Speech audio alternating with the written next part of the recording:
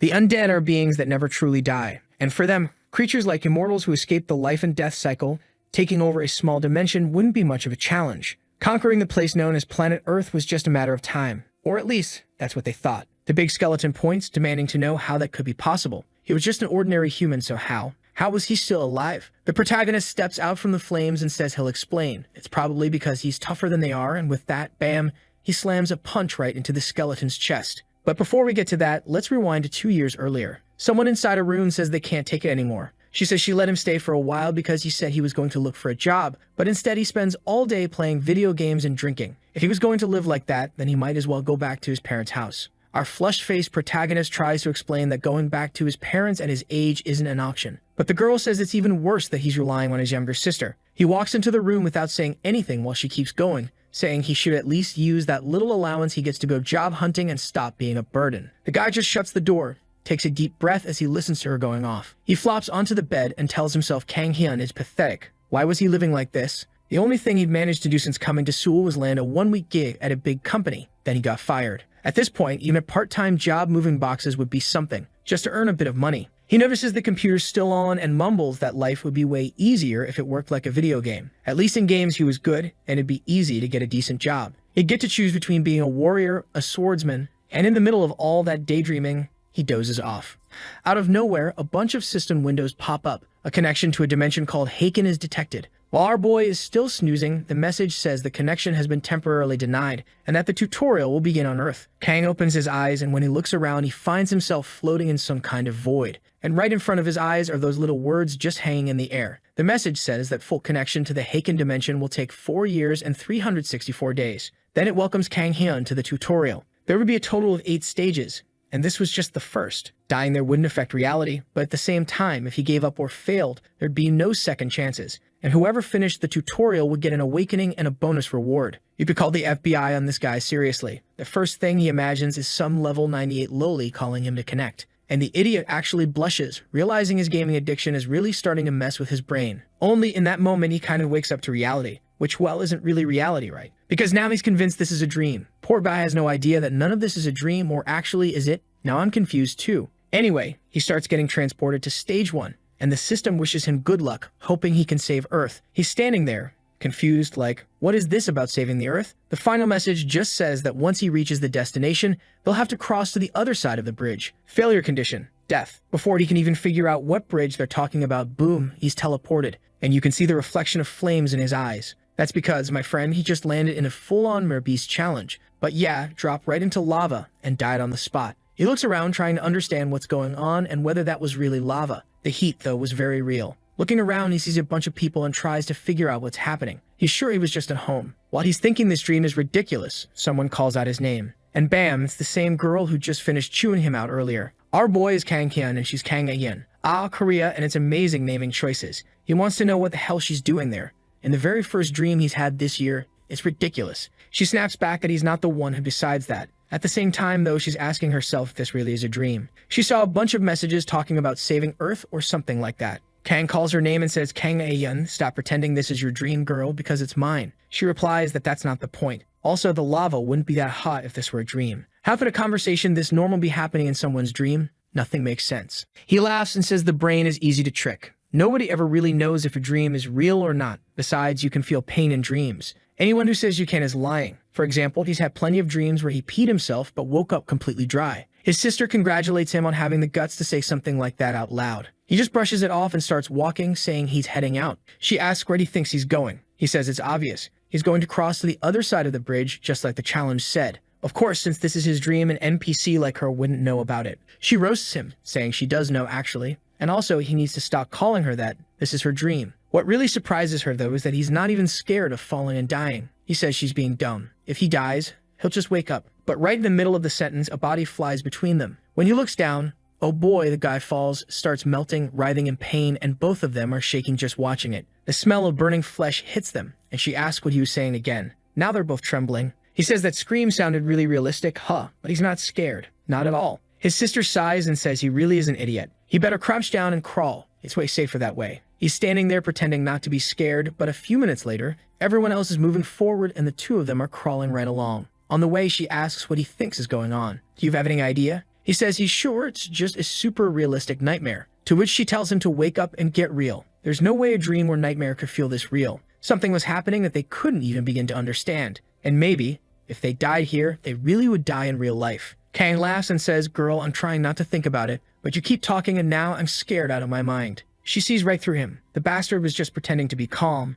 He's totally useless. He collapses face first and asks if they can stop for a second so he can rest. Not because he's shaking and afraid of dying. No, of course not. It's just that he's tired, that's all. She asks if he plans to just lie there like an idiot, and he tells her she needs to understand. There was still a small chance this was just a dream, until that little cistern window popped up in front of them again. The set time for the tutorial had run out, and because of that, the difficulty was going to increase. Suddenly, the whole place starts to shake. I'm honestly impressed some people were still standing there like it was nothing. But to be fair, that bridge isn't that narrow, right? You could fit both feet side by side, legs spread a bit. I'd be fine crossing it. Just don't put me there, please. Anyway, the part of the bridge behind Kang starts crumbling. Everyone's bridges are breaking apart now. It's chaos. No way around it. Seriously, Aehyun, that girl, shot up and turned into Usain Bolt, left behind nothing but a blur. Our boy didn't have much choice, so he had to do the same. He's running and thinking he's okay. The bridge wasn't even that thin to begin with. As long as he doesn't trip, he'll reach the end just fine. Just focus on the ground and look straight ahead. I feel like I'm watching Squid Game here. He's almost at the exit. He can see it on the other side. He's already celebrating, thinking this is about to be over. But then he glances to the side, and the bridge beneath his sister is starting to collapse.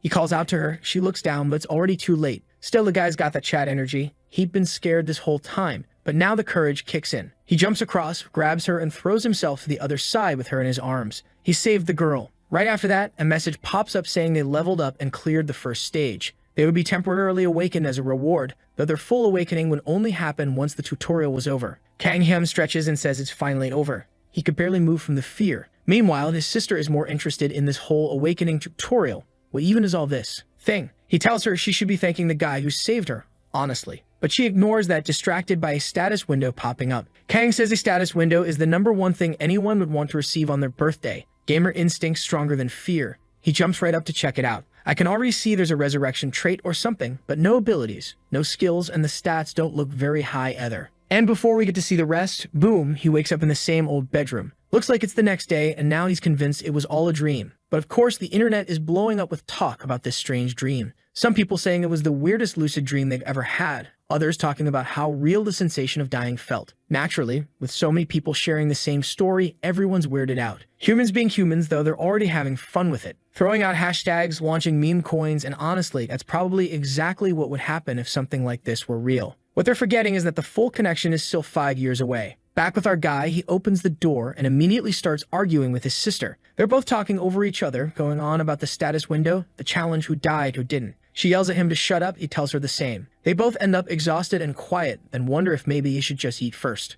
Meanwhile, social media is in a frenzy. End of the world, shared dreams, lucid nightmare. What the hell just happened? The two siblings hear all of this, and now they know for sure it wasn't just them. This thing happened all over the world. Kang says at least it's a relief that dying in the dream didn't affect anyone in real life, but she says it was terrifying either way. Watching those people, carts and all, die and burn right in front of her was too much. At the very least, anyone who died like that must be traumatized now. She's wondering if it's even okay for them to just sit there, eating so casually. It felt like the whole world was losing its mind. Kang thinks for a moment and says there's not much else they can do. That's when he hears screaming from outside, so he decides to go check it out. When he looks out the window, there's a crowd of people fighting, apparently right in front of a grocery store. They're already tearing the place apart, looting, yelling about some kind of apparition. What's even happening? Did the whole world go insane overnight? To be honest, I saw the news coming from the US. People over there seem to be acting the same way, so yeah, it's feeling pretty realistic. His capitalist sister is upset that she won't be able to go to work today, and he tells her to get real. Like they were just going to walk outside like it's nothing. No way. It's way too dangerous to be out now. They needed to remember everything that message said about the Haken connection. Right then, the sister tells the status window to open, and it pops up immediately. He comments that he still has no idea what it really means, but one thing is clear. Whatever's coming, they've got 5 years to prepare. And just seeing the chaos on the streets on day one, it's already obvious that this won't be easy. His sister's just thinking to herself that this idiot is, for once, actually making some sense. After all the madness in the morning, things seem to calm down. People go back to their normal routines and South Korea starts settling down again. And with that, the first day ends. But the moment he closes his eyes, the system window pops up again, welcoming him back to the tutorial. It asks if he wants to learn how everything works, but he says no. He just wants to see his status screen. The guy came nerfed, my god, Kang Hyun. 8 in strength, 9 in agility, and 1 bonus ability. He's trying to figure out if that's good or bad, but honestly, you need comparisons to know that kind of thing. What catches his eye, though, is that he has a magic power stat. And on top of that, he sees a very interesting word, innate ability, resurrection. Now I'm confused. So that resurrection skill isn't part of the tutorial, it's actually his. The ability allows him to come back to life 24 hours after dying, and it stays active until the world exits the current crisis. Ah, now it makes sense. It's like a Minecraft spawn point. He revives at the last bed, or rather, the last place he slept,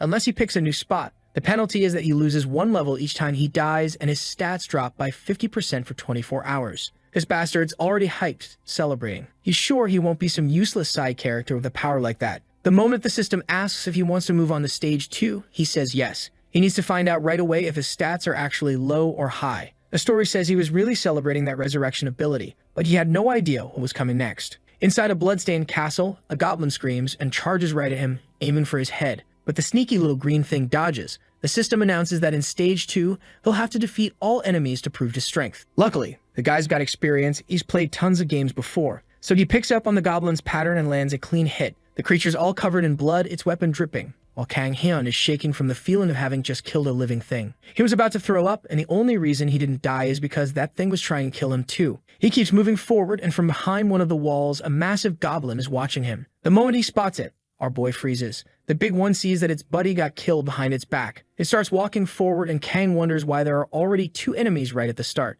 We're goblins supposed to be small, easy targets for beginners. But this thing's holding a sword that's at least a meter long. The monster lets out a roar and swings, landing a direct hit on his hand. He manages to block, but it leaves him completely shaken. The guy's never been to the gym, and all he ever did was sit at home playing games. So when that 1-meter sword collided with his barely 70-kilo frame, it instantly knocked his weapon out of his hands. And of course the goblin kept going, slicing upward with his blade, cutting the poor guy open. He took a brutal combo right there. With his vision all blurry and his whole body shaking, he asks why he has to go through something like this. And honestly, the weirdest part is that he doesn't even know why he hasn't died yet. Yeah, seriously. No one's going to give him a heads up on that. Maybe it's because of that resurrection ability? Though now I'm confused too. Resurrection means you die and come back, not that you're immortal. While being dragged across the ground, Kang starts wondering how much blood a human being actually has. As they pull him, he can feel death creeping up on his neck. And before he finally died, he was tortured for hours by 4 goblins. His sister wakes up to screaming, rushes into the room, and asks what the hell he's doing acting like that so early in the morning. But then she sees him all curled up and trembling,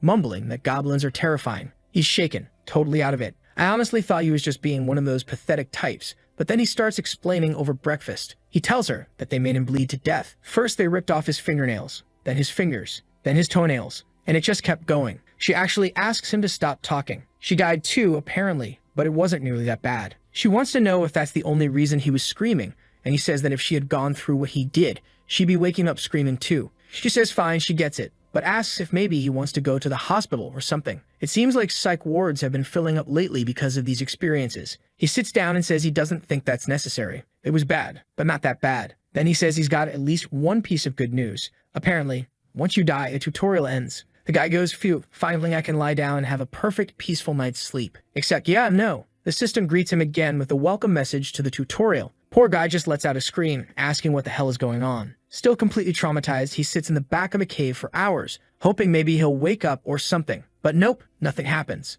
Eventually, he gets up, realizing he's got no choice but to move forward. Last time he grabbed a mace, thought it'd be simple and strong. But now that he's terrified of getting close to goblins, a bow or crossbow sounds like a much better plan. Like every Korean guy, he had some experience from military service. So he figured, yeah, this should work. But this guy really thought he'd grab an M4 or something. Aim fired, grazed the goblin. The little monster turns and gives him a death glare. Luckily, the guy had brought 2 weapons. Cheating a little, huh? He also took a spear, charged him with all his courage, and bam, drove it right into the first goblin's chest. He's already celebrating, saying he got one of the bastards. He turns to defend against the second one. But guess what? This isn't a video game. The spear was still lodged in the other goblin, and he couldn't pull it out. And in that moment, the second big one came in and sliced him right open. Well, at least this time he woke up in his room right. Hopefully, he didn't spend the whole night suffering. That's exactly what he celebrates. Yeah, he's sweating and completely wrecked. But at least it was instant. The system pops up again and he gives it a thumbs up. Stage 2, round 3. This time he picks the shield. Why? Because he spent all day watching YouTube videos on how to use a sword.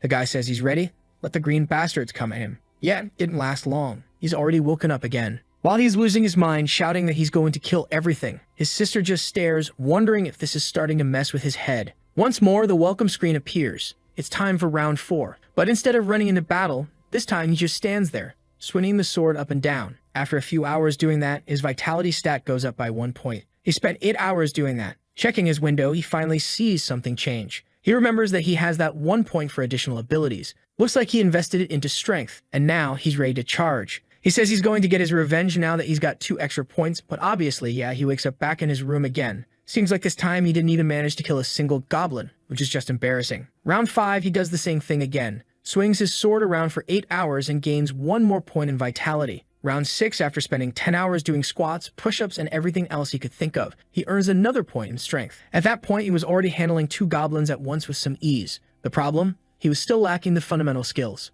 Even if he could survive the first couple, it wasn't nearly enough to deal with the rest. In round 7, he made a decision. He just trained with the sword non-stop. He kept slashing and slashing and slashing. As usual, after a few hours, he got 1 more vitality point. He collapsed on the ground, exhausted, and a window popped up. His swordsmanship skill had finally leveled up from the worst possible rank to rank F. The system explained that the skill now helped him adjust his posture and distribute force more effectively. Sure, it was still as bad as a drunk neighbor flailing a sword, but hey, it was better than nothing. He should have been celebrating, saying now he could finally get revenge on those bastards. With bloodshot eyes, he says, "Today they all die." There were 5 goblins total in the second tutorial, 2 guarding the front of the castle and 3 in the back. Those first 2, he fought them so many times they were practically training dummies by now. He takes out the first one with a crossbow bolt and finishes the second with his sword. The real problem was the forest ones. He manages to take down 2 of them using strategy, but that last one was a serious challenge. The goblin's axe clashes with his sword. Now they're in a proper duel. The monster goes in for another strike. He blocks with his shield, and that's when he starts noticing something. He can see the attacks now. His body's reacting before his eyes can fully register the moves. He feels a lightness in his arm. Swordsmanship rank F kicks in, and he nearly lands a stab in the goblin's chest, but only manages to scratch his cheek. The real problem? He knows what to do, but after fighting 4 goblins already, he's completely drained. The goblin swings again, smashes right into his sword, and knocks it flying. The monster comes in to finish the job. But Kang just starts laughing mid-fight. He says it's because he knows this bastard. He knows the goblin loves to torture people. He avoids killing blows on purpose. His pattern is way too obvious. So Kang pulls a classic street move, kicks up a bunch of dirt into the goblin's eyes. The monster's blinded, flailing around, and Kang picks up a rock and slams it into the goblin's shin. Dude's stumbling around, swinging blindly, while Kang circles behind him and smashes the rock into the side of his face. Killed the thing with a rock, it seems. The system congratulates him, gives him some bonus stats, lets him choose a new weapon, and even unlocks a new skill. The worst possible rank in shield usage. He's over there celebrating, but I can already feel the next round's going to wipe that grin off his face. He levels up twice and declares he'll prove that humans are superior to goblins. The next morning, he's got this weird expression, probably some meme I don't know. He says this is the strong morning and he's Kang Hyun, feeling absolutely amazing. To celebrate clearing stage 2, he's making himself some coffee. And of course, just like everything he does now, it tastes perfect. But then he hears a loud noise outside, and his sister bursts into the room asking what he's done this time. Right then, the system pops up saying the world tutorial has ended. From now on, he can freely use the system outside of the tutorial and dungeons will begin appearing. He rushes to the front of the house and looks out, and right there in the middle of the street, a dungeon gate has appeared. He and his sister immediately understand what it is, while the rest of the people are just standing around confused, staring at it. But only awakened ones can enter those gates. They started appearing all over the world, and guess what? If they weren't cleared in time, the gates would collapse. Meanwhile, the connection to that Haken place was still sitting at 4 years and 357 days. Now I'm getting kind of confused. I thought the tutorial had 8 stages. So what's going on here? Well, obviously, once those gates activated, the world went into even worse chaos than it did on the first day. As usual, the siblings kept it safe and decided to stay calm at home, digging for information. Kang found out that apparently the tutorial wasn't completely over. Anyone who recently had a birthday, specifically those who just turned 16, was now eligible to join. His sister says people are talking non-stop about the dungeons. There's talk that whoever received talents is now expected to go into those portals and clear them. Our guy, though, is excited. Now he can finally have the full status window in the real world. He tells it to open, but the system responds that the tutorial is still ongoing, so that's not possible yet. He finds it kind of odd, but then remembers, right, the tutorial has 8 stages. While he kept repeating stage 2 over and over, the rest of the participants had already finished it. After all, it had been 8 days since everything started. So he tells his sister that there's nothing else to do but finish the tutorial, and asks if she found any info on stage 3. She says the only thing she heard is that the theme seems to be patience. That's all she could dig up. Very few people made it past stage 2, so details about stage 3 are practically non-existent. He flexes his biceps and says it's going to be easy. He's gotten super strong and he's not going to suffer again like he did back then. Stage 3, it'll be smooth sailing. And so here we are that same night, stage 3. Strangely enough, that golden liquid the monster's pouring on him. Yeah, that's exactly what you're thinking. In stage 3, the system explains that he has to prove his persistence and tenacity. The condition is to kill the boss, Gorka. As always, failure means death. The event notes that if he waits for the right opportunity, it'll present itself. He's pumped, dressed in camo gear, but he's wondering what this whole sneak-in and assassinate thing is about. Whatever it is, the first step is finding where these guys even are. He checks his status window to see what's new. He's now level 4. He's also unlocked crossbow mastery. The guy's glowing with new skills and perks. He puts his extra points into strength and vitality. Still, he feels like he's missing some kind of reward he doesn't remember claiming. The system then opens up the inventory tab. He taps on the sword and pulls it out from the interface. The only problem is, it's worn down, all battered. But with no better option, he figures it's time to see what this Gorka thing is all about. He tells himself the story of Carlos Hitchcock, that legendary American sniper who crouched for 3 days, 1.4 kilometers away just to take down a general. That's his mindset now. It looks like he's been crawling for 10 hours straight. Finally, he spots the enemy cabin. 2 guards are standing out front. He wonders if maybe he should just take the shot and force his way through. At this point, his clothes are soaked in piss. He couldn't move for hours and covered in bugs. And right at that moment, something blocks the light above him. Yeah, you guessed it. That's when he gets that lovely golden shower and just freezes in place. The guy really is patient. As the creature backs away, Kang keeps telling himself, be patient, be patient. But suddenly, he bolts forward, charging straight at the thing, shouting that he's getting revenge for that mess. The slash is clean, perfectly aimed, and the first one drops dead. The second grabs his spear and turns to face him. At that moment, an alarm signal is triggered in the village, and suddenly, he's surrounded. Goblins coming in from every direction. The guy's going off the deep end, smiling like a maniac and saying that if he's screwed anyway,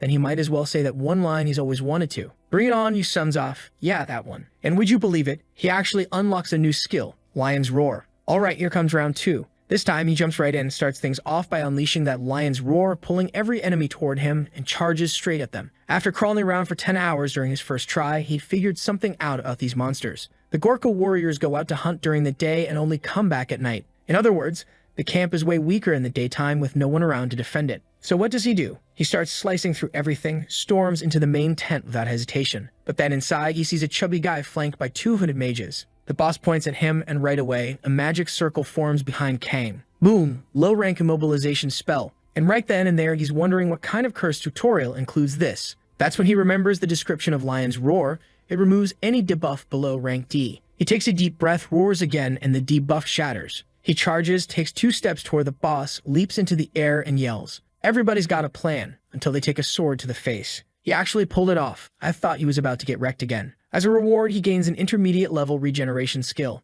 And on top of that, since he cleared stage 3 in record time, he's awarded the title the Impatient. Kang's hyped. He took a whole week to clear stage 2, but now stage 3, 1 day. Seeing how fast he's growing, he reaches a conclusion. Apparently, he's the chosen, talented protagonist. At this pace, he figures he'll blaze through stage 4 in a few minutes. He's already fantasizing about slaying dragons and walking around in golden armor. But then, we skip forward to 1 month later. On TV, they're reporting that it's been 25 days since the gates first appeared. The first response squads have already been formed and deployed into the dungeons. Any awakened civilians are encouraged to join the groups in exchange for rewards. His sister's in the kitchen, calmly cooking, when she hears him scream from the bedroom. But at this point, she doesn't even flinch anymore. She tells him to cut it out. But he storms out of the room, yelling that he finally finished. He walks straight ahead and killed everything in sight. She reminds him that he'd said earlier he was going to give up. But then she pauses, looking at him with a weird expression. He's different. From a distance, he looks like he's grown 50 centimeters and turned into a walking mountain of muscle. She's just staring at him like, you were already ugly,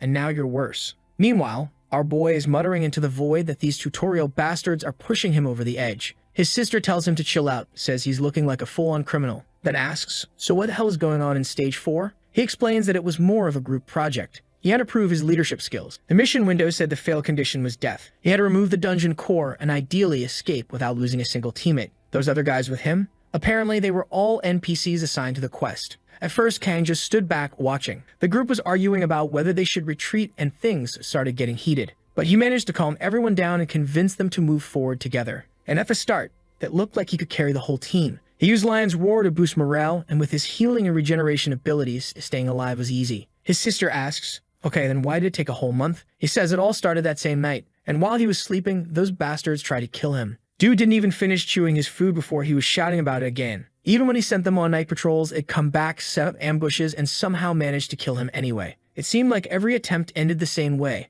and in that nightmare of a stage, he had to come up with a brilliant strategy to finally win. His sister asks what it was, and he slams his hand on the table and says it was simple. Beat the crap out of all those bastards before starting the dungeon clear. Things got intense in the final part of the stage. He showed up, and as always, the group was deep in another pointless debate. Advance, retreat, who knows what. That's when Kang took a breath, unleashed Lion's roar, and yelled at everyone to shut up. Some girl asked him why he was doing that, and without saying a word, he pointed his sword forward and announced that from now on, everyone was going to follow his orders. Anyone who refused would die. If you talked back, you'd die too. The first guy, poor soul, dared to ask if he was crazy, and boom, Kang smashed his nose in. Hit after hit. Even while everyone was screaming at him to stop, he kept pummeling the guy, saying, "I told you not to answer." Everyone starts shaking. Kang turns to them and says, "You're all going to follow me now because I know the way. Anyone who doesn't dies." Well then, problem solved, I guess. But this guy's getting brutal. A skeleton swung a sword at him. Kang caught it midair with his bare hand, pulled it in and snapped it in half. He tells the team that was the last one,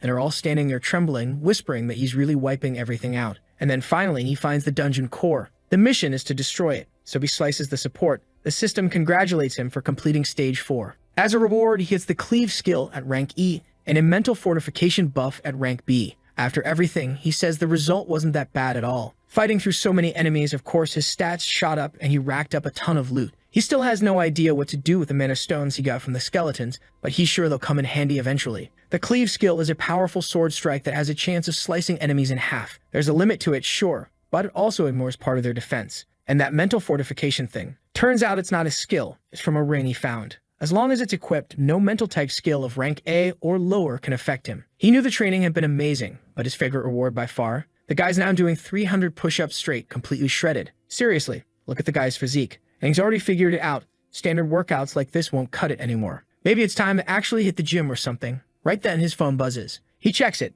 and it's a government alert. A dungeon has appeared in a certain area, and all citizens are to stay indoors and lock their doors for safety. At first, he thinks, so another dungeon showed up. But no, this one exploded. Something went wrong, and now goblins are loose in the city, killing everyone. Looks like they either forgot to clear the dungeon or didn't manage to in time. And just like the warning said, the gate opened, and now the monsters are pouring out. And worse, it's not some far-off district. It's right in front of his house. Even worse than that, his sister had gone out to work while he was in the middle of doing crunches. He bolts out searching for a weapon because, since he hasn't finished the tutorial yet, he can't access his inventory in the real world. So yeah, he grabs a kitchen knife. That's all he's got. 1 second later, he's out running through the street, yelling, calling the bastards out. He tries to activate Lion's roar, but nothing happens. Because the tutorial isn't finished yet, his skills don't work in the real world. The goblins just stare at him, confused, and that's when it hits him. This is going to be a lot harder without his abilities. Still, he managed to pull their attention. At least now, no one else in the area would die. Only problem, 2 armed goblins are already charging right at him. The guy's died so many times, he's starting to lose it.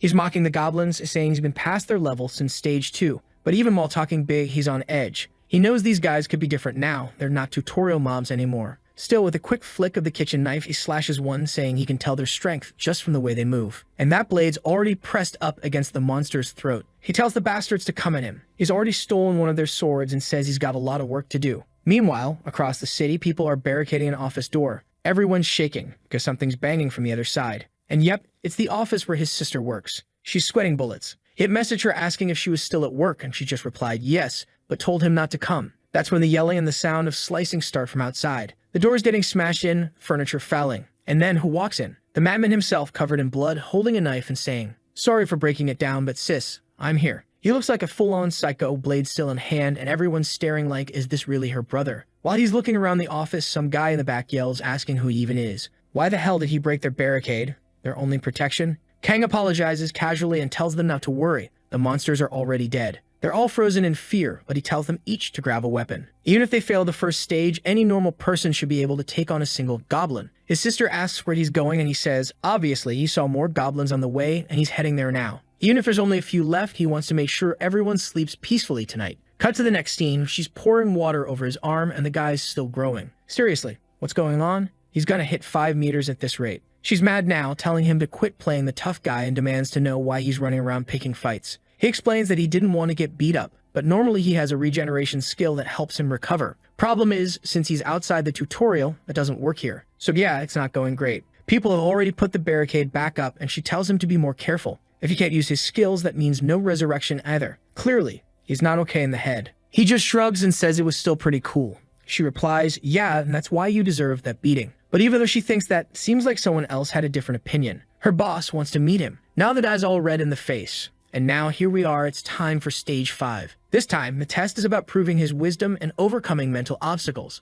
Poor guy had almost forgotten he was still stuck in this whole mess. And wow, what a group. The one with the blue hair is telling the redhead that she's a succubus. The archer girl is trying to calm everyone down. And our boy sees this full cast of beauties and wonders what kind of amazing situation he's just landed in. The objective for stage 5, find and kill a succubus who's disguised as a human. As always, if he fails, he dies. Obviously, the succubus is hiding her identity, and the first one to figure her out, yeah, she'll target them first. Kang is already sweating bullets. He knows what these women are, demons. He knows they disguise themselves as stunning women to suck your energy dry. The problem? Every single girl in his group fits that description perfectly. That's when Alice walks up, her eyes sparkling, and asks what he thinks. She wants to know who he suspects is the succubus. The guy's looking her over, completely flustered, thinking she's even prettier up close. All twisted up inside, he stammers, saying he's not sure. He really doesn't have a clue. But right at that moment, the system chimes in. His mental fortification ring has just resisted his seduction attempt. Whoa! Our boy's sitting there by the fire, thinking back on everything. Stage 1 was a hellish inferno. Stage 2, a brutal goblin fight.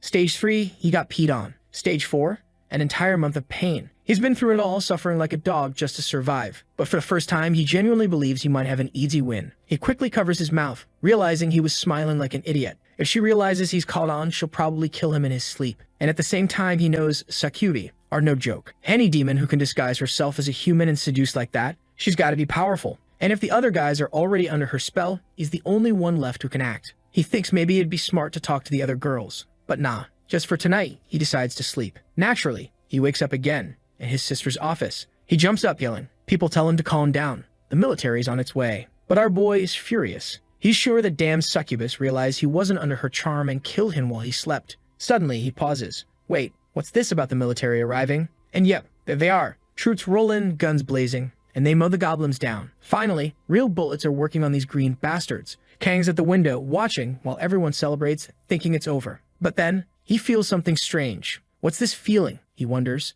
It's like something dangerous is getting closer. Like, he doesn't even finish the thought. Outside, soldiers are firing non-stop, wondering why it's not working. And that's when they see it. A red goblin just walking through the bullets. They're ricocheting off him like rubber. They keep shooting, unloading everything. But even a clean hit to the forehead makes him just tilt his head like nothing happened. Then the goblin roars, completely unhinged, and charges the vehicle. Soldiers hit the gas, firing behind them, but the goblin leaps, smashes down on the car, and obliterates the entire squad. Kang watches in shock from above. That goblin's aura alone is enough to leave someone completely paralyzed. The soldiers nearby mutter that Squad 3 got wiped out. One guy yells for reinforcements, but suddenly, he grabs his head, wincing in pain. And just like that, the goblin's already standing on the hood of the car, licking his lips. They ask where backup is, and someone says they're sending in a talented civilian. Bro, a civilian's not gonna do a damn thing against that. The goblin leaps again, going in for the kill. The soldier pulls his weapon, knowing this is it. But right then, Kang shows up and hurls a whole cinder block straight into the goblin's mouth. The thing flies back, skidding across the ground. Our boy climbs up onto the car and asks the soldier if he's okay. Looking at Kang's face, the guy's trembling. You're another monster, he mutters. Kang says, easy there, I'm the reinforcement. Lower that weapon. The soldier, still shaken, tries to understand why Kang looks so damn threatening, then apologizes and thanks him for the help. But Kang just replies, get ready, because that thing's getting back up. And the reason Kang jumped into this mess, the goblin looked up the office, and Kang knew after it was done down here, it was heading straight for his sister. So he asks, did you guys bring any tear gas? Anything chemical? The soldier nods. Good, Kang says. Use it. Use all of it. Don't worry, I've got a way to deal with this thing. He starts walking toward the goblin and tells them to open fire. His sister is watching from above, terrified. Meanwhile, Kang walks right up to the monster and says with a grin, well, look at you, not bad. The soldiers at that point grab the tear gas grenades and toss them right under the creature's feet. At least that was having an effect. The monster starts lashing out in every direction, panicking, and our boy quickly realizes it's moving just like those hobgoblins he fought before. He might be suffering too, sure, but he's way more used to pain than any creature could ever be. His first strike knocks the weapon out of the monster's hands, and now all it can do is take a beating. The problem is, Kang's arms are shaking like crazy, almost like he's about to cry, wondering why the hell this thing's so damn tough. The soldier from earlier is watching from a distance, clearly stunned by the kid's talent, when someone else shows up asking what's going on. This blonde guy walks in wanting to know who's fighting. Is he the reinforcement that was sent in? At this point, after all that effort, Kang's weapon is worn down and completely battered, and he still hasn't gotten anywhere. His eyes are burning like hell, and the damn goblin doesn't even have a scratch on him. He wonders if he's supposed to use some kind of martial arts move or maybe break one of the goblin's joints or something. Then suddenly, someone cuts in and starts slashing at the monster. And judging by the speed and force, whoever this guy is, he's no joke. Kang didn't even see the attack happen and starts wondering who that speed demon even was. But apparently the blonde guy didn't land an actual hit. He swung sure, but didn't cut anything. He calls out to Kang and tells him that this thing's the boss of an F-rank dungeon. Its defense is insanely high, but it's got to have a weak spot. Kang's surprised the guy even knows what an F-rank dungeon is, which means he's clearly experienced. They charge the goblin again, and the blonde tells Kang to keep the pressure on. Looks like the monster's stamina is running out, and its defenses are starting to drop. Kang keeps up the attack, but he's thinking, what's the point of draining its energy if they're not even doing any real damage? Right then, his sword shatters, and he needs a new weapon. Immediately, he remembers the one he knocked out of the goblin's hand, sprints over and grabs it. The blonde guy shouts at him to hit from the other side. The monster's weak spot seems to be exposed from there. But Kang's already figured it out. The creature's willing to take hits anywhere except the eyes. Problem is, it's guarding that area like crazy, so they'll have to make an opening somewhere else first. He says he doesn't know what else to do. Blood flies, and suddenly, bam, he lands a hit right in the monster's vital point. Kang even pauses for a second, apologizing to the creature, saying it was a dirty move. He says it felt like the sword moved on its own toward that spot. Maybe that really was its weak point. He's not completely sure, but now that he's in, he's going to finish this thing off. He hoists it up, impaled, then slams it to the ground, ripping through it. The monster bounces across the concrete. Kang's already chasing after it again. At this point, the poor beast is whimpering, foaming at the mouth, and Kang drives the blade in one final time. While he's finishing it off, the blonde guy's just watching from a distance thinking, damn, this guy's actually strong. The only problem? He has no idea where this talented guy even came from. Was he an independent player? Right then, the item dropped from the goblin begins to materialize. But since Kang hasn't finished the tutorial yet, he can't check what it is. Obviously, he grabs it anyway. He'll figure it out once the tutorial's done. As he tucks it into his inventory, the blonde guy approaches to ask who he is. But Kang, he's already suspicious. He thinks this guy might try to take the item, because technically, when you fight together, you're supposed to share loot. But he didn't ask for help. This guy just jumped in, worried the guy might try to claim whatever it is he just picked up, even though he doesn't even know what it is. Kang bolts, saying he's super busy and has things to take care of. He throws a wink over his shoulder and says, later. And the blonde is just left standing there, completely confused about what the hell just happened. A few hours after Kang took down the hobgoblin, the situation in the city finally started to calm down. Of course, he walked his sister back home, but the streets looked straight out of an apocalypse movie. It was already nighttime by the time they finally made it. But the moment they opened the door, she asked if by any chance he had forgotten to lock the damn thing. The entire place was trashed. She looked around and said he really had matured one bit. The two of them step in casually, slipping off their sandals, not even thinking about the possibility that whatever broke in could still be inside. But hey, there's an upside to having an older sister. She already had food waiting for him, so he's just there stuffing his face. She's on her phone, glancing at the screen, and tells Kang this whole thing is insane. Tells him to take a look, and there it is. The video of him taking out that goblin. Kang grabs the phone in shock. That's me. Who the hell recorded this and posted it without asking? The comments are a mix. Some people are saying it's awesome. The haters are calling it too easy, saying it was just a low-level goblin from the second stage. Still, the boy was clearly born to be an influencer. Just a few likes were enough to have him feeling real proud of himself. His sister takes one look at him and says his face already gave it away. He tells the damn woman to stop talking about how ridiculously handsome he is. But then he sees the comments again. And yeah, a lot of people are saying his face looks more like a villain's. Later that night, he calls out to his sister, saying he needs her help. She asks what it is, and he tells her to turn off the lights. She's confused, but since he saved her life today, she says fine, but warns him he better not wake up screaming like a lunatic again. He gives a thumbs up and says to relax. This stage is gonna be easy. As he's lying there trying to fall asleep, he keeps thinking about that blonde guy from earlier. He looked insanely strong. How many stages had he cleared? Kang knows. If it weren't for his resurrection skill, he wouldn't have made it past the second stage himself. Still, none of that matters. Sooner or later, he's going to finish all 8 stages. It's time to become the strongest. He turns over, remembering that damn Sakuas. Yeah, she was kinda cute. Even though she killed him and he knows she's a monster. For some reason, he's actually excited to see her again. He shows up in a dream smiling, all eager to greet her. But when he opens his eyes, there's a goblin right in front of him, breathing in his face. He decks the thing in the face, sends it flying. Immediately, he starts wondering where that amazing team from the last dream went. What weirdly, the mission this time is to clear out a goblin cave and wipe the dungeon. Cave goblins have poor eyesight, but excellent hearing. And as always, if he fails, he dies. He's already surrounded, wondering what the big deal is with this hearing thing. As the goblins close in, he lets out a dramatic yell. Why the perfect mission disappear? And you know what? I agree with him. Where did that beautiful mission go? Bring it back. The scene shifts to a Alayan house in the city, where the blonde guy is wrecking people. Some guy in a green hoodie, completely beaten, wants to know how someone who hasn't even entered the tutorial yet is stronger than someone with actual talent. The blonde steps on him and tells him to shut it. Stats don't change anything just because you've got a few extra points. Thinking back to Kang's fight, he starts licking his lips, saying something interesting has shown up. And seriously, artists, why don't you ever draw this stuff with a girl instead, huh? Why you got it then? Stage 5, round 3. Looks like our boy died again. Now the mission is to kill a doppelganger. A monster that eats humans, steals their form, and hides among them. Honestly, the succubus stuff was way more fun than this nightmare. At the same time, it's kind of like a mafia game. All about figuring out who's who, watching for lies. The key stat this time is wisdom, but Kang's already picked up some skills when it comes to group dynamics. He takes a deep breath and yells for everyone to look at him. The guys all turn to look at him in silence. He coughs and says, the first one who moves is the culprit, and they're dead. That's when our boy realizes he forgot something important. In mafia games, the one who talks too much is usually the first to die. And judging by the situation, he already died and didn't even notice. At this point, it just feels like he keeps waking up and falling asleep. I'm not even seeing the game anymore. And apparently, during stage 5, he got stuck there for over a month and a half. Some dude with glasses asks Ayan what she thinks. But hold up, it's not some guy with glasses. It's our protagonist trying to act smart now. She tells him she just got back from work and wants to know what the hell he's doing. He says he's trying to change who he is, starting with his appearance. He's already died 53 times in that cursed mission, and it was time to try something different. That damn system always says to use wisdom, but every mission is totally different, so he never actually learns anything. His sister tells him the only way he'll get smarter is with a brain transplant. He just slumps in defeat. She really hit him with that, and she walks off saying she's going to install some kind of soundproofing in his room because she can't take it anymore. Back in stage 5, use your wisdom to overcome the obstacles. This time he appears inside a cave. The system shows up,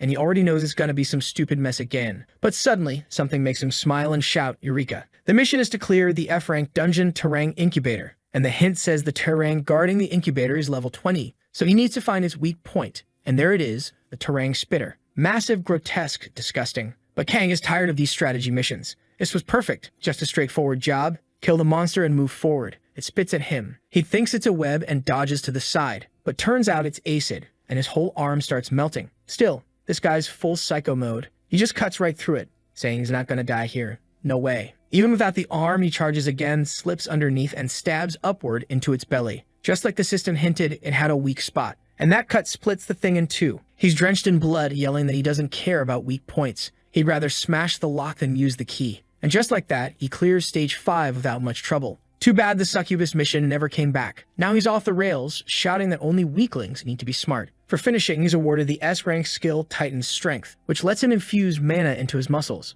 And he's now level 25. The scene cuts to classroom 3-2 at his school. Someone calls out to Minsu, saying it's birthday punch day. But the kid just replies that they'd better stay away. He's already exhausted from that damn tutorial. His friend asks how stage 1 went, and he says it sucked. Just like everyone said. He's getting through it though. The problem is there are no more tips for stage 5. His friend says he heard that if you make it past stage 4, you're already in the top 1%, which is why everyone who clears it treats the info like it's pure gold. Suddenly, he sees a post. Someone had just finished stage 7 and was heading into 8. They left a tip. Stage 4 is about leadership, and the easiest way to win is by making your team surrender to your power. Stage 5 is about wisdom, but the easiest way to win is with brute strength. Stage 3 is strategy, and guess what? The easiest way to win. Yup, strength again. Stage 7 is about dedication, and again, beating the enemy to death is the shortcut. He's sitting there like, who the hell is this troll giving out advice that makes no sense? Meanwhile, Kang is screaming that he's trying to give people real advice to save their lives. But no one believes him. His sister's next to him asking why he's yelling so much. The guy explains, I gave everyone the tips, didn't I? I was being nice, explained exactly how to get through the tutorial, but no one believes me. His sister walks off laughing, telling him he shouldn't be giving tips to anyone. He's just wasting time. He agrees, saying that soon he'll finish stage 8 and become the first person in the nation to graduate from the tutorial. He'll be on the same level as the guild master of Damgan or the leader of the Skill Alliance Guild. But his sister keeps laughing, saying he'll never be on the same level as the people who finish without dying even once. Meanwhile, he's been stuck in this thing for 4 months. He tells her to shut up. He cleared stages 6 and 7 on his first try. And here we are, folks. Welcome to the tutorial. You've completed Stage 7. Now it's time for the final battle in Stage 8. The rewards from Stage 6 were a B-rank sword named Bilgen, which gave him the Berserker skill and apparently had a thirst for blood. Stage 7 gave him Ronald's armor, which came with auto-restoration. Our boy is hyped. The second he finishes Stage 8, he'll finally be able to use his inventory in the real world. And that means he can finally check out that item he got from the hobgoblin he killed. The system welcomes him, saying all it asks is that he takes less than a week to complete it. But then, his expression shifts. The system asks him what his personal principles are. He just stands there, unsure what to answer. Then suddenly, the floor and ceiling start to crack. Out of nowhere, he falls into this abyss. Feels like he's diving into a void. When he opens his eyes, he's standing in the middle of a street. A woman walks toward him, but she passes right through him like he's a ghost. This is the first time he's seen a city inside the tutorial. He wonders if this could actually be Earth, but then he spots a weird couple nearby, and that confirms it. No one here is human. Everyone's this strange, brownish creature. Bipedal lizard-looking things. They're so ugly he doesn't even want to make eye contact. But then he notices one of them standing still, staring at him, or rather, looking at something behind him. When he turns around, there's a mountain of monsters marching his way. The mutant townsfolk start running in pure panic as the creatures flood down the street. Kang instantly recognizes a few of the monsters, ones he's fought before. But obviously there are others that are way stronger and way bigger. This is on a whole different level from any dungeon he's ever been in. It straight up feels like the end of the world just arrived in this place.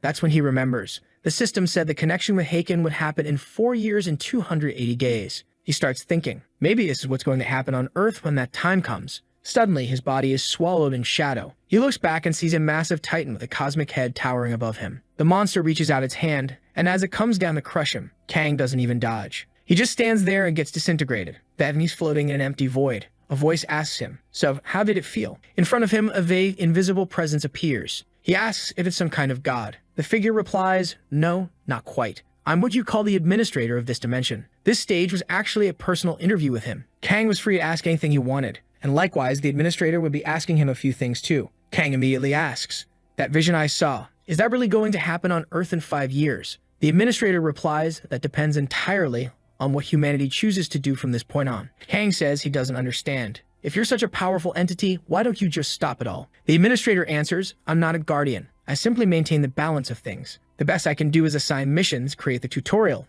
things like that. But now it was the administrator's turn to ask a question. He wanted to know, what has Kang Hyun been living for up to this point? And what principles does he live by? Kang says that's kind of a weird question. It's way too deep. Why would he want to know something like that? The guy responds that watching humans made him curious. All intelligent life forms are fascinating, but humans stood out even more in comparison. Kang clearly doesn't like the way this so-called guardian talks about humans. He says he probably hasn't observed them enough. Nobody on his planet has the luxury to sit around thinking about stuff like that. Everyone's just trying to survive, grab whatever little happiness they can, and push through one day at a time. The administrator asks if that's what he wants to protect. Kang says he is. He wants to protect his sister, even if she's useless, and his parents too. Basically, he's fighting for his family. The administrator asks, so, do you want to be a hero? Kang says he's died so many times already. He knows for a fact he's not cut out for that. There are definitely people out there way stronger than him, so he doesn't stand a chance. The damned administrator agrees, says the talent to be a hero is something you're born with, and right now Kang's much closer to being a nobody than a savior. But personally, he says he likes Kang. He had a great time watching him go through each stage of the tutorial. That's when it hits Kang. This guy's a sadist. He was just sitting back and enjoying watching him die over and over. So Kang asks, what was the deal with stage 5 being about wisdom, and why did it keep changing? Strangely, the administrator goes silent, then just says time's up. He really enjoyed their talk and tells Kang goodbye. Right away, a system message appears. You have completed stage 8. Kang is still confused, but the administrator reminds him, this was a tutorial. The real challenges are only just beginning, and they'll be way worse than anything he's faced so far. Whether Kang likes it or not, the administrator believes he has what it takes to become the hero who will save Earth. Our boy starts yelling, swearing that something fishy definitely happened in stage 5. But the entity just congratulates him for clearing everything, and then vanishes. The system then announces, you are the 62nd person to complete the tutorial. Title acquired, tutorial graduate. I knew it was him screwing me over in stage 5. That's what our guy says as he wakes up full of rage. But this time, they'd shoved something in his mouth. Turns out it was a dirty sock, and he asks if that messed up sister of his was the one who did it. Of course she was. So you wouldn't keep screaming, you damn idiot. Just looking at your face, I can already tell you failed the test again, is what the damn girl says. But look at this bastard's face. He instantly throws his hand to the side and calls up his status window. His sister better take a good look, because now he's officially a graduate man. The real deal just showed up. The damn girl just stood up and said how convenient. Now it's time for him to get out of the house and start making some money. She could have at least congratulated our boy, right? Now he understands why she doesn't have a boyfriend. That's what he says, right before getting smacked in the face with a stick. Looks like they already had breakfast and she's heading out, saying she'll be back soon. Our guy stares at his little window, graduate of the tutorial. The title for those who finished Stage 8, giving +2 to all attributes. It wasn't as amazing as he thought it would be. On top of that, he already had the impatient title, but you can't equip 2 at once. The system explains that aside from the main title, all the others only give 50% of their effect. So he equips the graduate title and sets the other as secondary. Now it was finally time for the moment he'd been waiting for, the item that bastard goblin had been carrying. A weird book, and he wants to find out what it really is. And it's Magic Explosion, Rank E, a book that lets you learn that skill, which blasts out magical energy. And strangely enough, he's there celebrating, super happy. In my head, this is crap, honestly, but fine, the guy's humble. I'd say he's just a simple, down-to-earth type. The system asks if he wants to learn the skill, and he instantly agrees. The book vanishes in his hand, and now he's excited to start testing out this new power. Meanwhile, in the city, a girl introduces herself as Myung, a new public servant. Her very first job assignment is at the school that trains the people who've awakened. That's where folks go to get their certifications, and it was also one of the first places built after everything started going crazy. She's thinking she'll be working with the nation's heroes. Definitely seems like a job worth doing. Obviously, though, some lunatics gotta show up. Poor girl's shaking like a leaf, apologizing through tears. Kang standing there like some kind of monster while she's begging to see the rest of his paperwork. He tells her to speak louder, asking what the problem is. She's even holding up a little sheet to defend herself, trying to figure out why he's acting like that toward her. Girl, I'm the one who's confused here. Why are you acting like this? Is what our guy says, until someone nearby calls out, asking what's going on. The rest of the people just hanging around start filming, wondering why this guy's threatening the poor girl. He tries to explain that he didn't do anything, but then someone else shows up, asking what all the fuss is about. Myung calls out to instructor Lee Hyun and asks for help. The blonde guy takes a look and sees our protagonist. In that moment, both of them feel like they've seen each other before somewhere. He asks for the sheet, and she hands it over. The guy sees the name Kang Hyun and says the photo looks way different. Our boy explains, I awakened, so yeah, my appearance changed. But I swear it's me. If you don't believe it, check my DNA or fingerprints. Whatever, it doesn't matter to me. The guy notices he finished Stage 5, and our guy confirms it. For some reason, he's pretending to be a low-key loser hiding his real power, which is why he listed his level lower than it is. Why? No idea. Then the guy says that if Kang's at level 12, that's pretty high for someone who only made it to Stage 5. Looks like he illegally entered a few dungeons. Now it's starting to make sense. He shouldn't be that high level, not even close to reaching Stage 8. None of it adds up. And apparently he lied, but even so, they're still suspicious. So he lies a bit more, saying he went into one dungeon before it became illegal. Lee Hyun says he gets it, but wants to know more about this masculinity power. What kind of skill is that supposed to be? Our guy says it's simple. It just doubles his strength. That's it. He accepts that explanation, but says he has one more question. Everyone receives a talent at Stage 3, an accessory at Stage 4, and some kind of skill or special reward at Stage 5. So he should list everything he got. Kang's starting to get tired of this whole interrogation, but he agrees. He bites his own arm, and right away it starts to regenerate. Obviously, that's the skill he got,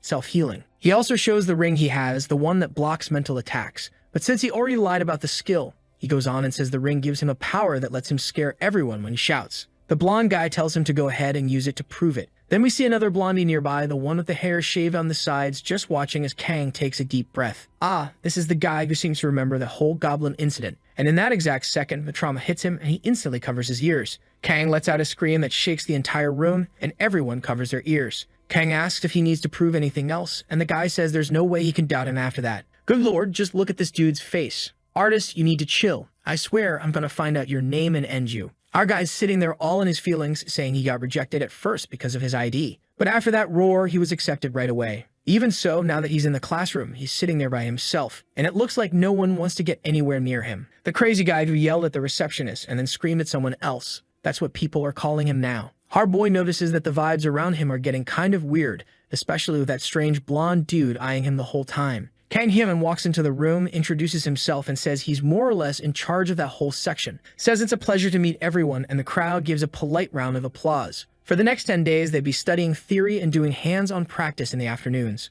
All meals and lodging would be provided there. Anyone who didn't cause trouble would earn their certification with no problem. Finally, he asks everyone to pay close attention. It's been about half a year since the world changed. Even after 6 months, new information about dungeons and monsters keeps coming in all the time. Tactics, strategies, and goals are constantly evolving. What he's trying to say is that everything they're learning could change at any moment. nothing is guaranteed. Our guy's thinking this place is just straight up depressing. The instructor continues, saying there might be some outdated or flat-out incorrect info. That's why he's only going to teach what's necessary for survival. That was the message. He's looking forward to working with everyone over the next 10 days. Everyone starts to get up while Kang is just staring up at the ceiling. That was boring as hell. He thought this was going to be some amazing academy where he'd just get his ID and bounce. But no, it's going to be awful. Then the walking Giga Chad comes over and talks to our guy, introducing himself as Guak Suil. Our boy's trying to figure out who this Jack dude is. They shake hands and Kang Hyun gives his name. The guy grins weirdly. Guak suddenly crushes his hand and tells him he's screwed now. Says if you want to lead in a place like this, you've got to take down the cocky ones right at the start. He's hated this kid ever since that scream. But now he's the one who's confused.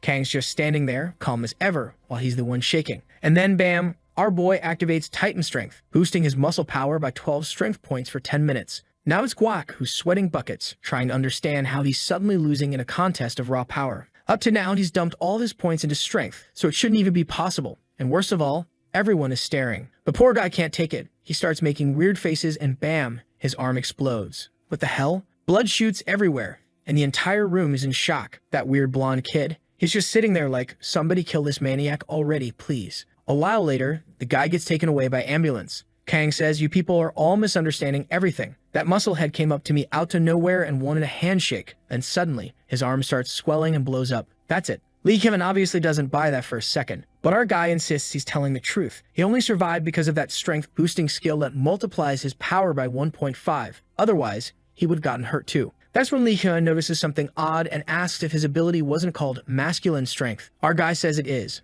But the blonde reminds him that earlier he claimed the ability doubled his strength, and now he's saying it's 1.5. Our boy's all awkward, saying he got it wrong because he's bad with numbers. But yeah, it's either 1.5 or 2. One of those. The blonde just thinks this kid's going to be a real headache. He says he gets it and tells Kang to go back to class. Back inside, Kang's finally thinking he can relax when someone suddenly sits next to him. Of course, it's that damn blonde again asking if he can sit close. Kang tells him to do whatever he wants, but in his head, he's wondering why he keeps attracting muscle freaks and now delinquents too. Out of nowhere, the guy grabs his hand and introduces himself as Yusung. He had just turned 18 and was there after completing the tutorial, and now he's already asking how Kang pulled that stunt off. When Kang asks what he's talking about, the crazy dude already blurts out that he wants to know how he made that guy's arm explode like that. It must be some amazing skill. Poor protagonist already knows this guy's not all there either. A while later, Lee Hyun walks into the room, apologizes for the delay, and immediately starts explaining that there are 2 types of dungeons, regular and irregular. The regular ones are obviously the most common, and they break after 4 weeks.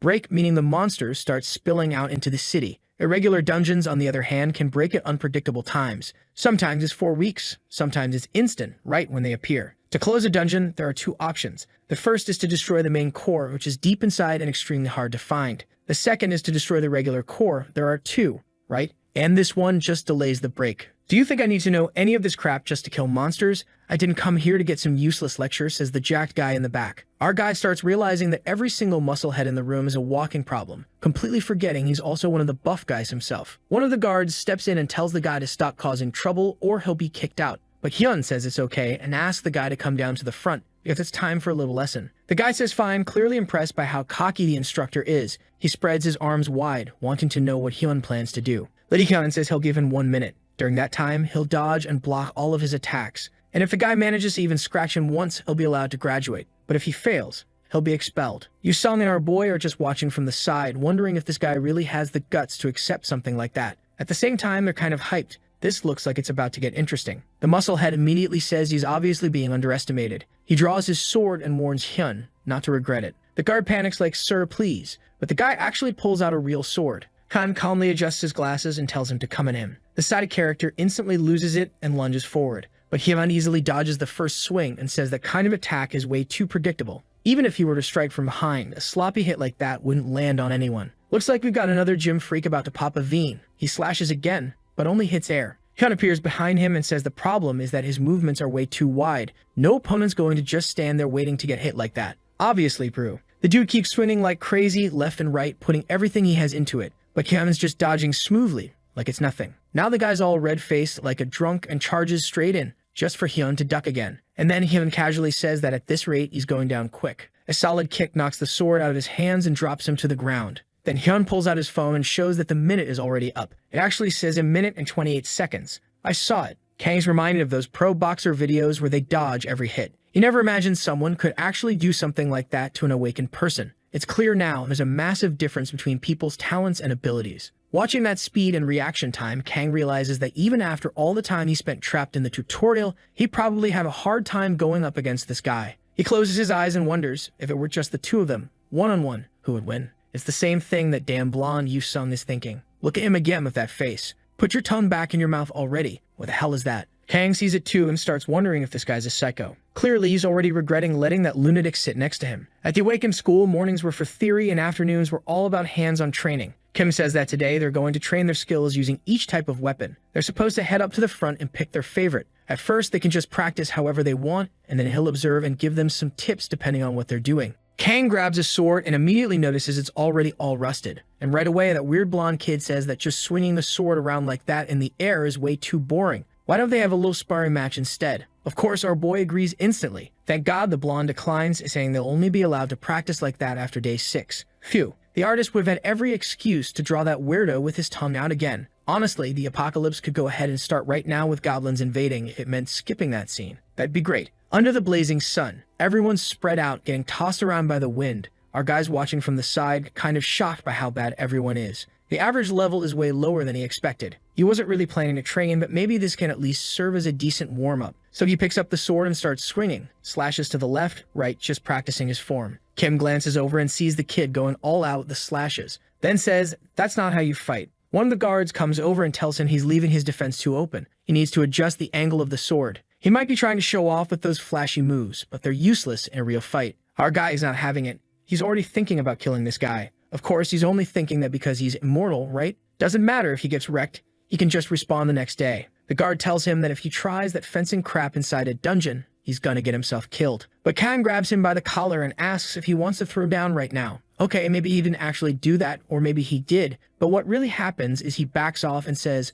"All right, I'll keep that in mind." Then the guy claps and calls over Sung Han, the same guard, and gets everyone's attention. He says Kang Hyun and the assistant will now give a demonstration. Kang is obviously confused. Why the hell did it land on him? The blonde hands a sword to the instructor and tells him to use the skill he was asking Kang to show earlier. And obviously, our boy's supposed to fight however he wants. Yeah, it's pretty clear now the blonde figured out Kang's the real deal, and he wants the assistant to learn the hard way. The poor guy's standing there all lost, but the blonde just says, "Go on." The countdown begins. 1, 2, 3. Our boy charges. Kang rushes in and hits him hard right off the bat, throwing the guy off balance. He changes the angle mid-swing, smacks the sword out of the guy's hand, and sends it flying. The assistant's already down. 2 hits. He didn't even try to hurt him, just disarmed him clean. What a humiliation. The instructor turns to the group and says they need to train the skills that prepare them for real combat. They need to build reflexes to respond immediately to threats. Just like Kang showed, the most important thing is how you respond and start your movements. There's no one perfect form, nothing's absolute. He asks everyone to give a round of applause while the poor assistant is red as a tomato. He totally got clowned.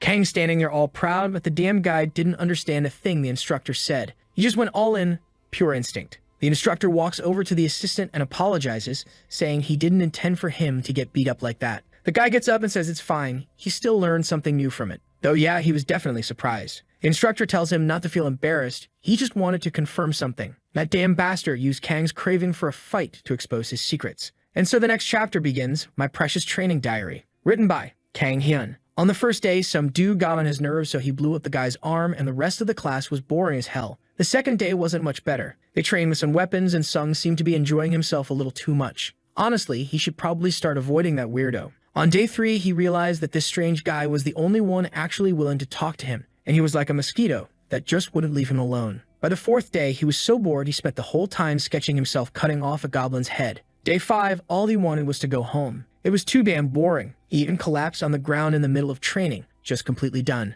Day 6 rolls around, and there he is, face planted on the desk. He tells the blonde, "Come on, start a fight or something. Do anything to get kicked out and make this place fun." But Yu Sung wants to know why. Wasn't he the one who said they were gonna lay low and graduate quietly? Our boy goes, "I'm telling you to make a mess. If you get expelled, that's on you. I'm good." But Sung tells him to chill. It's day 6, after all. They're finally going to have some real sparring matches today, so something good's about to happen. He's got a 6th sense for these things. A bit later during training, some dude takes a hit to the hand, drops his sword, and falls flat. The instructor announces that Kang Hyun is the winner and calls up the next group. As Kang is walking back to his seat, Sung says he's seriously impressed. Kang fights really well. but our guy just shrugs and says it was only because his opponent was weak as hell. Still, while watching the other students, he starts wondering what this weird feeling is. It all looks like Child's played him. The average level is way lower than he expected. He doesn't fully understand what each person's talent is, but apparently most people don't make it that far up in levels. Worst part, he knows he's going to have to do 2 more of these boring matches before day 8, and they're all so dull.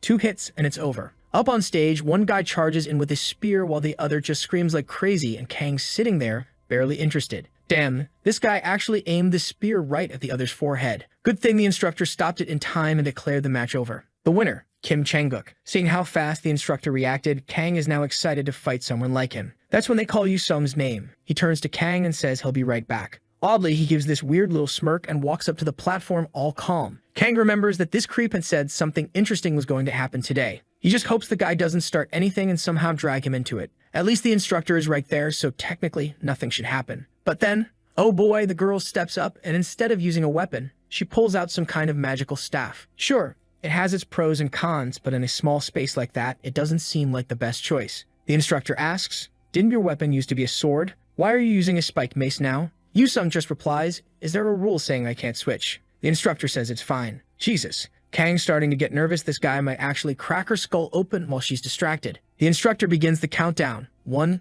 2, 3. The girl summons some little crystal shards and launches them his way. His mace starts glowing purple, and just like that, he shatters the attack without a problem. He's smiling that creepy smile of his, while Kang watches in awe. It's the first time he's seen real magic in action. Apparently, you could learn that back in the tutorial. Weird though, he never saw anything like that during the martial training. Was the girl hiding her abilities all this time? She's clearly struggling, gripping the staff tightly and triggering something, but the whole thing goes soft and wobbly. Really strange. At the very least, it's unique. She fires off another big crystal attack, but Yu-sung glances off to the side, watching the instructor. He raises the mace like he's going to block, but instead, he steps to the side and launches himself straight at her. Kang actually looks shocked by what he's seeing. I thought he was about to smash her in the face with that thing, but turns out he used his mace to deflect her attack and redirect it toward the instructor. Of course, the instructor just dodges it with ease, but in the meantime, Yu-sung rushes in and cracks her right in the middle of the head. Holy hell, what was that? He actually hit her that hard, and now he's standing there celebrating. Dude, I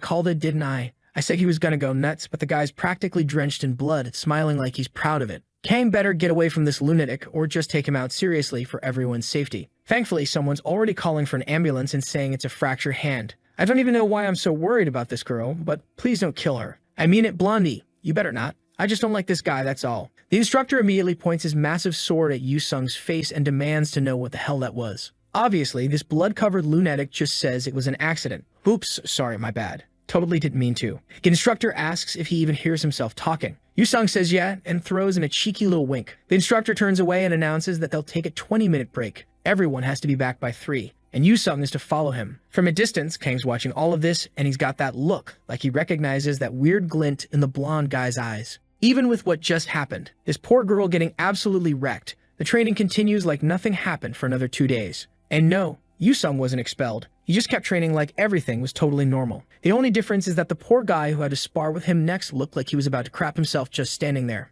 Kang even noticed there was a healer already stationed behind the guide, just in case. Thanks to that, day ended without anything major happening. Or at least it should have. Here's our boy, 500 kilos of muscle, calling out to Kim Lee-hyun. Says, hey, training's almost over. Wouldn't now be the perfect time for us to have a real sword fight? The instructor tells him to quit bothering him. They just need to wait 2 more days and it'll all be over. But Kang, curious as ever, asks if he's not getting tired of all these kiddie games. He can tell that Kim must be itching for a real fight too. Kang's sure that sitting there reading papers and doing admin stuff doesn't really suit him. So he leans in close and says he knows they've met before. And that clearly hit a nerve. The instructor loses his composure. Later, out on the training field, Kim Lee-hyun says it all makes sense now. So it was him from before. He thanks Kang for the help back then since it apparently prevented a bunch of casualties. Kang's just relieved the guy didn't mention that item he snatched and bolted with. Then Kim Lee-hyun casually says that for someone who only made it to stage 5, he's got a pretty nice sword. Wait, what kind of comment is that? Complimenting his sword like that? And he knows that blade only drops in stage 6.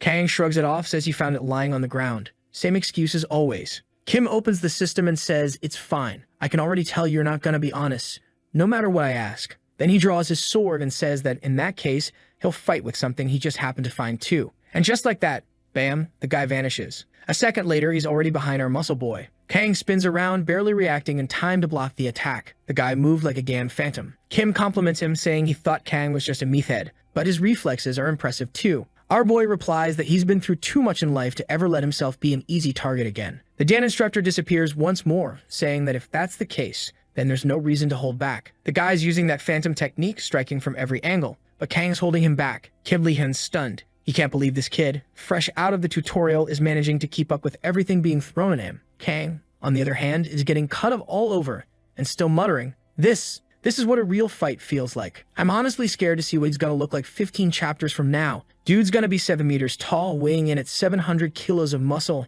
and have the face of a cold-blooded killer. And the instructor's still shocked. The boy's regeneration was just as crazy as it looked. Kim shifts his grip on the sword and says that if that's the case, he doesn't need to hold back anymore. He launches a straight-on attack, saying he's about to create an opening that's impossible to dodge. Kang sees it coming and smiles. He blocks it by throwing his own arm into the blade. Kim Lee-hyun can't believe it. He can feel the bones in the kid's forearm cracking while this psycho just grins at him. Then Kang hits him with a gotcha, grabs him, clenches the sword with his bone and headbutts him hard. Kim's knocked off balance and goes down. Yeah, he really lost. But hey, no one was gonna beat that lunatic anyway. A while later, Kim's sitting there with some ice on his face, sipping a soda, saying that Kang is seriously weird. Way too strong. Kang replies that Kim's pretty strong too. Plus, in a training match like this, you're not supposed to use your skills directly, though technically, Kim did use his. Kim says that in that case, he's the winner. Obviously, Kang isn't having it. They go back and forth until finally Kim gets up and thanks him, says it was a great match to blow off steam. Now he's gonna head back to his room and get a good night's sleep, because tomorrow,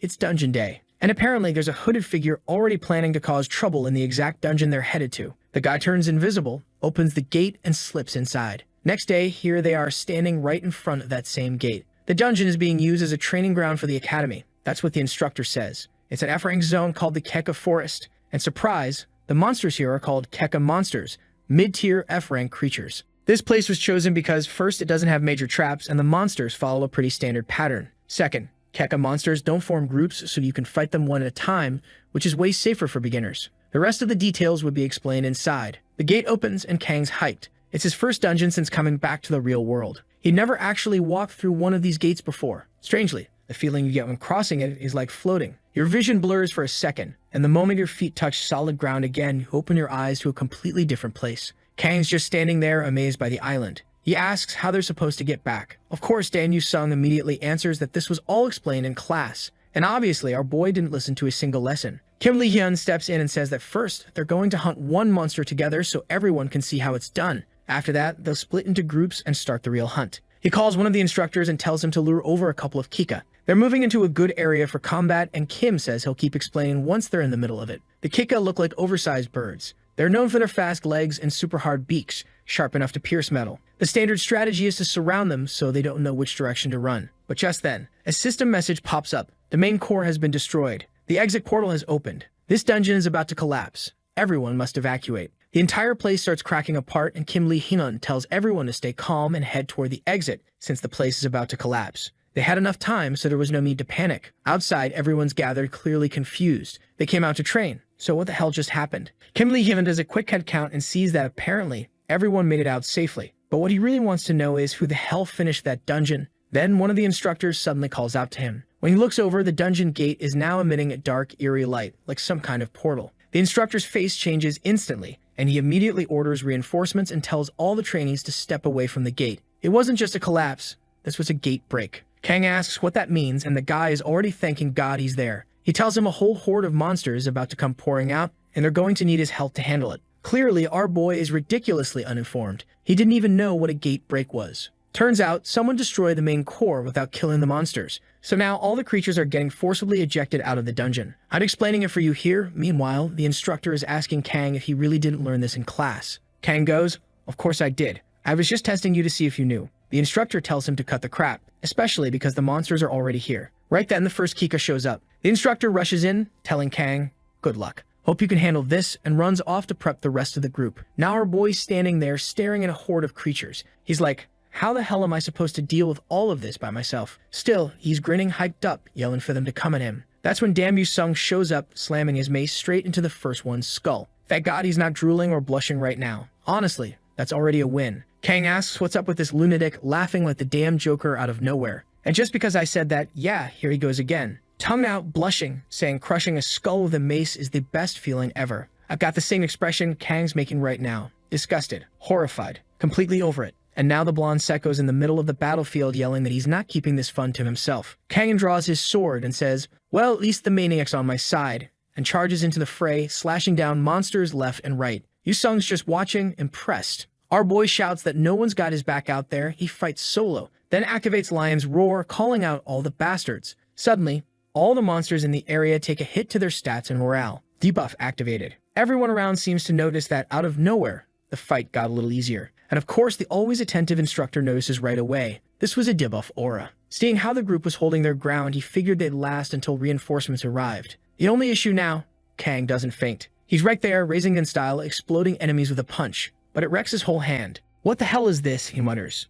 "Guess it's usable for someone like me." He's basically immortal, so it works for him. But for anyone else, this would be completely unviable. Yusung instantly wants to know what that skill is and if Kang had access to something special in the tutorial. Kang just tells him it's a little secret. But right then, his expression changes. In the middle of all those monsters, a mutant Keika appears, clearly the dungeon boss. This was exactly what Hyun didn't want to happen. The boss showing up before support? Terrible timing. Even with Kang there, this wasn't going to be like fighting normal monsters. A boss fight was a whole other thing. He sees the two of them standing there, Kang and Yusung, and he's sure they won't make it. But then he catches a look at their faces. And now Kang, for some ungodly reason, has started sticking his tongue out. "Put that thing away, kid." The next chapter kicks off saying that tomorrow is celebration day. They finished everything. Someone brings up the dungeon incident, and Lee Hyun explains that it turns out someone had entered the gate before they went in, which triggered the break. Most likely, it was the work of those dungeon terrorists that had been popping up over the past month. Looks like it's a girl speaking now. Aside from our guy's sister, women are clearly in short supply in this world. She asks if any of the students stood out. Lee Hyun says yes, two weird ones. The two who worked together to take down the break boss. One of them had absolutely insane physical strength. His power and reflexes were on par with that monster. But the strangest thing about him was his regeneration. He was oddly aggressive and had zero fear of injury. On top of that, he never seemed to tire. His fighting style was completely unpredictable, which made him hard to deal with. He just didn't care about anything. The other student was the total opposite. More of the typical genius type, a standout with natural combat talent. Quick thinker, sharp reactions. The only issue was his unusual tendency toward violence. The woman says that, setting all that aside, it's rare to see him giving out so much praise. She asks if he already sent an offer to recruit them. He reminds her that recruiting students at this stage is strictly prohibited. She looks like she wants to complain, but he cuts her off, saying he's just following the rules, just like the guild leader herself. And that would be her, Han Seon, leader of the Dangan Guild. She's got that yander look in her eyes, and for some reason, she doesn't seem like the most mentally stable guild master out there. Then again, let's be real. No one in this story seems particularly sane. Cut to the graduation ceremony. Some old guy gives a speech congratulating them on the 10 days they spent training and becoming full-fledged hunters. That wraps up their official entry into the Hunter's Wall. Kang is surprised to see there's actually another person working here besides Kim Lee Hyun. As soon as he steps outside, he jumps because a damn butler shows up to let Yusung know his car has arrived. And this lunatic drives a BMW, apparently covered in diamonds. Our boy is just standing there, shocked that this freak is actually rich. Yusung casually tells him to hop in. He's giving him a ride home. Kang just goes with it and starts getting in, until someone suddenly calls out to him. It's Kim Lee Hyun, saying he wants to talk. Kang points at him like a little kid, saying he didn't know the guy could be this friendly. Kim explains that because they helped defeat the dungeon boss during the break, both of them would receive a reward. Someone would reach out to them soon, so he should keep that in mind. Kang seems a little disappointed. He thought the guy had more to say. But Kim just turns around and starts walking away. Kang yells after him, telling him to compliment him properly. So the blonde turns around and gives him that speech. He admits that Kang is strong, and that he's only going to keep getting stronger. He wouldn't be surprised if he started seeing his name pop up in dungeon reports all over the place soon. But he should never forget the responsibility that comes with strength. He was a true awakened now. And why the hell did he put that weird thing on his face? He's walking through the room, telling his sister to take a look at the kid. He's got serious potential. She obviously couldn't care less. He tells her to stop underestimating him because starting tomorrow, Kang was going to be clearing dungeon after dungeon. That's when Kang stops and wonders, how does he even find dungeons? Like, are they on Google Maps or something? His sister says there's apparently a site for awakened people called Raiders, where you can see that kind of stuff. He grabs his phone, saying he's never even heard of it. She must be some kind of expert. She's just there wondering how her brother keeps getting dumber by the day. At least when he used to just sit in his room playing games, he seemed a little smarter. But now, as he scrolls through the app, our boy sees info on maps, monsters, and team recruitment. He remembers the Keika Forest was an F-ranked dungeon, and something like that he could easily handle solo. Maybe this was the perfect time to earn a fat paycheck and show off to his mom. On TV, they mentioned that the reward for clearing low-tier dungeons could go up to $20,000. And now there was this new hot item, Mana Stones. They were pulling serious attention and they came with bonus payouts. Basically, if you were a hunter, making money wasn't that hard. Cut to a familiar older guy, our boy's dad, calling out to his wife, asking if she talked to their son. She says yes. He transferred $10,000 for her to spend however she wanted. Apparently, he even bought a car last week. Looks like time has passed, huh? The dad's impressed. Finally, the kid's making more money than him. But the mom's still worried. She knows a lot of people get hurt, or worse, in this kind of work. She just hopes nothing bad happens to him. The dad says to let the kid live his life, better than being some unemployed adult sitting around.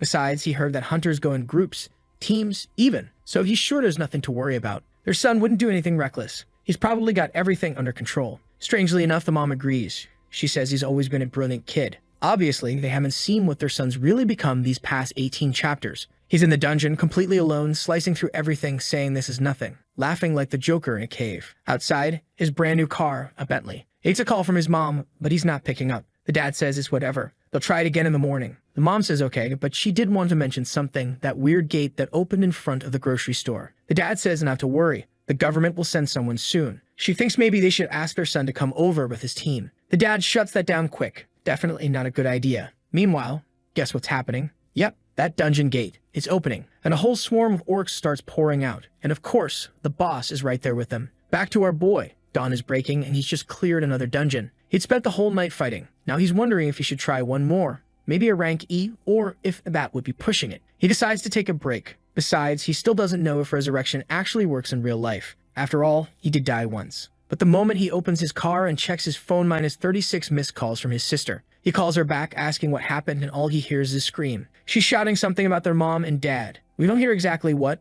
but judging by his expression, it's bad. Really bad. On the news, they're saying the government is doing everything it can in response to the dungeon break. The Ministry of National Defense is assembling a task force to minimize casualties. The problem? Some civilians were still trapped inside the affected area. That's why they had to call in the Dangan Guild. At the same time, our boy gets home, throws on his armor, and heads out. His sister asks if he's really going to do this. He tells her not to worry. He's Kang Hyun, a tutorial graduate. She can relax. He'll handle everything. She tells him to be careful and stop acting like some hotshot trying to get attention. He just says, "Don't worry," and waves goodbye. Slams the door. Tells her he'll be back soon with their mom and dad. Then floors it down the highway, face serious, ready for war. On the way, the cops try to stop him, saying he can't go any farther and needs to turn around. He just flashes that shiny little ID card. He's a registered awakened now. And just like that, the beast rolls through. The guy told him to be careful, so Kang saluted and hit the gas. While speeding down the road, he mutters to himself that it looks like 5 gate breaks happened at the same time. Even rank E dungeons were starting to collapse now. Before had only been the F ranks. He just needed them to hold out until he got there. Problem was, he wasn't sure he'd make it in time. But then, out of nowhere, a mutant boar comes crashing in, slams into a nearby car and sends it flying. What the hell? Kang walks out of the wreck like it's nothing, pulls out his sword, and tells the bastard to come at him, because today's the day he gets his revenge. But then the creature snorts and Kang realizes it's way bigger than any monster he's ever seen before. Right then, though, he hears shouting coming from the end of the street. He glances over.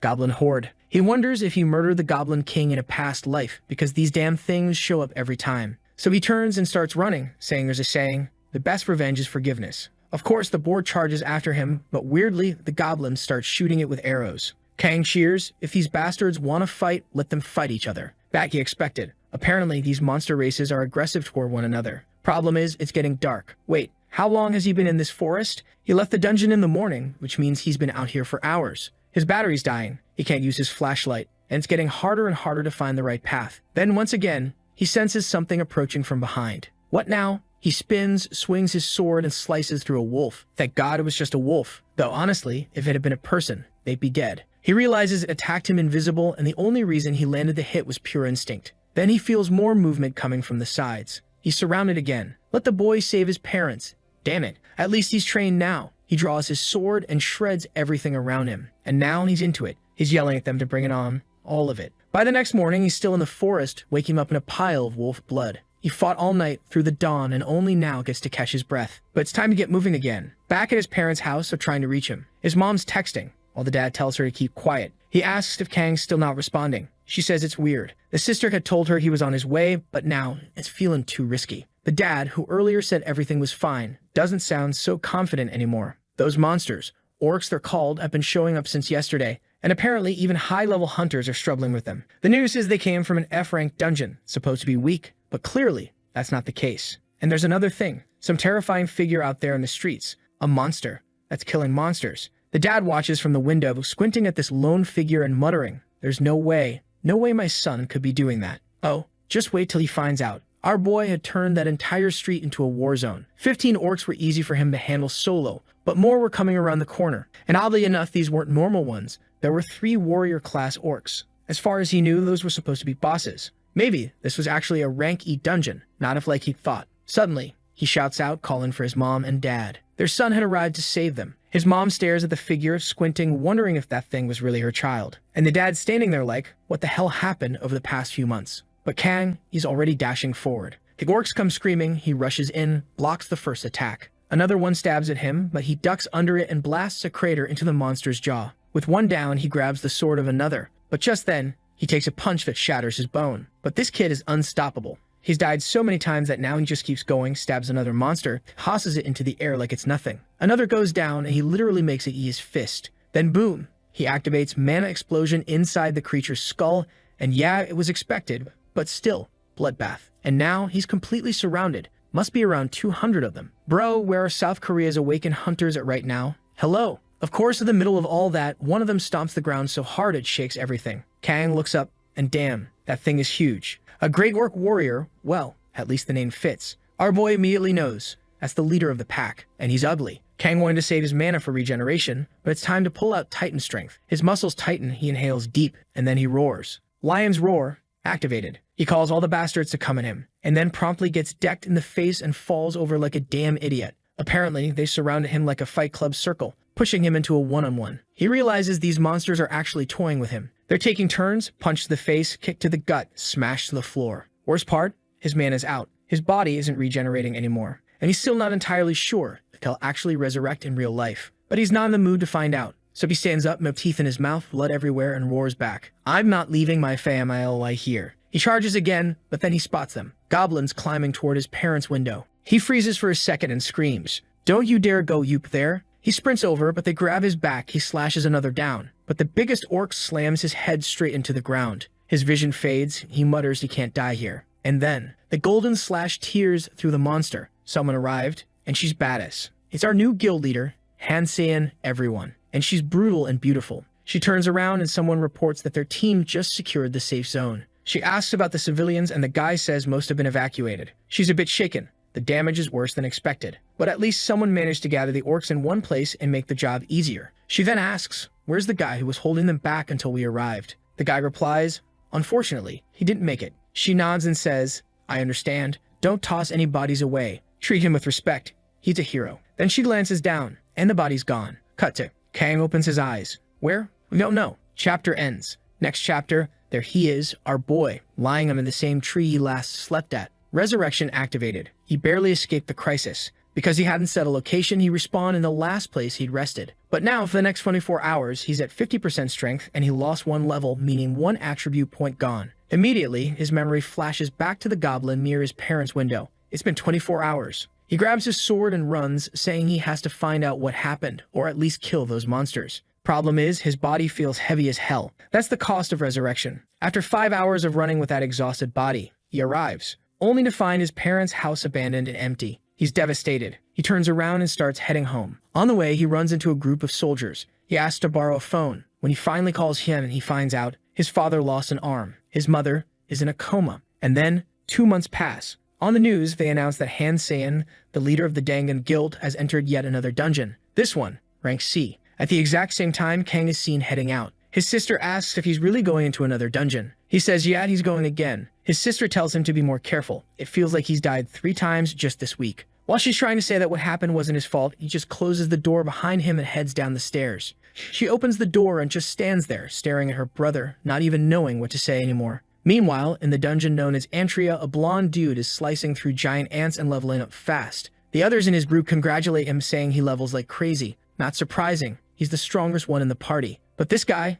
he's smug, thinking to himself how these fools have no clue he's part of the elite, someone who made it to stage 5, unlike all these losers. Still, he plays friendly, turns around with a smile and says, it's all thanks to you guys. Couldn't have done it without such an amazing team. Yeah, real piece of work. That's when they all hear something weird. They look to the side, and it's Kang, sword half broken, sprinting like a madman. They're all like, is this lunatic charging into the dungeon alone? He blows past them. The blonde calls out, saying that way leads to the core. It's suicide. Kang doesn't even respond. Now the group's debating, do they follow him? Do they head back? Their leader says they'll follow for now. If anything starts going south, they pull out immediately and leave the guy to his fate. Back with Kang, he's already surrounded by a swarm of Antria soldiers. Basically, giant armored ants. He activates a skill called Wayne's Secret Technique, an E-rank ability that boosts all attributes by 40% except mana. But the downside, it physically destroys the body over time. Classic Berserker stuff, right? The ants all swarm him, but Kang's smiling like a maniac, slashing everything in sight.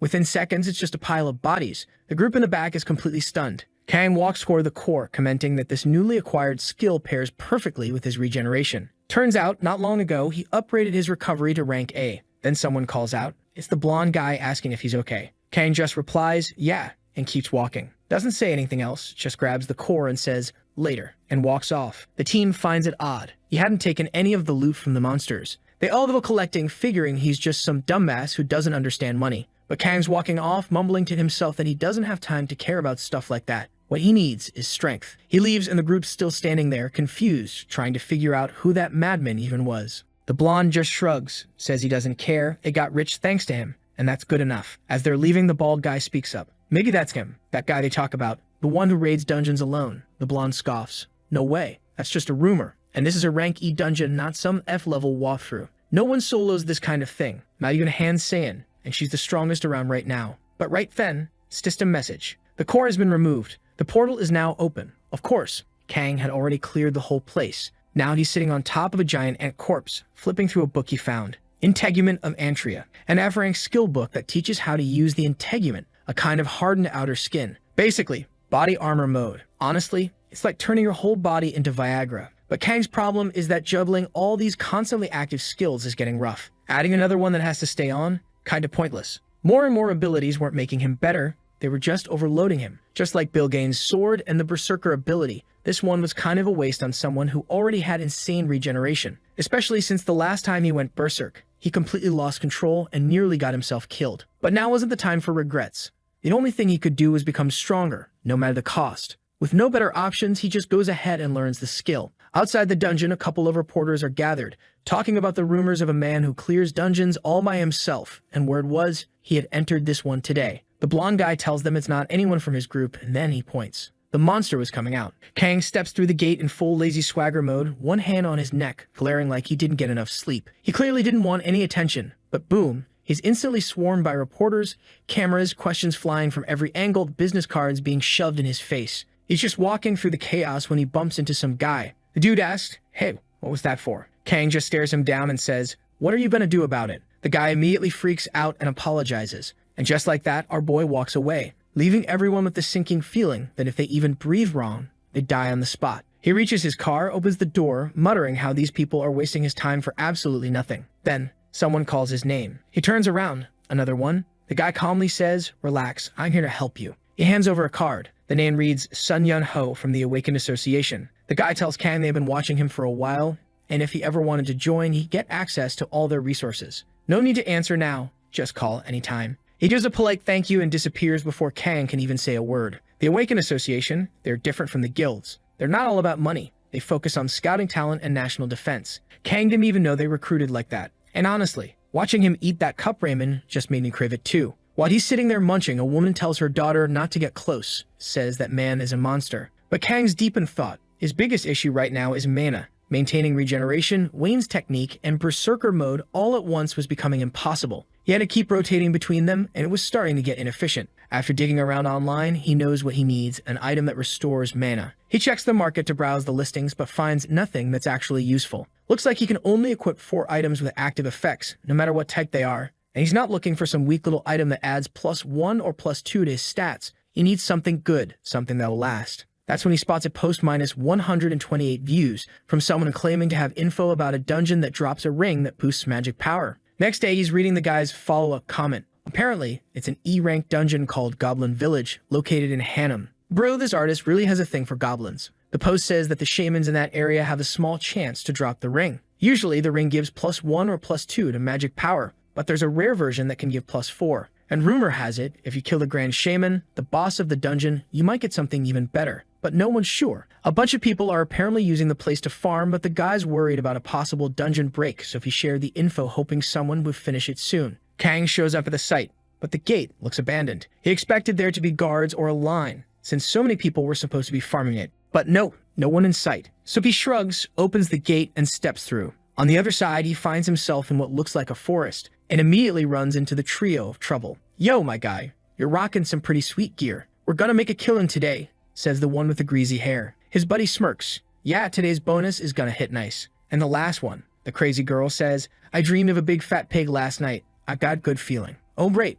She's completely unhinged. The idiot stands up and says, "Kid, don't you know this is Bait Guild territory?" Kang just gives him a look. Then the girl chimes in and asking if he has any clue what happens when someone trespasses on a guild's turf without permission. According to her, he has to hand over everything he's got if he wants to leave alive. 1 second later, boom, one of them's already been launched across the area, crashing into the ground, foaming at the mouth. Kang's just standing there, arm outstretched. The other two quickly open their cistern windows. One of them charges with a sword, but Kang grabs the blade with his bare hand. Snap, crushed it like a twig, and then straight kick to the gut sends the guy rolling like a barrel. The girl tries to jump in with some magic, firing a spell from behind, but it barely does anything. She's pale now, trembling, realizing she's in real trouble. Let's see if Kang hits both genders the same. He approaches her slowly, saying he actually learned something useful from her. Then he gently takes her hand and says, "In return, I'll teach you something good too." He activates his skill, and her arm explodes. Yeah, no special treatment here. Just then, he notices a larger group approaching. He squints and asks, "Who are these guys?" One of them steps forward and says, "Pretty bold of you to act like this in Bait's territory. If he wants to walk out alive, he better give up everything." Kang shrugs.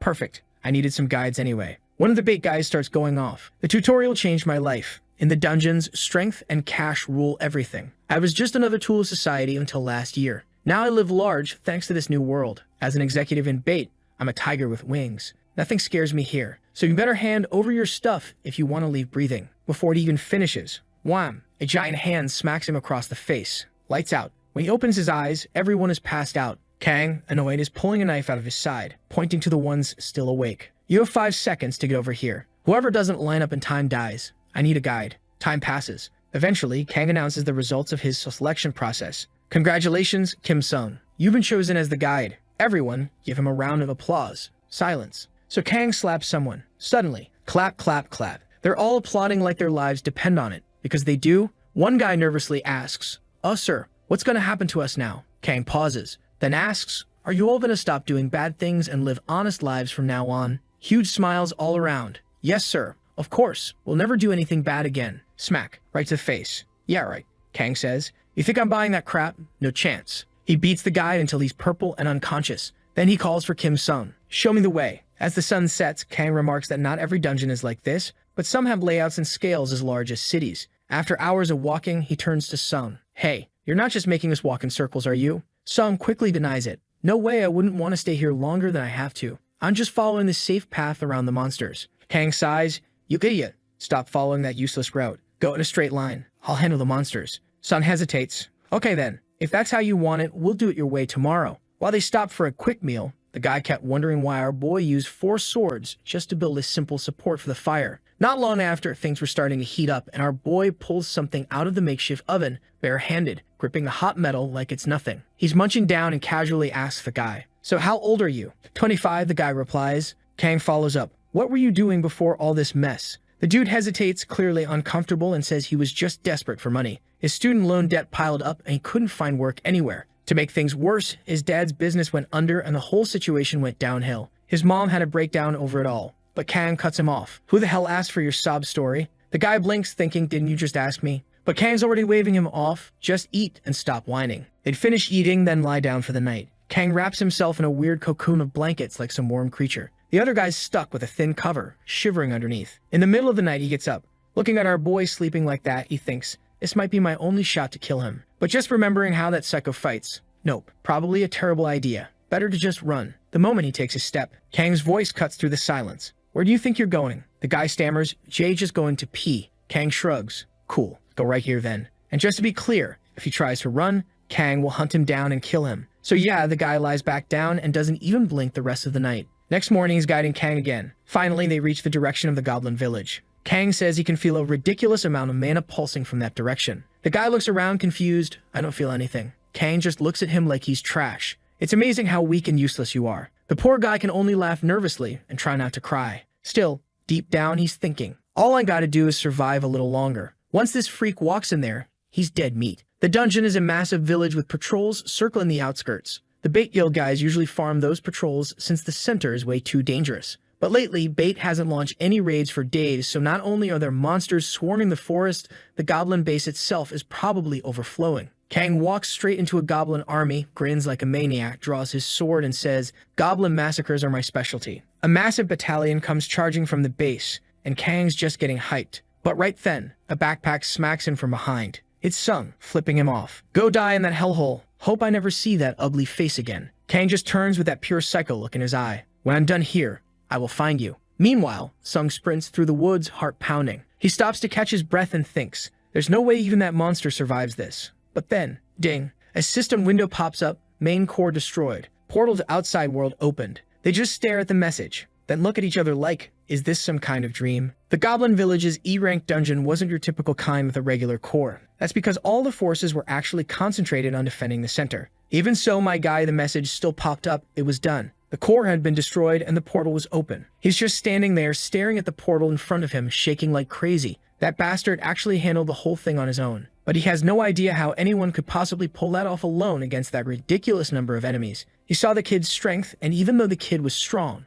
it just didn't seem like enough. Kang chimes in, saying the guy doesn't have the firepower to wipe everything out. Sure, he's powerful, but that's not the point of this mission, my dude. What really matters here is absolute defense. The kid's pushing forward, torn up and full of cuts, but somehow he's healing as he goes, just marching straight ahead. The only way he could have done it that fast is by heading directly in a straight line toward the High Shaman. And Kim Sung, that guy's freaking out now, realizing that bastard didn't just survive, he pushed through all of it without even blinking. Right in front of the boss, Hyun says the answer is always the same. Brute strength solves everything, and he goes straight for the boss's mouth with his hand. I mean, his hand goes to the boss's mouth, not his mouth to the boss's hand. Anyway, the High Shaman dies. He scores a shiny little stone and a +0 ring. It boosts mana regeneration and gives him +4 to magic power. The little rascal's already loading up his fingers with rings, looking all excited. Now it's time to take down that bastard Kim Sung. But as soon as he steps out of the portal, a little squad's waiting for him outside. First thing he does is ask the air bandit what the hell the whole squad's doing there. Obviously, he's already got a pretty good idea. He starts scanning the crowd and yup, spots the big shot right there among them. And just like that, our boy perks up, clearly itching to crack someone in the skull. But suddenly, someone steps forward with a smile, saying there's been a little misunderstanding. The guy walks up and says they're not going to fight, just want to have a quick chat. He thinks the guild members made a mistake, but he's here now, Yuri Hyun from the Bait Guild, and he wants to know the kid's name. Kang, though, isn't interested in sharing. He tells them to cut the crap and just say what they came for. So Hyun goes straight to the point. They want the kid to join the Bait Guild, a place where fame and fortune would be within his reach. They'd even give him an executive title. Hyun's standing there all smug, fully aware the kid's a rare talent, a hidden gem. Having someone like him on their side would be perfect to boost the guild's influence. But of course, Kang just flat out says he's not interested. Hyun reaches into his pocket like he expected that and pulls out a gold card, telling him to reach out whenever he changes his mind. The kid gives it a glance, tears it in half, and drops it right on the ground. Says that sure, his personality might be trash, but even he wouldn't stoop down to their level. Everyone's frozen, and he steps right up to the guy's face, asking if he's pissed and looking to start a fight. But Hyun just says no, it's all good. He just wanted to talk today, that's all. No fighting here. Our boy walks off, calling them a bunch of cowards. Cool to even muster the guts to pick a fight, those pathetic losers. And Kim Sung, he's standing there like, that lunatic's completely out of his damn mind. Seems like it really shook him up, but we cut back to our guy, saying he almost got wrecked that time. There were over 100 enemies in front of him, and he was pretty much out of mana. If they had gone for real, he probably would have died and lost 48 hours of his life. And to top it off, he missed his chance to finish off that bastard Sung. But don't worry, his time's coming. Back at the Bait Guild, the bruised guy says it was Sung himself who suggested he'd serve the kid and help guide him through the forest and everything else. Yuri even asks if that's true. Sung tries to backpedal, but one of the guys has already pulled out a sword. The poor guy starts begging for mercy, swearing he'll do anything if they just don't kill him. The guy asks if he really means anything, and when he nods, the other one snaps, demanding how a cursed traitor like him can still want to live. He grabs him, kicks him hard, and sends him flying. Actually, not just into the water, he gets thrown straight into the dungeon, and they slam the gate shut behind him. What the hell was that? Oh, Right, for some reason my brain keeps assuming everyone comes back to life in this world, but the only one who actually does is the protagonist. So yeah, that guy really died. And just like that, he stole our boy's chance at revenge.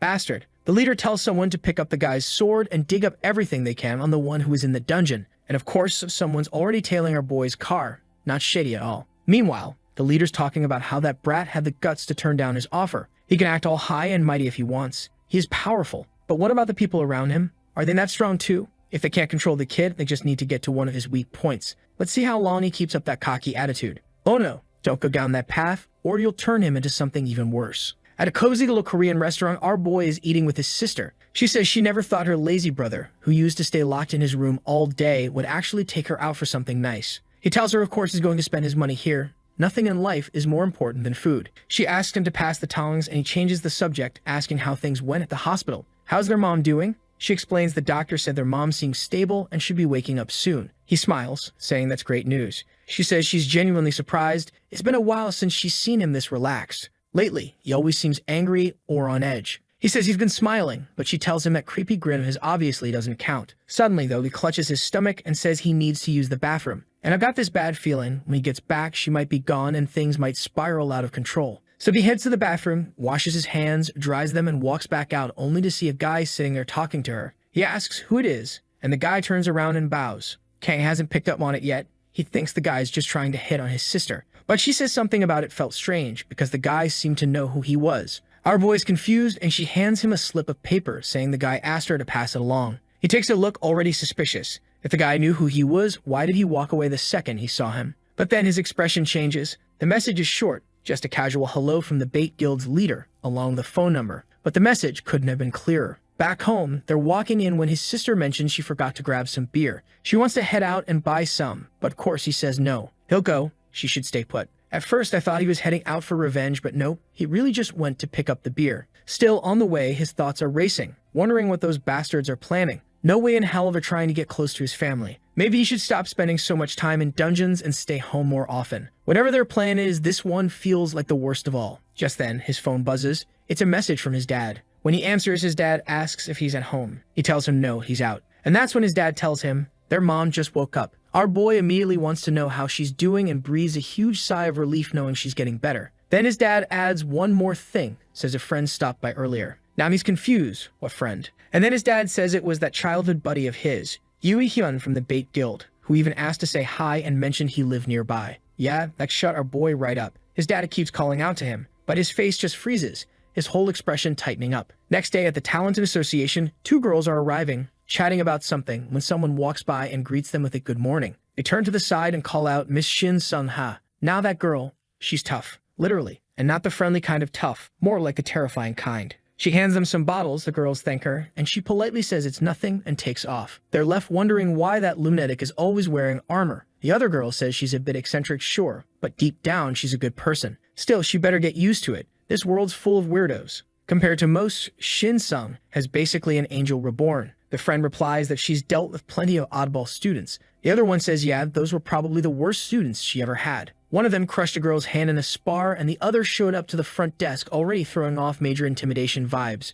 She still has nightmares about that kid. And look who's right there behind them, suddenly letting out a pulse of aura. She glances over, and he's staring right back. A glance, a stare, and just like that, the two girls scream in panic. But he just walks up to them looking completely harmless, calling out to them. Meanwhile, they're already pulling out their phones, getting ready to call the cops for help. One of them is completely red in the face. He asks her to calm down. He just wants to know where Mr. Kim Lee-hyun is. He needs to protect his family and he's looking for this guy. They finally start to ease up a bit, realizing he's not trying to hurt anyone. One of them explains that Kim Lee-hyun was just working as a temporary instructor there, but he's not around anymore. Cut to a meeting room where Lee-hyun's giving a little presentation about how dungeon levels are rising. Then someone knocks on the door. He asks what's going on, and the staff tells him there's some really strong guy in the lobby causing a scene, insisting he needs to speak with him. Lee-hyun's clearly confused, but next scene, they're already sitting face to face. He says he didn't expect to see him again so soon, and asks what he needs help with. Kang gets right to the point. He wants to hire Lee-hyun. The guy chuckles, saying he appreciates the direct approach, but he'd like to hear the full story.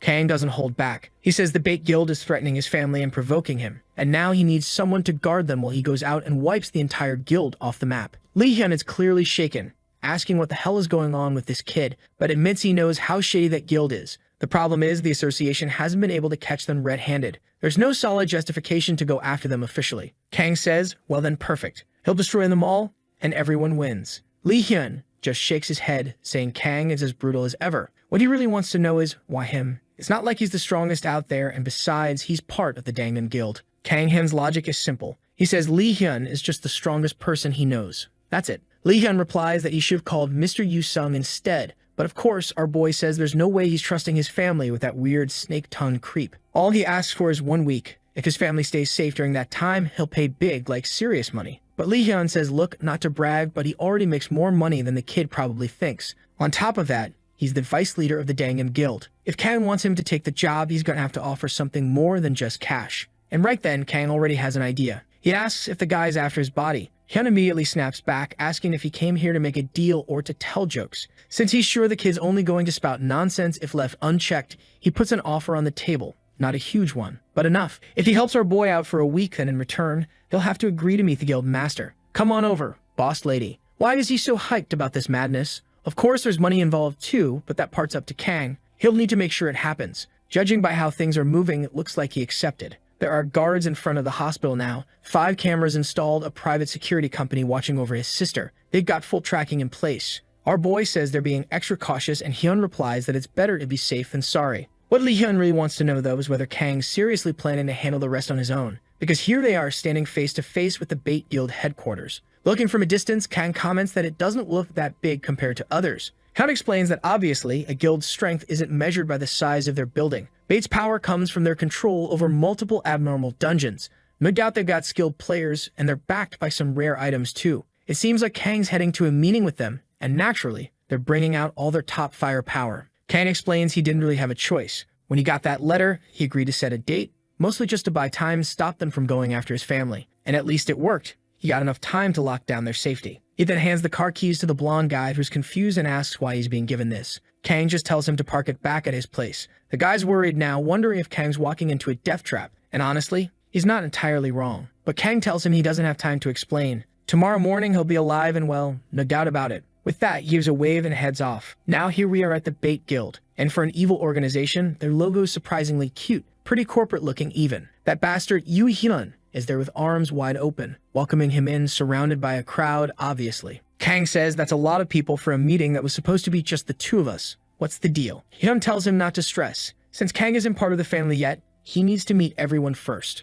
Our boy laughs. Family, huh? Then says, well, in that case, I've got a message for the whole family. And he drops it. You could all go to hell. With that, he activates Lion's Roar and pulls everyone in. Boom! Shockwave hits the ground, smoke everywhere, total confusion. Portals flashing, the floor cracking apart, and Hyun yelling that Kang's completely insane. Suddenly, a metal bar shoots up and Kang's already drawing his sword. Aaron-style technique engaged, Titan strength flowing, and he charges straight in. At first, it looked like he summoned metal, but no. He actually shattered the floor and dropped everyone into a massive underground arena, a training facility, right under the guild. As the dust settles, they're lifting rubble off themselves, saying the impact wasn't bad at all. But then Hyun calls out, asking him to be a little more reasonable. It's not too late. They could still be allies. Kang answers that he's not the one who lost his mind. That happened the moment Hyun crossed the line. Hyun doesn't back down. He pleads for Kang to calm down, saying he needs to understand. If they work together, even the Gangnam Guild wouldn't be able to compete. Kang just tells him to shut up. But unfortunately, Hyun won't stop talking. He goes on saying their guild now has over 200 members inside this very building. So really Kang's chances of getting out alive are slim to none. He should think carefully. All the Bait Guild ever needed was one famous face. Just one person strong enough to be the front line. Someone to carry the name and reputation of the whole organization. Right in the middle of the speech, Kang spits in his face and says he sounds like a kid giving a class presentation. He should leave the world of guilds behind and go be a YouTuber instead. The guy wipes his face and just stares at him. Then he starts trembling and says he knew it. A broke, miserable nobody like Kang would never understand the ambition behind a great guild like Bait. But look at Kang's expression. He's laughing right in the guy's face. He asks if everyone up top heard that the guy just called him a commoner. Kind of a weird word choice for someone in the 21st century. The idiot probably thinks he's some kind of aristocrat. Kang's practically on the verge of exploding. And with that, Hyun tells everyone to attack. He wants to see how long Kang can keep running his mouth once things get serious. Suddenly, the whole room lights up with spells. Man restriction, mental corruption, void magic, confusion. Every kind of ability you can think of, every color flashing in all directions. But Kang Han, he just activates Lion's Roar again. Most of the debuffs are instantly purged, and the few that still land, the resistance ring gives him an extra bonus against them. On top of that, the enemy's morale drops fast. Yu Hyun starts yelling, calling the group a bunch of fools. They should stop hesitating and go in for the kill already. But nobody's brave enough to get close. They're all keeping their distance and casting spells from far away. Then Kang uses that skill from Antreus, the one that turns his skin pitch black. He says he wants to find out what it does against magic. An explosion blasts through the room. The remaining soldiers finally rush forward. Now they're really going in. Attacks flying from every side, until out of nowhere, a wave of slashes cuts through them first. Kang struck before any of them could. The leader can't believe it. This guy is handling everything completely alone. Then Kang draws in a deep breath and shouts, daring them all to come at him together. Some time passes, and now the entire building is in ruins, reduced to nothing but ashes. There stands Kang Hyun, still on his feet, while the others are completely wrecked, lying in pools of blood. But even so, he's clearly not in great shape either, and there are still plenty of enemies standing nearby. Yu Hyun tries to act unfazed and asks if Kang has realized he doesn't have a way out. On top of that, he's killed dozens of people. He's just like them now, the killer. So maybe it's time to consider joining their side. Kang tells him to quit trying to make him feel guilty. They were the ones going around killing people. They should have been ready for it when the tables turned. Kun growls that Kang sure is keeping his cool for someone who's about to die. He might be acting confident, but even he must know how drained he is by now. Suddenly, steel bars shoot up from the floor and trap him in place. But Kang says that's not what's happening here. Still, in that exact moment, maybe it is, because he gets stabbed from behind right through the back. As he lies there dying, he thinks that at least he held out long enough. Maybe that was enough. Yu Hyun walks over, praising the Vice Master, but says he'll be the one to land the final blow. He wants to handle it personally. The leader's thoughts are racing. He can't believe this kid is still alive after all those wounds. He's so good that he'd trade the entire guild just to have someone like him on the team. But he walks closer and says the worst thing is a beast that's completely out of control. He asks Kang if he's got any last words. Kang smiles and says from now on, every bowl of soup you eat is going to have a hair in it. Maybe that's some kind of Korean curse or insult. The leader mutters that this guy is seriously going to keep up the tough act until the very end. He puts his hand on Kang's face, and that's it. Cooked. Damn, that death was brutal. Stabbed, set on fire. Insane. He turns to the Vice Master and asks about the situation. The guy explains they lost 30 members, and another 50 were injured. Furious, the leader yells that all of this just because of one worthless bastard. But whatever. In the end, it was all to get the gear that dropped from his body anyway. Then his friend tells him to take a look. Something's off. The kid's body had disappeared. Yep, he revived and lost a level. On top of that, his stats were cut in half for the next 24 hours. He walks into his room and his sister immediately gives him a sharp look, saying she figured he wouldn't do it again. If he's coming out of his room and she didn't see him come in through the door, that must mean he died. So clearly he went out and risked his life again. He just tells her to stop nagging. He's starving. But she snaps back, telling him to take off his shoes. Is tracking dirt all over the place. And it turns out the ashes he's leaving behind, they're his.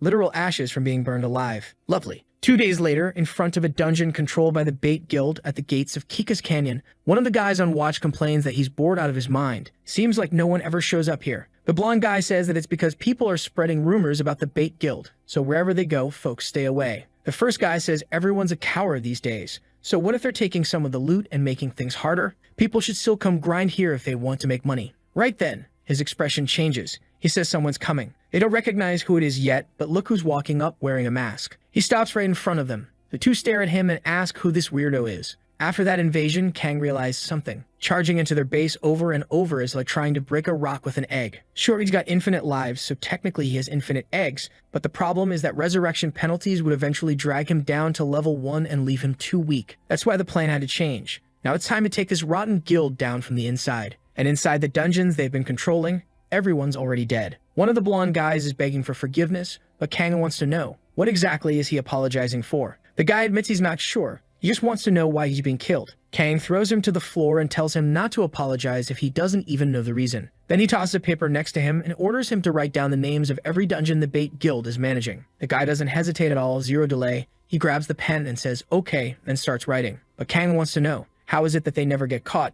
Even though they killed so many people? Even if they were careful, something should have leaked out eventually. Are they pretending to be authorities? Do they have someone planted on the inside? What kind of ability are they using? The blonde guy says he's heard something about the police, but doesn't know the full story. It sounds like it has something to do with dungeons that don't have cameras or patrol units that kind of look the other way. He finishes writing the full list and hands it over to Kang. Kang skims through it and says, "You're pretty talented, huh?" Then he places his hand on the guy's face, activates a skill, and blows his head up. That also made sure his identity wouldn't be exposed. The members of the Bait Guild had no idea, but someone even worse was on the way. and sure enough, the newspaper would report that the monster had escaped, and a disaster had struck a well-known guild. Well, not really. The guild leader had to use that excuse so the world could make sense of what happened at their base. The issue is, he was saving that excuse for later, and now he's pissed that he had to waste it. Right at that moment, someone opens the door and says they've got a problem, but gets nailed in the forehead. Actually, it was Ashes. The guy took a blast of hot ash to the face. That's enough to give someone a concussion. Hyun yells, asking why this guy just barged in without warning. The guy says sorry, but tells him that person has returned. The leader asks if he's talking about the one in the mask, and the guy confirms with a nod. The freak who's been messing with their entire guild and already killed over 100 members. Hyun has no idea who this lunatic even is. The whole place is already falling apart, and now, no matter where he sends people, everyone's dying. That's when he says it's time to stop trying to control a bunch of different locations. They should send everyone into the same dungeon and keep their eyes open. The guy with the bloody forehead nods and says fine, he'll handle it. As the door closes, Hyun falls into thought. 5 days ago, Kang Ham attacked and his body disappeared. 2 days later, some strange figure shows up killing everyone. He felt it back then, and now thinking it over, it's too obvious. Kang Hyun has an accomplice. Someone must have used a skill to extract his corpse, something that steals bodies or hides them. He doesn't have a choice anymore. He's going to have to go all in. He makes a call, and when the person picks up, they ask what Mr. Justice needs help with. And honestly, I've got a feeling it's that weirdo our boy met during training, the one who probably won't want to help once he realizes who it is. Hyun says he needs assistance, and the voice on the other end wants to know who's causing trouble for a powerful guild like his. Besides, what could a fool like him possibly offer? The guy's way richer than Hyun. Yup, nailed it. Knew it'd be him. The guy says he's about to get a damn good fight. Doesn't he like a bit of entertainment? He should know the person he's about to face isn't just some average human. And just like that, called it. Spot on. The crazy bastard says maybe it's worth the risk then. Later that night, at the entrance of a dungeon, the artist and writer are clearly being dramatic by hiding the character's face, but we already know who it is. Yu-sung just says everyone here is a lapdog for Hyun. He wants to know when this so-called powerhouse is going to show up. They'd better hope that when he gets here, there's an actual fight. Otherwise, they'll be the ones paying for it. One of them's shaking, until suddenly, someone appears in front of them. And look who it is. The moment he sees him, Yu-sung lights up. He can feel it, his sixth sense going wild. Usually, he gets a vague idea of how likely he is to win, but for the first time, his whole body is screaming. If he doesn't want to die, he better run from that monster. But Kang Hyun goes straight to the point and asks what Yu-sung is doing there. Yu-sung recognizes him instantly too and wants to know what his big bro is doing in a place like this. Then he starts piecing it together. So it is him, the one going around wiping out the bait guild. How does this guy always manage to find such fun stuff to do? Kang remembers Lee Hyun saying the bait guild had backing from some rich big shot, and now he's thinking maybe it's Yu-sung behind everything. He presses his sword to the guy's neck and asks straight up if he's with bait. But instead of freaking out, Yu-sung just tells him not to lump him in with that trash. Kang tells him to explain then. And Yu-sung says Kang should know their leader, that scumbag Yu Hyun, the one with no pride who got down on his knees and begged for help. He made him beg for hours before he agreed. I don't know what kind of begging that was, but this is getting weird. Kang says fine, he gets it. So forget it then. Now that there's nothing left to settle, he says he's just going to kill everyone here and be done with it. After that, they can go grab something to eat. Oh boy. But as he turns around, Yu-sung goes in to strike him from behind. Kang blocks it and demands to know what the hell he thinks he's doing. Yu-sung says a quick prayer saying he would have been disappointed if Kang had just walked away like that. Here we go. It's about to pop off. I really thought these two would make it through without a fight. But Yu-sung says he's not holding back just because they know each other. And another one of them, red all over, yells out that he wants Kang to go all out anyway. Titan strength kicks in, Wayne's secret sword technique unleashed. He swings again, but Yu-sung dodges. Then he laughs and says Kang's turning into more of a monster every time they meet. An honest scrap was exactly what he wanted. The problem for Kang, however, was that this whole mess was clearly getting in the way of his plan. His idea was to go into a total killing frenzy and then vanish. But here's another trouble addict, fired up and complaining that it had been too long since he'd had a proper fight. Yu-sung picks up on it immediately, remarking that he can see his big brother is really enjoying himself. At that moment, another poor soul bursts in, shouting that he should just die. The two of them exchange confused glances, while this guy seems to think he's about to become some kind of executive, until he takes a heavy blow to the head and, well, it looks like he might just be done for. Yu-sung still wants to know why that bastard thought it was a good idea to break up their fight. Kang's thinking to himself that by the look of things, Yu-sung really isn't on the side of those other troublemakers. Even so, he never expected that his opponent would actually kill a poor fellow like that. He then holsters his weapon, declaring that this nuisance has completely ruined the mood of the brawl. That fight wasn't very satisfying, so it seems they'll have to have another one soon. But ideally, he wouldn't end up hating this guy any more than he already does. In fact, Kang can only think that he despises this fellow more than anyone imaginable. Then the blonde speaks up, "Brother, do you even know what kind of person Yu Hyun really is?" He was the illegitimate son of a guy who owns countless conglomerates. That's why he thinks he can do whatever he likes in this city at any time. Kang fires back that he doesn't care. It's not as if this cad, just because he's loaded, is going to wipe out his family. If he had any doubts, he wouldn't have started all of this, so there's no point in interfering with him for any reason. Yu-sung grabs him and insists that he listen until the end. He doesn't have a clue what our kid is planning, but he wants to be a part of it. He was also itching to wreak havoc on that delinquent's life. The next morning, the poor fool is clutching his head, practically exploding with anger. Another dungeon has been hijacked and a bunch more members have been slaughtered. The worst part is that Yu-sung has cut off contact and he has no idea what the hell happened. His life has been a total disaster lately. Everyone working for him is utterly useless. He's there, fuming and gasping for air, demanding that all the remaining members be brought in immediately since they're supposed to settle this today. The guy tries to explain that they've already lost so many members that gathering any more won't add up to much, but the leader just orders him to get out and bring in whoever he can find. The fellow admits he was holding on to the news, but that most members had fled the guild out of fear of being killed too. Yoon-hyun then declares that fine, they'll just kidnap the parents of everyone who left the guild, threaten them, and before long, everything will be back in order. His companion keeps on insisting, explaining to the boss that the atmosphere just isn't right.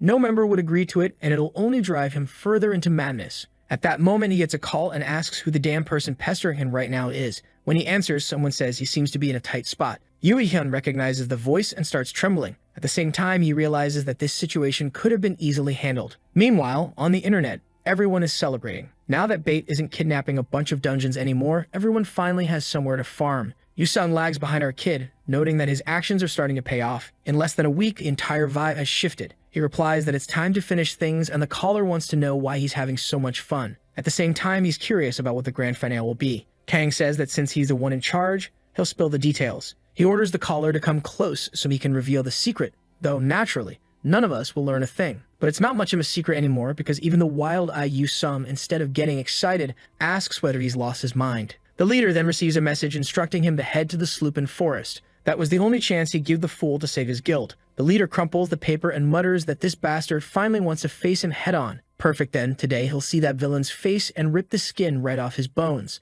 All the guild members are gathered there, though everyone's feeling uneasy, remarking that they really didn't want to be there in the first place. This whole thing was looking more and more like a trap, and even with everyone there, they didn't exactly have numbers on their side. Looking at the few people left, the leader couldn't believe he was about to deal with something this serious using such a pathetic crew. It would have been perfect, easy even, if he could just get that bastard to cooperate. We flash back to that earlier call, the one where the person told him it looked like he was in trouble. The blonde in the chair speaks up, asking if he still needs help with the current situation. Yoon-hyun smiles. This was the perfect opportunity. Since he couldn't count on that traitor Yu-sung anymore, if this person agreed to help, he was sure everything would be handled. So he responds, saying the timing couldn't be better. If this guy helped clean up the mess, he'd get a wonderful reward, and even his father would support him. But the person on the other end just says that clearly Yoo-hyun still doesn't know his place. And since that's the case, he's changed his mind. He's not getting involved in this mess. The leader's left dumbfounded, unable to understand why the guy suddenly bailed like that. Goodbye. Crushing the paper in his hand, he mutters that this is just another arrogant brat acting like a child. But fine, he'd deal with that one later. For now, he was going to crush this insolent freak and then slowly take revenge on every last one of them. Scenes shift to another part of the city.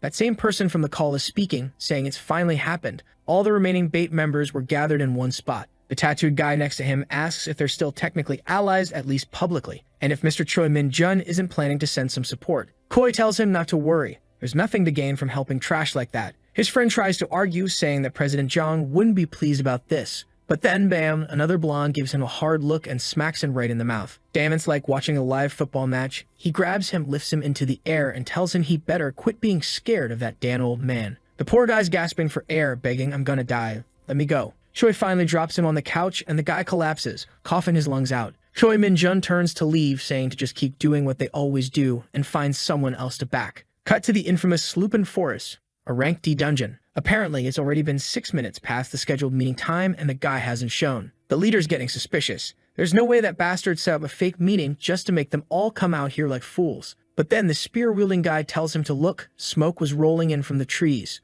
Of course, it's Kang, bringing every single mob from the dungeon along with him. The second Yoo-hyun sees him, he recognizes the bastard. For a moment, he wonders if maybe it's a twin brother or something, but then quickly decides no. There's no way there could be two freaks like that in the world. And from far off, our boy calls out, saying he missed him and hopes he's been doing well. Oh, and you brought a little gift too. A cute little wolf pup. The whole group's blushing at the sight, but you can tell there's definitely something more going on here. Kang tells them to go ahead and take the gift. Someone drops their spear and another guy, totally smitten, says he won't let the little thing get hurt. He picks it up with both arms like it's a baby, giving it a soft look, saying he just saved this precious thing. The rest of the members are blushing too, while the leader's losing his mind, trying to figure out why these idiots are acting like this. Then it hits him. Kang must have kidnapped all the wolf cubs from the dungeon, and now the furious adult wolves were chasing him down. Kang casually tosses out a whole bag of them, saying they're gifts for everyone. The guild members are practically crying, yelling that it's raining cuteness from the sky. But right in the middle of the chaos, Kang flashes forward, slicing through the air with his sword. The wolves leap. The leader immediately throws up a fire barrier. Total mayhem. And Yui Hyun knows. This is bad. Just dealing with the Darufans alone is hard enough, and now, with Kang slaughtering the players in the middle of it all, there's no way. His only option now is to escape. So he gives the order, everyone, retreat. The very second everyone starts running for the portal, they're shouting that they never want anything to do with this guild ever again. But then, Yusung appears right in front of them, cheerfully greeting the crowd. They freeze for a moment, then he jumps right into the middle of them and smashes someone across the head. Yep, chaos breaks out in the forest. Now Yusung's having the time of his life. From a distance, Yui Hyun spots him and instantly understands why that other lunatic is there. Did he betray him? Nothing was going according to plan anymore, but he still thought there might be a way out. Or maybe he's just desperately looking for one, glancing around in all directions, trying to find a solution. The problem is, these wolves are a nightmare. They go invisible when they attack. But no matter where he looks, there's nothing. No escape, no plan, no option. With no other choice left, it's time to use his final trump card. His hand begins to light up with flame while our boy is over there stabbing people in the mouth. No joke, that's exactly what he's doing. Muttering that these cursed roaches just don't stop coming. That's when Yui Hyun screams out his name. And suddenly, he comes flying in like a human torch, yelling that he's going to wipe them both out right here and now. The skill he's using cranks up his power, but sets his own body on fire in the process. It seriously hurts. Kang blocks the attack, then a massive explosion erupts. Burned and smoking, Yui Hyun gasps that it might have been too much firepower. But still, anyone who takes that should be dead. Except, not always. Because Kang steps right out of the flames and grabs his head. The idiot can't understand how that's even possible. Kang tells him to stop being dramatic. His fire wasn't all that. At most, it was a bit hotter than a regular summer day. Then comes a brutal kick to the stomach. Yui Hyun coughs up blood and gets flung backward, crashing into the side of a wolf. Kang tells him to sit tight and watch, because he's going to be the last member of the guild to die. After everything he did, there's no way he's getting an easy death. Yui Hyun watches the slaughter unfold and starts laughing like a madman. He knows it now. Everything he built, destroyed by Kang Hyun. Our boy's gone completely off the rails, laughing up at the sky like a lunatic. 15 separate panels of him just cackling, the sound echoing through the forest. Evening falls. The forest floor is soaked with blood, littered with corpses and dropped items.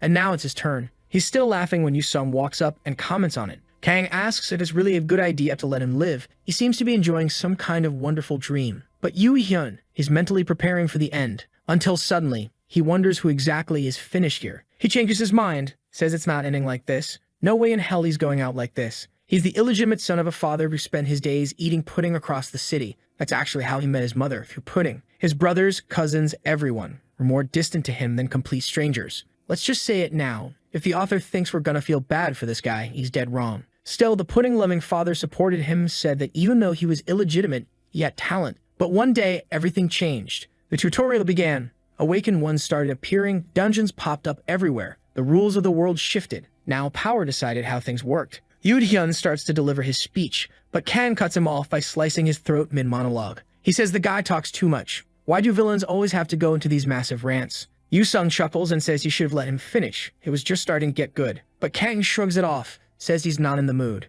thanks him for the help and declares that this mess is over. It's time to go. Yusung, though, is still curious. He asks what it feels like finally getting the revenge he'd been planning all this time. Kang scratches his chin and says he's not really sure. So Yusung presses, does he feel empty now after killing so many people? And our boy answers without hesitation, hell no. He killed everyone who deserved to die. To him, it was just like when your ears all blocked up and you stick a cotton swab in and pull out a huge chunk. The feeling's incredible, and at the same time, it's a satisfying kind of relief. Yusung just tells him it's obvious he's not right in the head. Kang blows on his finger and says they should go ahead and loot all the items from the bodies, split 50-50. But his buddy says he doesn't need the money. So Kang shrugs and says fine, he'll just keep it all for himself then. He's not obsessed with money. After all, he already makes more than enough from the dungeons. But he's realized something. Just money and strength alone aren't enough to keep getting stronger and protect the things that matter to him. If he really wants to secure his place in this world, he needs to form his own faction. As they exit the dungeon, the portal fades behind them. Yusung says now it's official.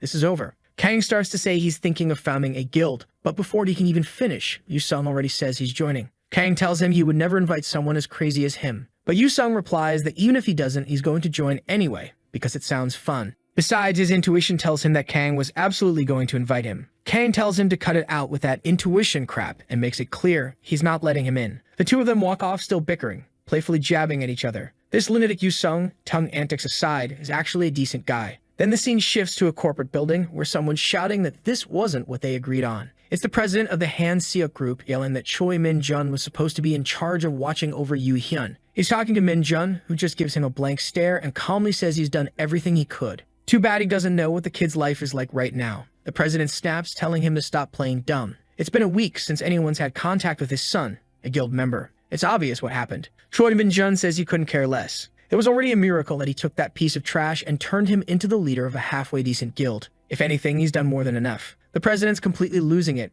and suddenly commands everyone in the room to attack Min-jun. And yeah, they all rush him. But Min-jun just gives a little wink, and in a flash, his Tokyo Ghoul-like power grabs everyone by the throat. He calmly stands up, walks straight to the president, and says their deal has already been made. He's holding up his end without any issue, so why is the president suddenly trying to change the plan? Then he warns if the president dares to order another attack like that, next time he won't let it slide. The guy's practically shaking now, apologizing in a panic. Min-jun accepts the apology, lets everyone drop to the floor, and walks out, saying it's good to know their agreement still stands. But there's one thing he's still curious about. Who exactly was it that killed Jung Yoo-hyun? And just like that, the Bait Guild vanished from existence. But it was a huge organization with tons of members, so its sudden disappearance caused a wave of rumors. Online, everything turned into a mess. But little by little, the name Guild Bait faded away. Just one more among the many that had risen and fallen. Now we're in a cozy little Japanese-style house where our dynamic duo is chilling. They're saying they'll be fine here. No one's going to find them. That's because all the loot had already been sold off through some special connections, and now they're just taking it easy. Yu-sung says everything worked out perfectly, so why does Kang look so bummed? Kang says it's because he earned a title that makes no sense. Relentless Homewrecker. It's a title only given to someone who shattered the lives and hopes of countless families without mercy. +2 strength, increased hostility from Durufins, and causes instinctive fear in almost everyone nearby. And now that he's thinking about it, he realizes when he brought those little cubs he stole from the wolves. In the end, the wolves died, didn't they? So yeah, he really did kill all those little creatures. And the worst part, even unequipped, that title still applies at half strength, which means now he's even scarier than before. He slams his hand on the table, saying it was already hard enough to live looking the way he does. Yu-sung tells him to calm down. Nobody liked him before and nobody's gonna like him now, so what's really changed? Right then he gets a call from Mr. Lee Hyun of the Dangan Guild, who wastes no time and immediately asks if he remembers the promise they made. Kang has absolutely no clue what he's talking about. Hyun says he figured as much, but now the orders come in. It's time to meet the guild master, and he better show up as soon as possible.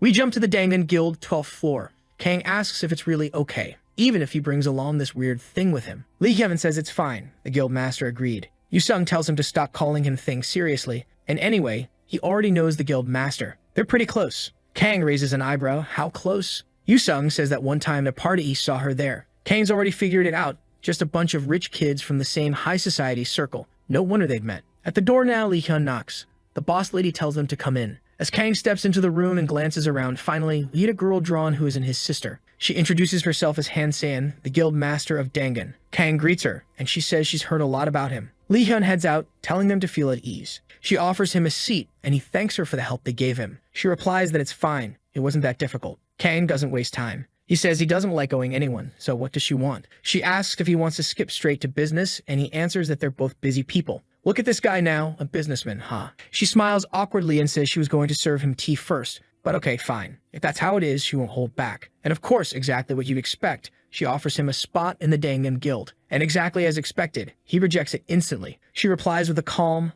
"Ah, okay." Yu-sung jumps in to break the awkward silence, saying Kang answered a little too fast. He could have at least pretended to think about it. But Seiyan says it's fine. It's better to see that he declines sincerely. Still, Kang insists. He wants to repay her somehow. She can reach out anytime and he'll try to help however he can. She agrees it's always good to have someone that's strong owe you a favor. If they ever need anything, they'll be in touch. But Kang finds that hard to believe. A top-tier guild like theirs needing something from him. That's when she asks how long he thinks this current peace will last. He gets it right away. Ever since dungeons started appearing, crime has only been getting worse. And if she's calling this chaotic situation peace, then it means she knows about the 8th stage. He says he doesn't know the full picture either, but worrying won't fix anything. The only thing he can do is keep getting stronger. Besides, that dimension is going to take 5 years, right? But she corrects him. He's wrong. In just 3 years, most countries will already be struggling to survive. He asks how she could possibly know something like that. She says she can't give details, but then immediately gives the details. They have an awakened who can communicate with an entity that knows what's coming. I mean, if that's not giving details, okay then. Kang figures this entity is probably the administrator or something similar. She then asks if he hasn't noticed how dungeon difficulty keeps increasing, while the awakened aren't growing fast enough to keep up. But Kang obviously hasn't noticed, because, well, he's always solo, and he always wins. Yusung explains that awakened get stronger the more danger they face. That's why using guns doesn't help at all. On the other hand, hunting with beasts or using a bow and arrows strangely grants experience. The guild leader says that much is already clear. The only people who actually have a chance at saving the world are the truly awakened and fearless ones. And in a world like this, the crazy boy right there, he's a hero. But he tells her to think again. He's not a good person and definitely not some kind of hero. He's the guy who went out and wiped the entire bait guild. She, being totally unfazed, says she doesn't care about that bunch of garbage. People like that didn't help humanity survive in any way. So obviously they didn't deserve protection or pity. She even adds that one decent guy like him is worth more than 100 trash like them. Not long after, Hyun walks into the room and tells her he's already put the two of them in the car. Then he wants to know what she thought when she saw him in person. She smirks and says he definitely exceeded her expectations.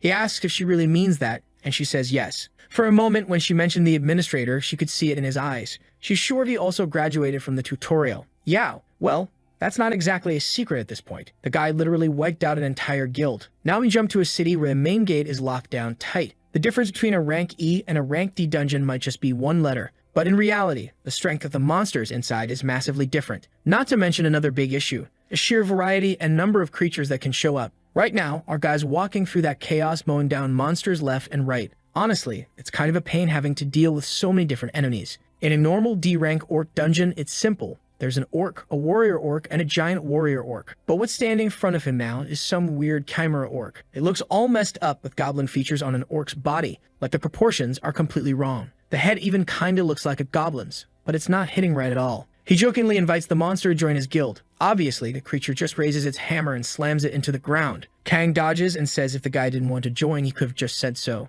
Mid-air, though, the monster fires off a spit attack. Kang forms a spell in his hand, scatters the attack, and lands behind it. The spit, of course, was acidic. He notices that not only does the thing have heavy armor, but it's also way heavier than it looks. Still, that's fine. He's a natural strategist, someone who can come up with complicated plans in seconds. And today's brilliant strategy? Steal the monster's hammer and beat it with its own weapon. Meanwhile, in another part of the dungeon, a group of people are talking about all the monster howls they're hearing. One of them guesses it's probably someone out hunting. The other says to focus on what's in front of them. They're all surrounding a girl. Seems like the perfect setup for a rescue scene by our protagonist. Classic Chad move. Too bad he's completely unhinged, she's probably gonna be terrified. Then they hear a weird dragging noise echoing through the dungeon. Of course it's Kang, hauling the boss's giant weapon behind him. Everyone turns around and he says he's picking up a strange scent. Smells like the kind of criminals who enjoy being killed. The group hasn't realized what's happening yet. They're still trying to figure out who the hell this lunatic is. But he lifts the hammer and just pulling it up makes it smash into the ceiling. The group flinches and tries to brace themselves, watching him totally unsure of what's about to happen. Who is this psycho who doesn't even know how to use a weapon properly? Then, while the hammer's still lodged up there, he yanks it down, dragging stone and debris with it, and slams it straight into the middle of them. Kang dusts off his hands. He says it's a shame, but that thing probably wouldn't have been worth keeping as a main weapon anyway. He decides to stash it in his inventory while still staring down the rest of the group. One of the guys says he doesn't know what that kid's doing here, but clearly he doesn't understand the situation. He leaps forward to attack, saying putting away your weapon right in front of everyone was insane. But Kang just smacks him on the head without a care. The guy's face turns purple and he drops unconscious.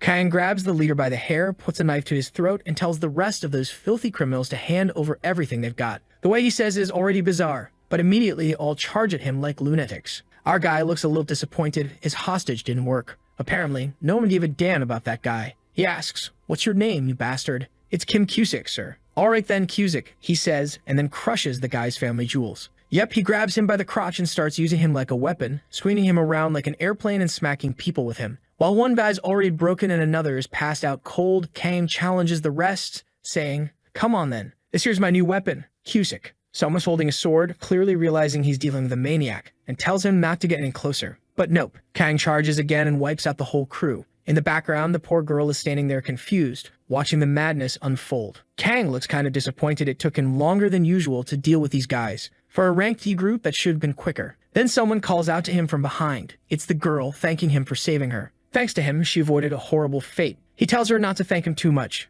Beating those guys up was actually a lot of fun. She can lift her head. She stands up straight, looking stunning, and introduces herself as Shin Sung-ah. Then she asks for his name. He turns red instantly. You can tell his weakness is clearly women, and says she doesn't have to be so formal, but his name's Kang Hyun. She places a hand over her chest and asks how she can become as strong as him. He looks a little unsure of how to answer. And strangely enough, this is when the story says the two biggest troublemakers in all of Korea first joined forces. Now it's unclear if she's already insane or if she'll end up that way. Of course, Kang tells her that to get strong, she's got to try really hard. That's the secret. She asks if he means hard work, and he says, not exactly. She has to be willing to die for what she wants, literally. The poor girl is clearly confused. He realizes she doesn't fully get the point. That method of leveling up by nearly dying only works for him, since he's immortal. He's already thinking that on his way back he better watch out, or he'll end up running into more people like those guys. But just as he's about to leave, he turns back and asks if she'll be able to get out on her own. She says no. He finds that odd. Normally, someone would have asked for help, but she just stood there quietly. So he tells her that while he'd like to help, he can't leave yet. He still needs to finish the dungeon. She says that's fine and asks if she can tag along.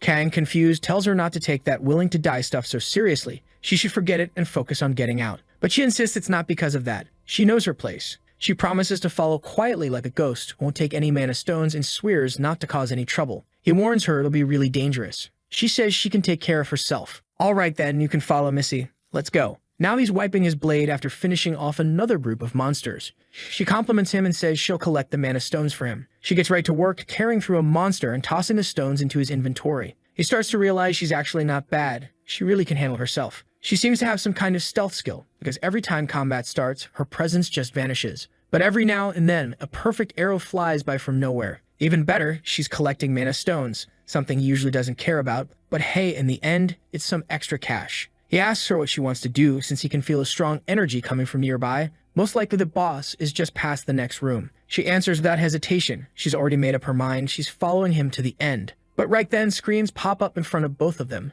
saying that the dungeon core has been destroyed and the portal is now open. He's confused, wondering if someone else cleared it before him. But suddenly, he realizes that's not the case. He can still feel the boss's presence, which means it's actually way worse than someone clearing it. Yep, it's a dungeon break. And not just any dungeon break. This is the first D-rank 1 in all of Korea. Meanwhile, the news is going wild, reporting that 10 dungeons broke at the same time. Experts are already suspecting some kind of coordinated terrorist attack based on the data they're analyzing. A guy rushes down a hallway, bursts into a room, and calls for the president. That guy's name is Choi Dong-woo, and he says he's already prepared. The man who entered tells him that one of the dungeons that broke was D-rank. Choi immediately asks for the location, and when he hears it, his expression darkens. It's one of the worst possible ones. That's because it's the dungeon they've been struggling with for ages, and no one's been able to clear it. The guy asks if there are any guilds nearby that could help, but the only one close enough, Hangyo, apparently went on vacation overseas. Koi tells him to gather 50 elite members.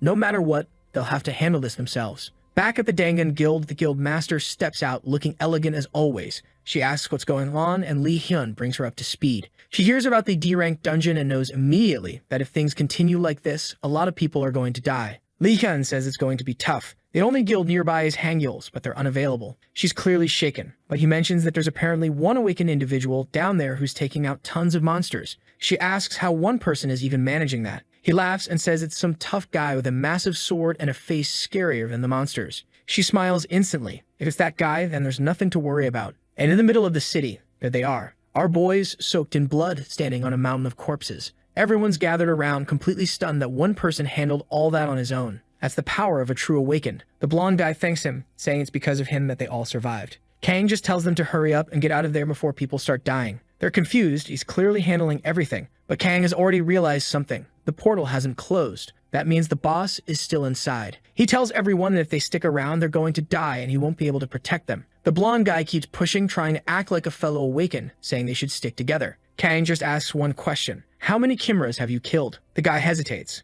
which is all Kang needs to know. Clearly, he hasn't taken down even one. His presence is just going to get in the way. So Kang tells him to leave and go help civilians evacuate. The hunters standing around don't take it well. They think he's being arrogant. But after one look at him, bloodied and biting back rage, they realize maybe it's best to listen. Suddenly, everyone bolts, running for their lives. Except for her, she's still standing there, not sure what to do. But Kang trusts her. He turns and asks if she can handle it or not. He's counting on her to cover him, so she better find a good place to hide. She's clearly surprised that he trusts her, just like we are, and quickly says yes. Then the gate starts cracking. A massive, armored foot stomps out, and here they come. Creatures with tiger heads, chimera monstrosities standing right in front of him. These were supposed to be the 4 heavenly kings, but only 3 showed up. Each one of them is as strong as that ogre Kang struggled so hard to beat on his own. And the worst part, the boss hasn't even arrived yet, and now he's coming. No, it's not Ains, but it sure looks like him. It's a towering skeleton draped in robes. The creature speaks, commenting that the monsters in this place are just as bizarre as its architecture. It looks at our boy, calls out to the human, and asks if he really intends to put an end to all of this on his own.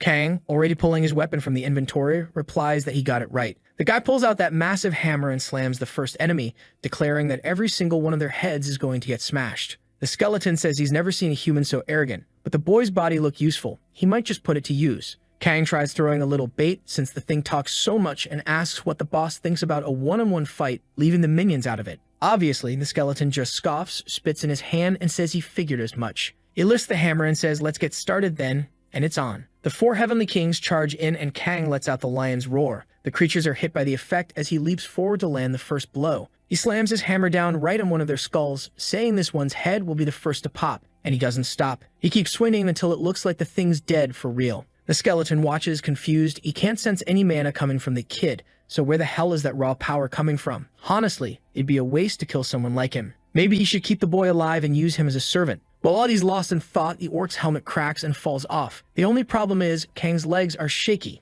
and he's clearly running out of strength. That damn weapon's way too heavy. The skeleton stretches out his hand and activates a mind control spell. The attack seems to take effect. Green flashes light up in Kang's pupils. Right away, the boss thinks it worked, and now the human is under his control. He welcomes his new servant and tells him to kneel and swear loyalty. Kang pretends to obey, then flips him off right in the face, telling him to screw off. Obviously, that mental resistance ring of his blocked the whole thing. The skeleton realizes an item is protecting him and says it's a shame. He really wanted the boy in one piece. Right at that moment, the tiger charges at him and Kang activates Antreus' skill. His whole body turns to stone, he gets slammed hard and crashes into the pillar behind him. 2 monsters close in, but suddenly, an arrow lands square in one of their heads. The skeleton realizes the boy has backup, but seeing his tiger still intact, he figures it's nothing to worry about. Kang, though, just laughs and praises Shin Suna, telling her timing was perfect. That 1 second she gave him was just what he needed to get back up and charge the tiger. And he's got just the thing for this. He aims straight at the arrow sticking out. The hammer hits it dead on, driving it right into the tiger's brain. The thing collapses.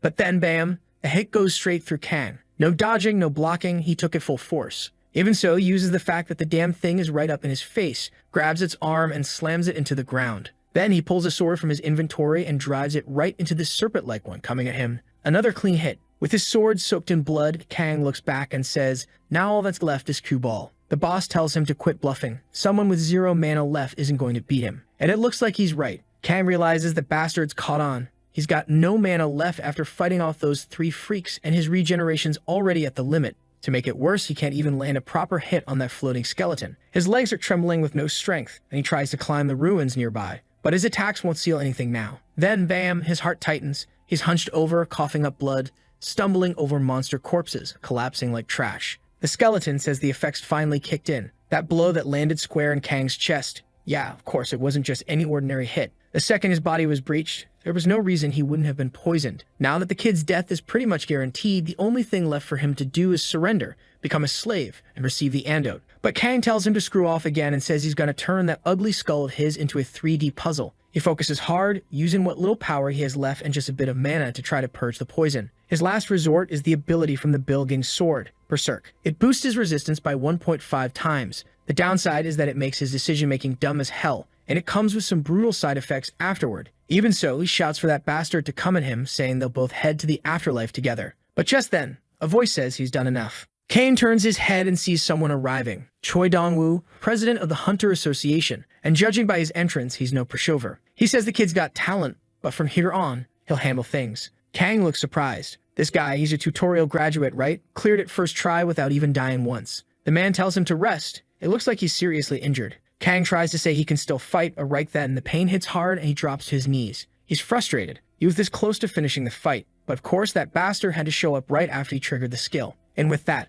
boom, he passes out. Now he's waking up in an actual hospital. His sister's sitting next to him, giving him a sharp glare, and right away she asks, "Where's the like on?" Do you all remember that this ended when our psychopath had just taken a beating from the big skeleton and woke up in the hospital next to his pesky sister? She looks over, sees he's awake, and the protagonist immediately says, "Damn, I woke up to this ugly face." She replies, "You know this is a waste of money, right? You went to the hospital instead of dying, and now we're broke." The protagonist, however, wants to know what happened in the dungeon, what went down in the end. She says, "I have no idea, but it seems like it was resolved. But you need to be more careful, you idiot. You have no idea how scared I was when I found out you were hospitalized. I'm sure that woman almost set off fireworks." And the guy who saved our protagonist, it turns out, is the president of the Ability Users Association. The protagonist is a bit thoughtful, but the guy is really a scoundrel, right? He already thinks, "I don't owe this guy anything. I don't care." The sister, however, tells him to take it easy on himself. "You might have a lot of abilities, but what if you suddenly just drop dead and disappear?" He asks her to stop cursing him and says, "Do you think I'm dying because I like it? It's not fun at all. Besides, when I die, my level drops, and I feel like trash. It's not like dying is part of my goal." But when he says this, he notices his sister is blushing. What's going on here? Folks, this isn't the romance I was expecting. The protagonist is scared, turned shy. Well, okay then. At least it seems like we're going to boost South Korea's birth rate. We move on to the president's team, who want more information about Kang Hyun. The person next to him asks, "Oh, so that's why you paid the hospital bills and transferred him there?" The tan guy says yes. He just witnessed the birth of a hero, and if he hadn't arrived in time to save him, who else would have? He remembers our guy shouting, "Even if I die, I'm taking you with me." The guy was moved, but now he wants to know what happened with that thing, that damn runaway lich. Did the scoundrel come to solve things and let it escape? I see the tan guy isn't all that. Back at the hospital, the doctor is shocked, saying, "Wow, you recovered quickly, you rascal." But the protagonist is already leaving, saying he told his sister he wouldn't stay stuck in that place. His recovery is going well. The sister said she didn't care about him anymore, especially since the bills were already paid, so he could rot there if he wanted. The protagonist is about to talk about this when he notices a guy at the entrance talking to the girl. The guy says, "Oh, is there really no one?" And she replies, "He's already been discharged from the hospital. We can't find him anymore." The guy sighs as the protagonist appears behind him, asking, "Who are you?" Wow. Kang steps up, staring him down, looking threatening. The kid's a fighter. The poor office worker is all, "Who are you, dude?" The protagonist says, "I'm Kang Hyun, and you're looking for me." The guy gets a bit awkward and hands over a card, saying, "Take a look here. My name is Shin Taegil." The protagonist looks at it. Huh. Special abilities user team? Why is the government looking for me? I don't know, but he's already accepted a barbecue, obviously. He asks, "Are you sure, my friend Shin? This stuff is expensive, man." The poor guy says yes, not knowing the protagonist is going to cost him. The kid celebrates, saying, "Finally, the taxes I'm paying are being used for something." Then he says, "So you're telling me you want me to join the government?" Shin says, "Well, that's it. It's not mandatory, but it's a suggestion." The pair is confused, right? Hold on, am I supposed to become some kind of civil helper or something? What's in it for me, man? Shin explains, "Kid, first of all, we're not just ordinary civil servants. This is an organization recently created to make a drastic change in the future. The Special Abilities User Team is what the government created because they determined it's impossible to control ability users. Yeah, they're smart. Since they can't control the protagonist, they invite him to join the group too. It's obvious, right? There are a lot of people with abilities showing up, and it's getting harder to control. So instead of the government going against everyone, they're inviting some to provide support and establish a beneficial relationship." The protagonist says he understands, but he's more concerned that the guy seems to be grilling the meat the wrong way, and he wants to know, right? Okay, but what's in it for me? The guy reveals the obvious. What's here, man, is money. You'll have enough funds to avoid any inconvenience. If anything happens to you, the government even promises full responsibility for your family's survival. Oh, that's quite humble, huh? The protagonist agrees, saying it sounds good. However, he's already sure that if the offer is good, he'll be enslaved. Taegil agrees, saying there's no denying it, there's a lot to do. However, they won't make requests that are, like, out of the ordinary. They want the kid to maintain his lifestyle and just provide support when they ask. Then you'll see when they ask for 7 days a week, 8 hours a day. Besides, the Tan Choi Dongwoo, who saved our protagonist, and his friend Han Si-yeon will also collaborate. It's happening to me. Our kid is like,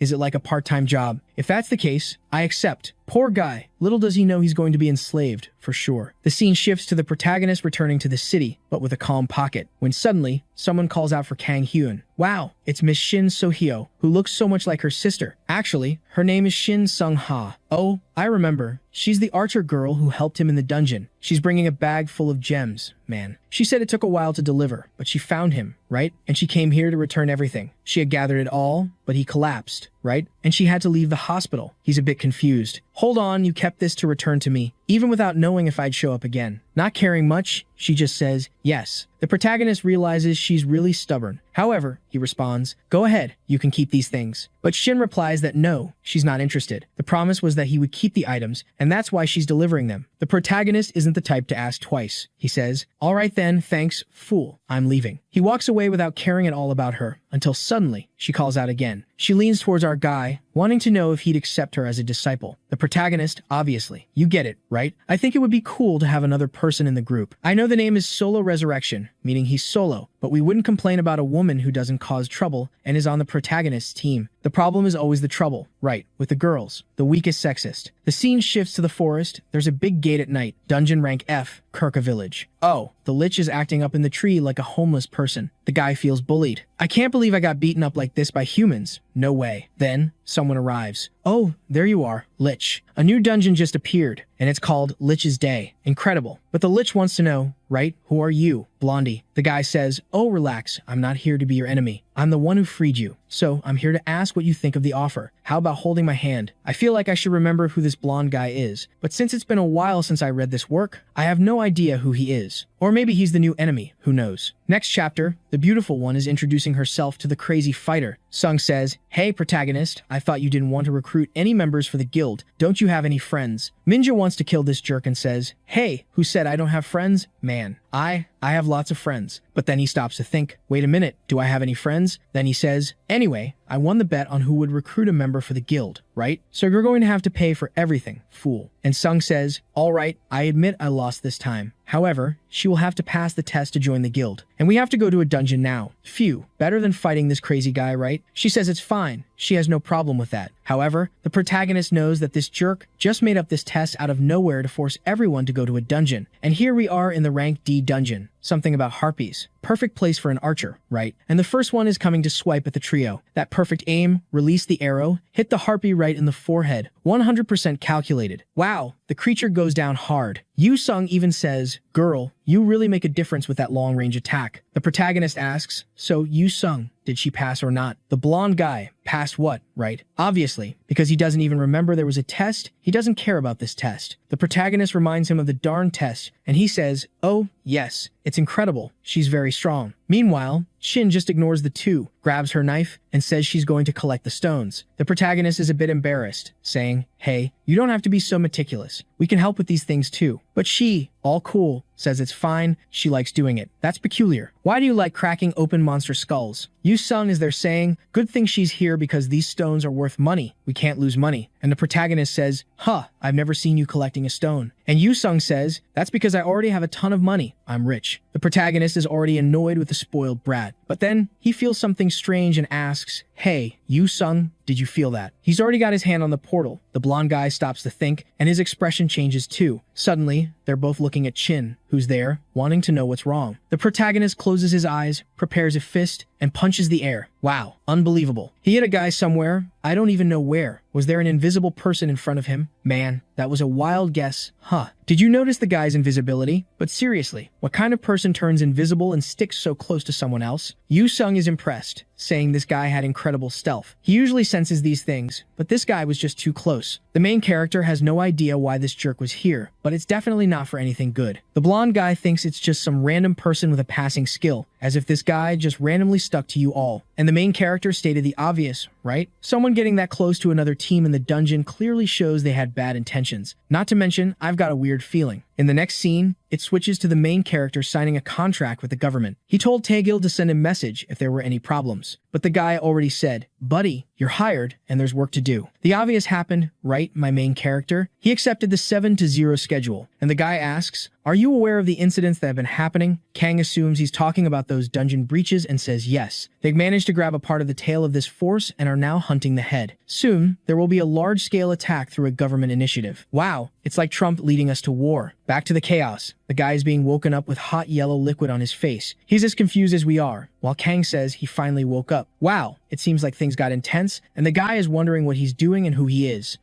It was exactly what we imagined from the smell, man. He's there, confused, wanting to know what this stinky stuff is. Meanwhile, the main character said he wanted to wake him up with water, but there wasn't any nearby. So, they decided to use the harpy's bladder urine. My goodness. It would have been more humane to wake the poor guy with blood. What the heck, man? The blonde guy is furious, saying they're really inhumane for throwing monster urine. He vomits, but Kang doesn't care and just says, "Come on, it's time to answer. It's you, isn't it? The terrorist behind all the dungeons." The guy pauses for a second and starts laughing. He laughs, saying, "Yeah, everyone's calling him that, but they're idiots and don't know anything. They have no idea about the noble purpose they're pursuing with what they're doing." Kang grabs his ear. "Look, I don't care if what you're doing is noble or not. Just talk, and I'll let you go." But the blonde guy is ready for a beating and says, "Oh, you think I'm going to tell you that easily? You can torture me, threaten me, do whatever you want. No one will stop our great cause. Yeah, you're going to suffer, buddy. You're facing a madman and a lunatic." The sun sets, and the poor guy is beaten up, begging to be spared and saying he'll eventually talk. Kang warns that not now. Now, he's going to get beaten until he regrets resisting. Another beating seems to be happening, and some time passes. The government guy arrives, calling Kang. "Did you catch the terrorist?" He at the door says, "Yes, we caught him. It's this guy here." The poor guy is there, all beaten up, right? Begging to be spared. The government guy is confused. Wow, why is he so beaten up? Kang says that harpies are extremely dangerous, and it's very difficult to fight them. He responds that it's okay, right? And takes the fool away. What else can he do? Just thanks for the cooperation. Yu Sung greets Mr. Government, and the guy there,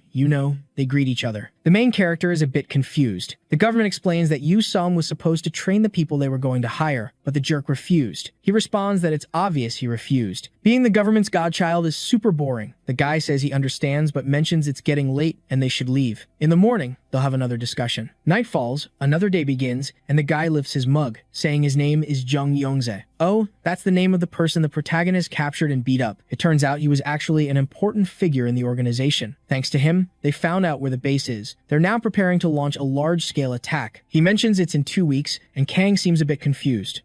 Why are we waiting 2 weeks? Let's attack them now. However, Taekyu explains, it seems China was the first in the world to clear a rank C gate. This information hasn't been widely shared yet. Apparently, about 1,200 people participated in that attack, and half of them died. The protagonist looks shocked. The guy says, "Kang, you've been in a rank D dungeon and should know how dangerous it is. And the worst part is that the risks increase exponentially from rank to rank." The protagonist is thinking, well, I kind of expected that. I just didn't think the difference of one level would require twice the people and half of them dying. However, for the protagonist, it's obvious that this doesn't make much sense, right? Especially since he usually goes solo. The government guy explains, China's tactic was the infamous meat shield. They sent all the expendables in first to get wiped out at the start. That's why they, on the other hand, want to select a small elite team for this mission. The plan is to attack the rank C gate that appeared in Gangnam Style, the so-called Vinendi Forest. The protagonist is like, but we have to attack that, my friend. China already got the title of the first rank C dungeon. It's fine, no other ones are opening. We should just chill. Tae-yoon says he's impressed. The kid is really managing to analyze the situation accurately. The protagonist is confused. What does this jerk mean by that? The guy takes a sip of his coffee and says that, actually, the problem is they've never managed to find a normal core before. That core, when destroyed, delays the dungeon. In other words, this dungeon will explode in 12 days and 9 hours. And the worst part is that the creatures coming out of a rank C are enough to kill hundreds of people. I'd say thousands. And since this city is in the middle of Seoul, there are tons of people around. They're trying to prepare. But the experts already know that if they can't solve this, the damage will be worse than the first appearance. Man, Kang is getting more and more pumped. He says, well, considering how guilty you all are, wait a minute, you're asking me to join this thing, right? Tae-yoon says yes, but there's a somewhat confusing rule. No individual can participate in the dungeon alone. So, for our guy to participate, he'll have to create a guild.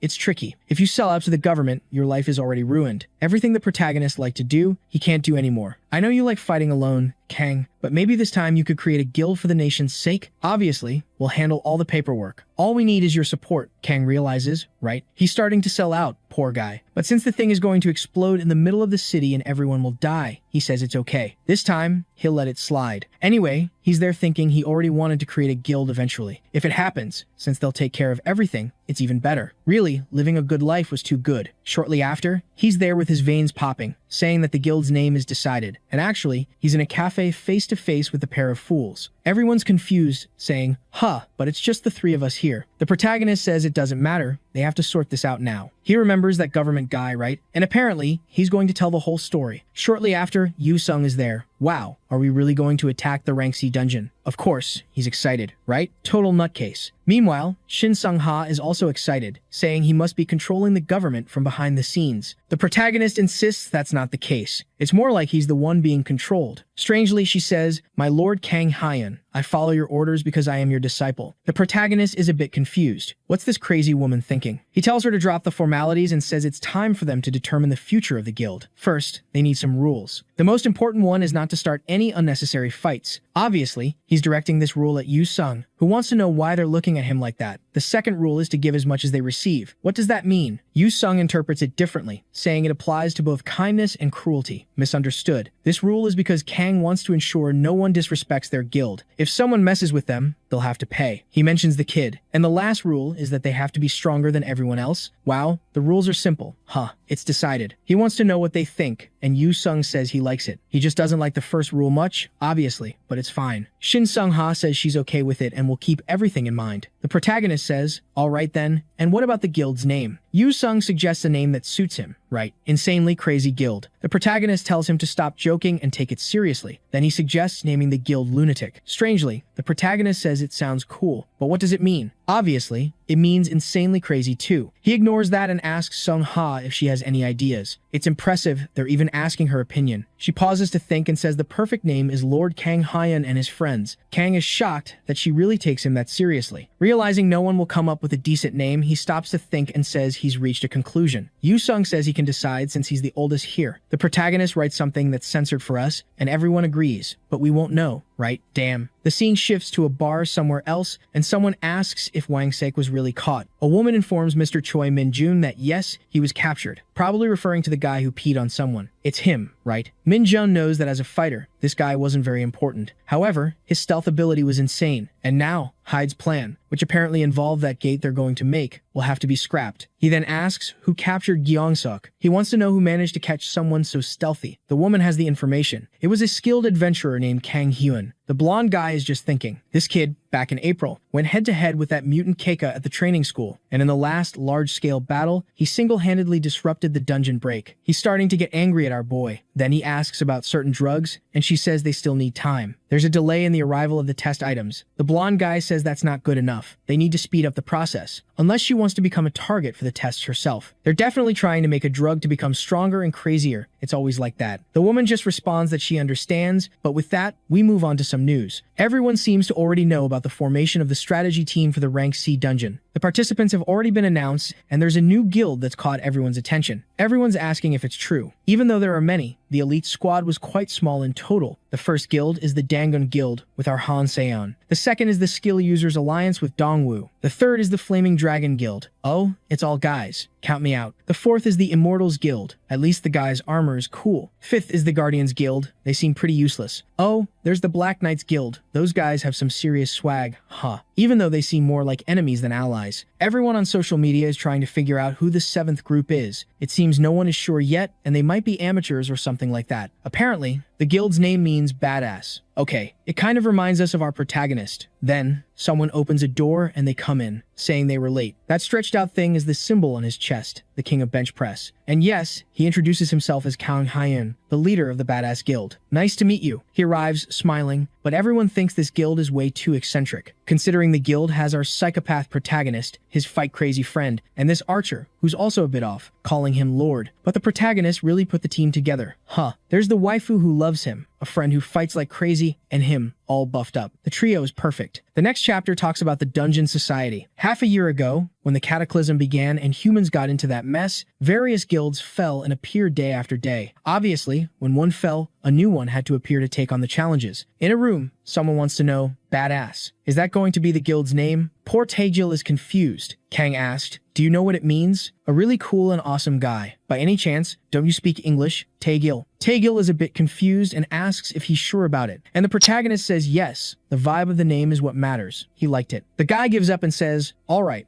what can you do? Next Monday at 11 in the morning, there's going to be a strategic meeting about the Rank C dungeon. I'll send you some details, and it's best not to be late. The protagonist says he'll try hard not to be late. The scene moves to 4 days after Monday. Yu Sung is there, and honestly, lately, he's been pretty chill, right? They're waiting for our guy, who, unfortunately, is late. He calls for his little sister and asks if she hasn't heard from him. Sung Ha is a bit confused. What's this little sister thing? He says he's 20 years old, so obviously he can call her that. She kind of decides to ignore it, and then the protagonist comes in saying, hey guys, I was in the bathroom. Took long. Yu Sung looks at his shirt and wants to know if it's not a bit tight. The thing in the middle is completely stretched. The protagonist says he doesn't know anything. The kids love this symbol. Yu Sung asks if that's true, and the protagonist says yes. Everyone thinks he's a criminal, and that's why he's carrying a symbol that kids love to be a bit more friendly. Yu Sung says that's not going to work at all, especially considering the emoji in the middle of his shirt is being destroyed by his chest. Then, we move on to the meeting time. Yeah, people aren't too excited, saying some folks are late. A redhead named Han Myongdo is angry because the meeting is delayed. A blue-haired guy from the Black Knights Guild, the swag group, named Lee Cheonggun, says they have to wait for 2 more guilds. This blonde guy named Park Sehyun says the Flame Guild is always late. Dongwoo is there, not saying much, arms crossed, and the lovely Sion is also standing still, not doing much. Then, Taegil gets up and says he has to make a quick call. Obviously, who is he calling? The number that doesn't answer, that jerk Kang. He remembers he has Yu Sung's number and decides to call that crazy guy. He introduces himself before Yu Sung can hang up in a panic and says he's Taegil. And Sia-sung,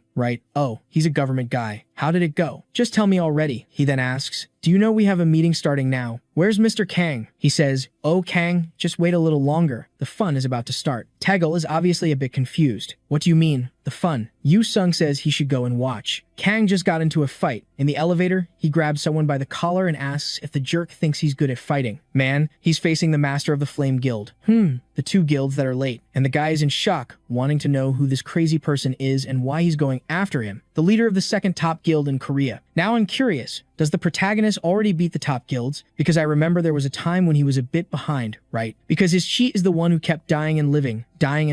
But there are several guys who went to the last floors without dying. Everyone is confused, while the protagonist is glaring with anger. But let's go back a few minutes. The protagonist was in the elevator, wondering which floor they were on, and she said 11. He pressed 11, closed the door, and as it was closing, someone put their hand in and opened it. That Park Hoyeon from the 2nd guild, asked for permission and said they would enter too. The protagonist just said, all right, come in. But then the guy gave him a look, saw they were going to the 11th floor, and asked if they were part of the strategy meeting. The protagonist said yes, and the guy then extended his hand and said, well, then we're going together, I'm Park Hoyeon, the master of the Flame Guild. The protagonist, I'm Kang, master of the Badass Guild. He was thinking, man, this guy needs to get in and out of the door quickly. I'm already late for this damn meeting. But then, another person stepped in, and the elevator exceeded its capacity. The message then said, the last person who stepped in, please exit the elevator. Kang was there thinking, man, we're not even going to a dungeon. Why are these guys all in armor here? Do they have some mental problem? Park said, oh, sorry about that. Kang, no, it's no problem. And then Park said, well, since you said that, how about you guys, please, get out of the elevator so we can go up first? Man, obviously, Kang's expression changed immediately, and he asked, what? Hoyeon went on to say, well, as you know, my guild is the 2nd top. We're the most important in this attack, so we need to get to the meeting first. The protagonist asked, hold on, are you saying my guild is trash and has to give up its position here? Hoyeon, kind of dodging, no, it's not exactly that, but you're not wrong either. Wow. At that moment, Yu Sung was already cracking his knuckles, getting ready. The guy was already saying, well, first I'm going to break a leg, then rip off some fingers, while the protagonist is there, almost exploding with rage, wanting to take on these guys, and still asking which of them wants to die. The crazy thing is that we've already moved on to Taegil asking if this was the reason for the fight. This meeting is much more important than something like this. Kang apologizes, saying he has a condition where he needs to hit people to feel better. Wow. Apparently not much happened, because Hoyeon is there banging on the table in anger, but you know, he's still in one piece. Taegil says that's enough, it's time to start this meeting. However, Myongdo said to wait. We have some new faces here, so how about they introduce themselves first? Taegil, says, all right Kang, go ahead and introduce yourself. The protagonist wonders if this guy is trying to make him feel better, but you know, whatever. He then says, "Hey, my name is Kang. I'm the master of the Badass Guild, which was founded a few days ago. Our guild has 3 members. It's just the 3 of us here. That's it." Hoyeon is a bit confused. He says, "Hold on, this strategy meeting isn't a joke. Do you think you can participate with a guild of 3 people?" He continues talking, but the protagonist interrupts, saying that this red guild of fire, or whatever, is starting to annoy him. He was invited here to participate and didn't even want to. So what is he supposed to do? Hoyeon is fuming, while Myeongdo is chuckling on the side, saying that the kid is the type he likes. Every guild master needs to have at least this much courage. Hoyeon is angry, but Dongwoo calls him out, saying this isn't the place for petty squabbles. The meeting is already late and needs to start soon. Everyone finally sits down, and Yu Sung says, "Hey, Kang, see this person next to me? That blonde guy over there." The protagonist responds, "Huh, so what? He's the master of another guild, isn't he?" And then it's revealed, that's the Guardian Guild. The protagonist says he knows, but what's the problem? Yu Sung just tells him to wait and see, because my friend, he's going to kill him now. What? He drew his weapon and stood up. Luckily, the protagonist grabbed his hand. Yu Sung, confused, asks, "Hey brother, what's the problem? Let me go." Confused, Kang says, "What do you think you're doing? No matter how crazy you are." That's when the protagonist remembers something. Yu Sung has been like this from the start. He never acted logically, and nothing he did ever made sense. And Taejul saw him drawing the weapon and immediately told him to put it away. Obviously, everyone turns around, and the guy from the Flame Guild is already saying he knew it. These bastards are just here to mess up the plans. And the guy draws his sword, asks if they want to fight, speaks for the guild master. It's chaos. Park Si-hun, the blonde guy, seems calm, but he's also losing it, with some purple veins showing on his face. "Yikes," he shouted. Aura everywhere. Everyone confused. Now everyone has to draw their weapons. The guy puts his hand on his head, bangs on the table, breathing heavily. Everyone's asking what's going on, if Park Si-hun is okay. One of the friends next to him asks, "Guild Master, are you okay? What's happening?" But he gives a stare, and, oh boy, he got a jab to the neck and cut. Yeah, I think now everyone realizes he's not okay. The protagonist is in shock, and Yu Sung tells him to take a look. No way he's going to let this chance pass. He breaks free from the protagonist, heads towards the blonde guy, and goes to hit him on the head. But the guy is crazy, not weak.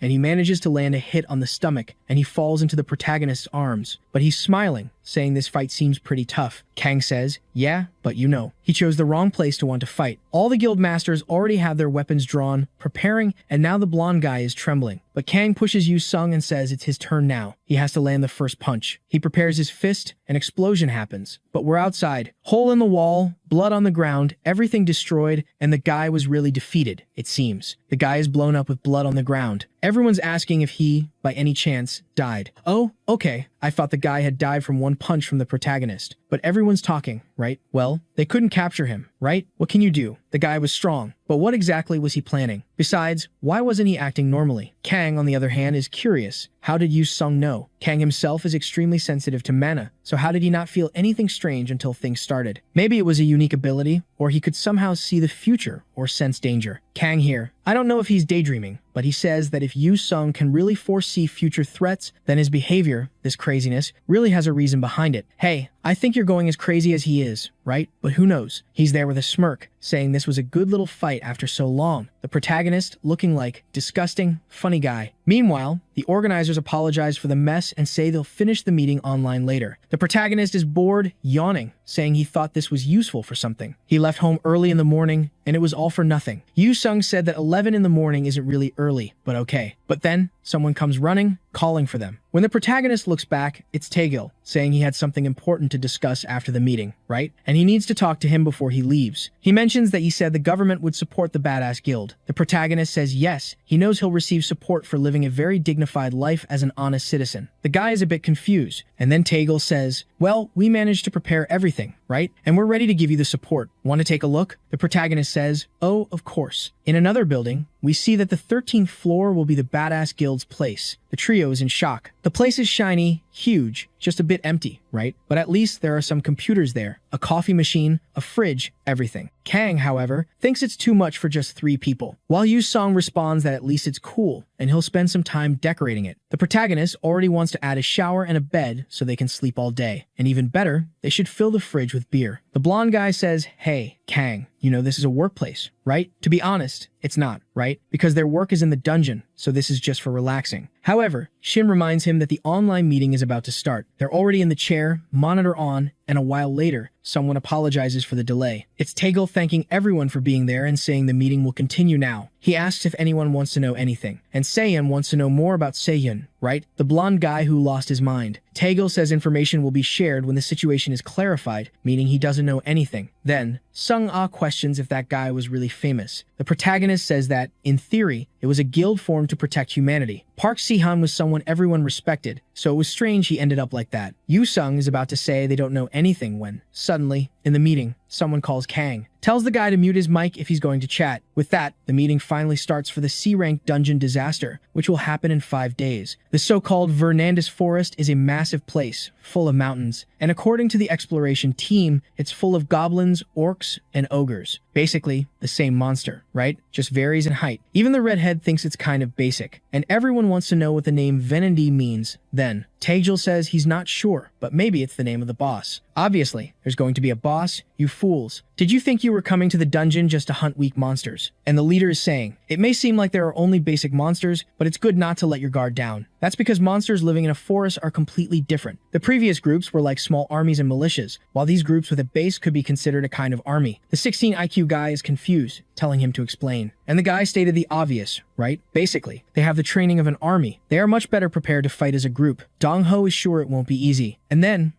here it comes, right? Taegil asks the guilds to act in unity, which means, well, everything's messed up. Everyone's already saying this is going to be difficult. Each person does what they want, and obviously, this could be the end for everyone. The question remains, right? Will a lot of people die? They've introduced a bunch of people, so, a lot could die, and no one would really miss them. However, Taegil is furious with Kang, who clearly doesn't care about the meeting and is just drinking beer. Wow. At that moment, he asks what Kang thinks he's drinking. Even Kang is confused, wondering how that beer ended up in his hand. It was Sung-ah, who says that as soon as he mentioned filling the fridge, she placed a delivery order. She gives him some dried squid to eat. Wow, I can't believe anyone would bite into something like that. And the protagonist is there asking exactly what Venandi is, repeating it again. Taegil realizes this raid is a complete mess. In the next scene, it says that a lot happened, but the meeting was calm. And the next day, someone arrives, greeting the trio warmly. The guy introduces himself as Han Jae-mun and asks them to take care of him. Kang, however, is like, who is this crazy guy? Yu-sung, did you forget that yesterday at the meeting the government said they would send someone to handle administrative matters? It must be him. Sung-ah even shows them, saying they received his resume. Take a look. The protagonist picks up the paper.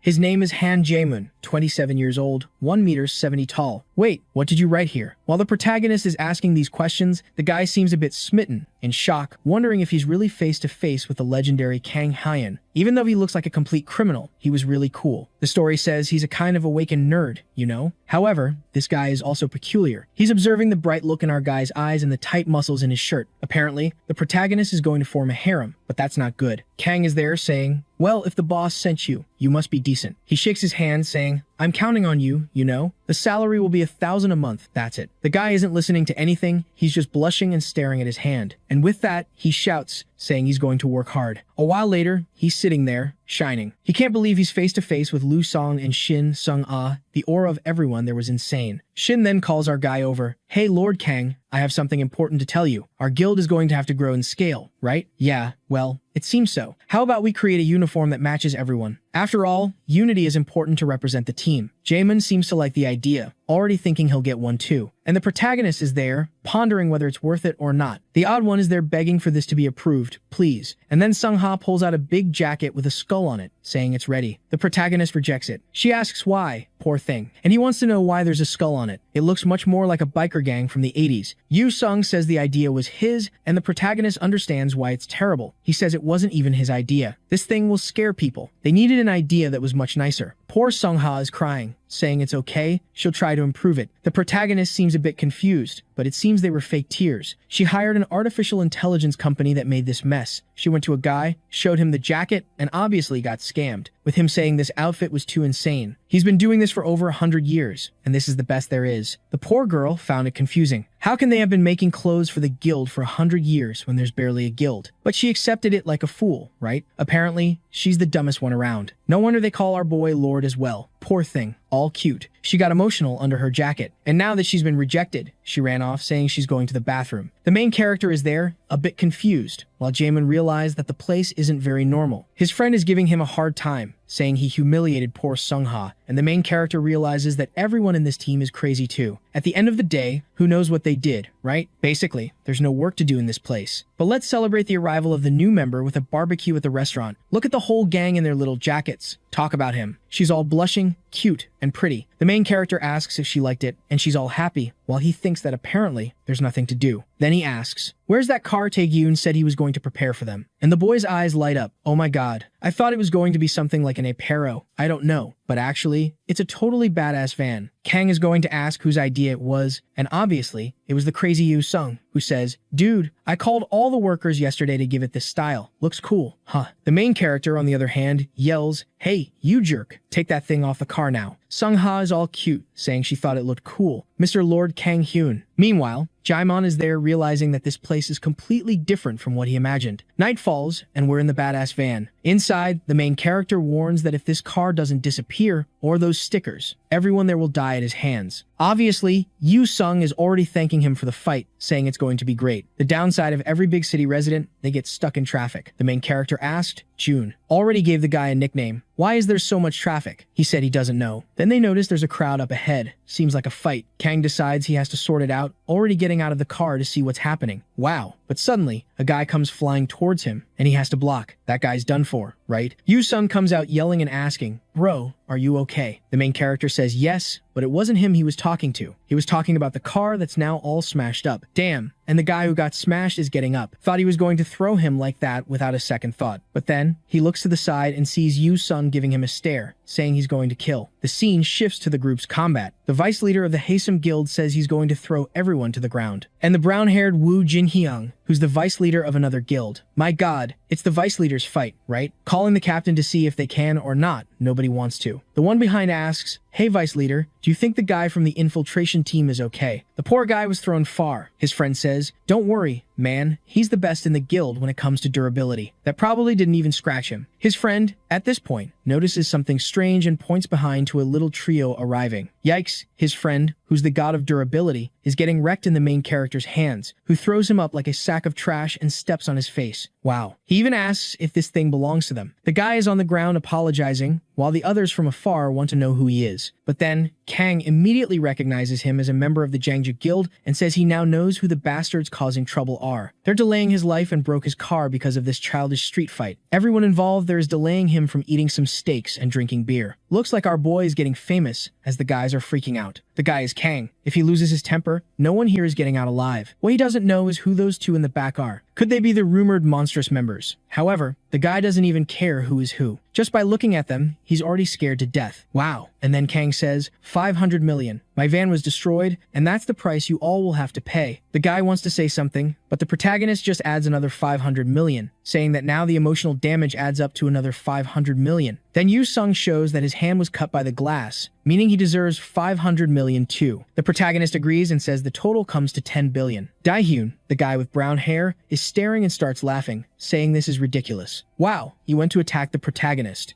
My friend, what were you thinking? He got punched right in the mouth and passed out on the floor. To be honest, taking the beating might have been better than paying 10 billion, so I guess they were smart. The protagonist wipes his hand, saying it's settled, when suddenly someone thanks him. It's the guys who were in the fight earlier, saying, "Man, thanks for helping. We thought we were going to lose this fight." Kang says, "Hey, relax. I didn't even help you on purpose. Not to mention that you're from the Haesum Guild, right? I don't like you either, so I want to know why you're causing trouble on the street. Because of this fight between all of you, I couldn't eat my steak." Wow, this one is smarter. He immediately offers to buy all the steaks our guy wants. He knows a premium place that costs 100,000 per person and wants to take our guy there. What happens when the guy uses 100% of his brain? Kang celebrated right away. The scene shifts to a completely different building, with someone in a room. The person responds, "Looks like Hessen managed to clean up everything. Apparently, I'll have to give a warning." Whoa, who are you? Girl. Short hair, master of the Jungjin Guild. Miss Hong Chaeun. We're back with everyone drooling over the meat. I said that jokingly, but our protagonist is really there with his tongue out. What's up, friend? Don't you know how to eat? And the guy who paid tells our protagonist not to worry, that he'll cook everything, right? Because in Korean restaurants, there's no such thing. You pay for the food and still have to cook it. It's genius whoever invented that, right, man? I'm going to open a pizzeria where you just deliver the empty dough to the person, they choose the ingredients, and assemble everything. The best part is if it turns out bad, it's their fault. Yikes, but the guy made a bad offer because the protagonist says, there's only one thing I hate more in this world than goblins and Yu Sung, and that's someone who can't cook good meat. And by chance, does he think he can make better meat than Kang? Yikes, the guy was already shocked and just said no. He agrees to eat. A little while later, empty bottles and the protagonist drinking even more, thanking and saying the atmosphere was perfect. But now, right, what's he wanting for bringing him here? That's because he knows it's a bit excessive to think this was just because of the fight. Dongwoo realizes his plan was exposed and is all like, so, I wanted to say something. Normally, I wouldn't talk about it since we just met, right? But could you help the Haesun Guild? There's some background between Jungjin and Haesun, two extremely close guilds that share certain areas of interest. But, as usual, right? A few weeks ago, the Jungjin Guild started invading their region. And the most peculiar thing is that something strange happened. Their guild used to have similar strength and size. That's why they had made these treaties not to invade each other's territory. However, even so, these guys kept provoking and pushing the limits. And finally, all the frustration they had been accumulating exploded in today's fight. The protagonist asks, right, was that street fight because of this? And the guy says yes. Yu Sung is already celebrating, saying that if there's going to be a war everywhere, he's eager to join in. Jaemun is just watching, a fight between the guilds and a shift in people's power. Now that's a good problem to solve. Their guild is going to get involved with people fighting over ranks. The protagonist then says, well, I get that you forget, but why should I get involved in this? The barbecue was nice, but we only stand to lose here. Suddenly, Dongwoo interrupts and says the truth is their guild is going to lose. Yeah, I can imagine. But no one is here to solve your problems. The world is cruel. The guy explains that the balance of power has been disrupted. Strangely, the Jungjin Guild is getting stronger at a weird pace. He comes over,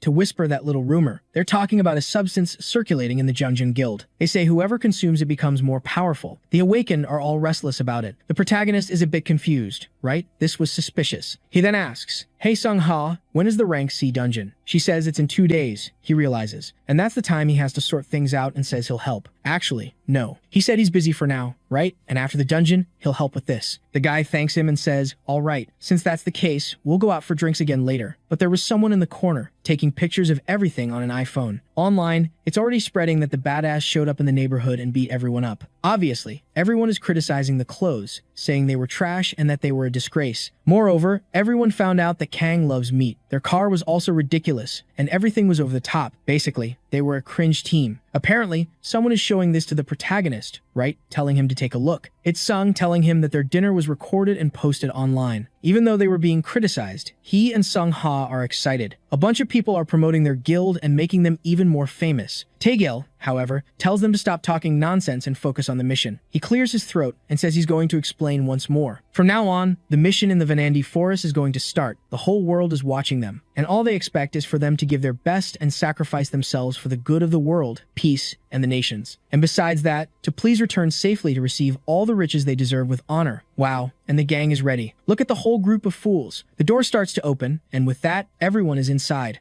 What do you think is going to happen? I hope everyone dies, that it's extremely difficult, and that the protagonist goes hungry because I like suffering, right? I don't want to see it easy. Here we are, everyone inside the beloved Vanandi Forest. Dongwoo claps and calls everyone. Hey, pay attention, you docile fool. I'm not the leader here, but I'm going to organize this bunch of fools. Each guild will move separately since that's what we agreed on. However, as you know, the monsters here act strategically. So it's good for you to stay alert because you never know when dangerous situations will arise. So, if you encounter danger, just fire the flare gun. Red means danger. Green means a core has been discovered. Purple means the boss. Besides that, when any signal is sent, those nearby, right, should provide the necessary assistance. Everyone agrees, right, saying, hey, this was already discussed in the meeting. Why say it again? It's because I, Mamoru, hadn't seen it. Thanks for telling me. With that, however, it's finally going to start. This business of separating everyone, right? Horror movie stuff, folks. Man, it's really dumb. You're going to separate against monsters that fight strategically in rank C, where 1,200 Chinese died? I don't know, So, I was just talking about it when Dongwoo showed up and asked, why don't you guys come with us? I know you all are pretty strong, but you never know what might happen in a dungeon, and there are only 3 of you. The protagonist thinks that this guy seems pretty decent. It's a shame he stole his kill, but he owes Card as one. Alright, for today, we'll go together. Holding hands, off we go on our walk. However, Sum wasn't too happy about it and immediately said, hey Kang, didn't we create the guild to be independent? So why are we following these guys from behind? Kang is getting smarter and replies, this is a rank C dungeon. It's the kind of place where unexpected situations can happen. Sung-ha agrees, calling him Lord. Yu Sung, however, isn't too keen. He asks why Kang is so scared today. It was really disappointing. Kang laughs because he knows how to handle the crazy guy, right? He asks, "Are you looking for trouble? Are you a traitor?" Blah, blah, blah. Nobody cares. Meanwhile, the guys up front are wondering if these folks think they're at an amusement park. They really were some rookies with nothing in their heads. But it was better not to talk to these weirdos. According to what's been leaking online, the best thing is to stay away from them. Of course, Yu-sung wants to start a fight right away, but the protagonist tells him to calm down. Then one of them says it's a shame they're comparing this trash to the Union leaders. The protagonist is furious but still has to hold Yu-sung back, saying there's no reason to fight inside a dungeon. He says, "I'm calm, I'm cool." But in the panel below, you can see he's holding a weapon in his hand. The protagonist tells him to put it away, and the other guy says it's fine. But,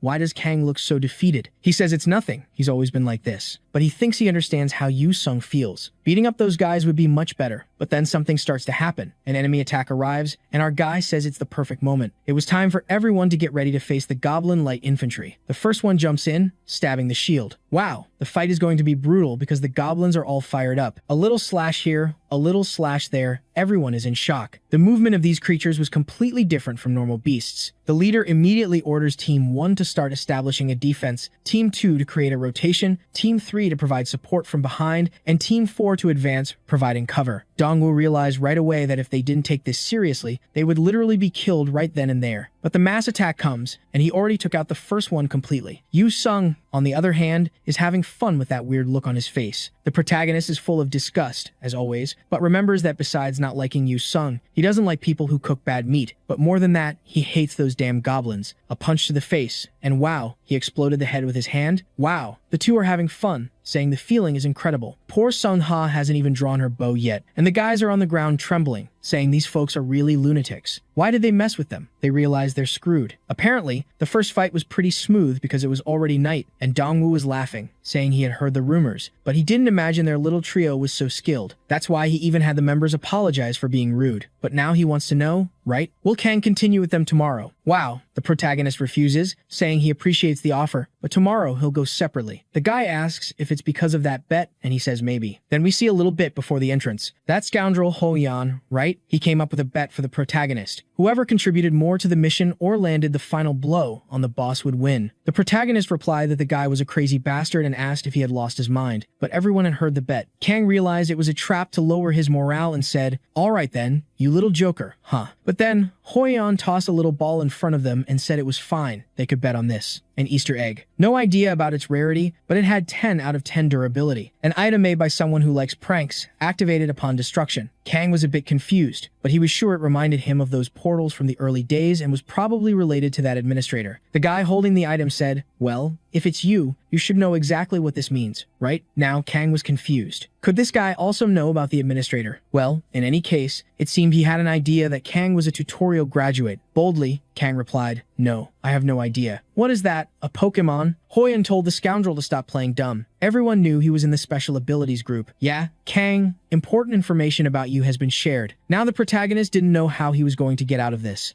However, since it was like this, he had no choice. He asked, "So what am I going to bet? Do you want me to kneel?" The guy replied that wouldn't be a fair trade. 1 year. Kang would have to work in the guy's guild and follow orders as a member. Wow, and Kang was going to accept this bet. It would be a disgrace to become a member of another guild. But alright, right? He just told the scoundrel not to try any tricks, and the guy said he would never do something like that. He wanted a fair competition. Thinking about it, this wasn't very fair, right? The protagonist was going with 3 people, and the guy was bringing his whole family. But we're back in the dungeon with everyone stretching. Another day about to start. Kang opened his mouth, saying that if anything happened, just send the signal. Wow, but Dongwoo told the kid not to rely too much on that signal because it didn't mean much. The members of the top guilds were all quite individualistic. Kang said it was fine, right? And waved goodbye, wishing them good luck. The scene shifted to another part of the dungeon with Ho-yeon confused. He asked how the situation was, and the guy said 3 were already injured and 2 had died. Wow, so many people dying already? And the worst part was that it seemed they were getting hit by arrows and couldn't even start fighting the enemies. Vanandi wasn't the name of the boss, but a species of forest lizard hunter, and Ho-yeon noticed these creatures saw them as prey. He wondered how am I going to solve this? And one of his friends said, well, we have to find the base and kill everyone. Obviously, he shouted, saying that was more than obvious. The problem was they couldn't even see these creatures properly. Then he had an idea, saying that since these damn things were hiding in the forest, they had no choice. It was all or nothing. They would get rid of the forest by burning it down. The friend said, obviously. Hey, Guild Master, did you forget we're in the forest too? Everyone's going to be in danger here. However, Hoyon, all crazy, asked if he had any other solution. After all, at this rate, they would die anyway from the arrows. People were suggesting using the flare to alert others, but obviously, he wasn't interested, saying no one would respond. With that, he was already drawing his staff, telling the mages to prepare because the moment the wind blew, they were to start the fire. Meanwhile, those little creatures, the Venendai, were coming face to face with the protagonist and company. Who isn't really caring, right? Just wanting to know what these things are. Why aren't they attacking and just taking deep breaths? What are they doing? Yu Sung interprets. The guy's a genius, he says. They're trying to say, if you get close, we won't just stand still. Kang, however, seems excited, saying it's quite a convenient situation. They're going to count to 3, and the trio moves forward. But then, the creatures jump back, start climbing the tree, and they stand there, a bit confused, looking up. Sung Ha thinks the creatures are fleeing because our protagonist approached with determination. However, judging by their expression, they didn't seem very scared. The protagonist is unsure, should they follow or not. This could be a trap. Yu Sung suggests just moving forward. If these creatures are showing up, it means the core is nearby. Besides, his intuition is telling him that something interesting will happen just by moving forward. And with that, because of what Yu Sung said, they ended up ignoring almost everything, and now the protagonist has an arrow in his shoulder, shouting for the rascal to come down and saying he's starting to lose his mind. The little green ones, however, don't care at all. He aims another arrow while the protagonist thinks this rascal is like a pest. They're always running away and hiding, and when they get close, he shoots an arrow and runs off. Yu Sung comments that clearly they're annoying, but not very strong. Apparently, they're trying to wear them out. No one has a solution, so the protagonist pulls the arrow from his chest, breaks it in half, and says it's okay. They're going to take some hostages, rip out some claws, tear off a piece of skin, until they eventually figure everything out about this forest.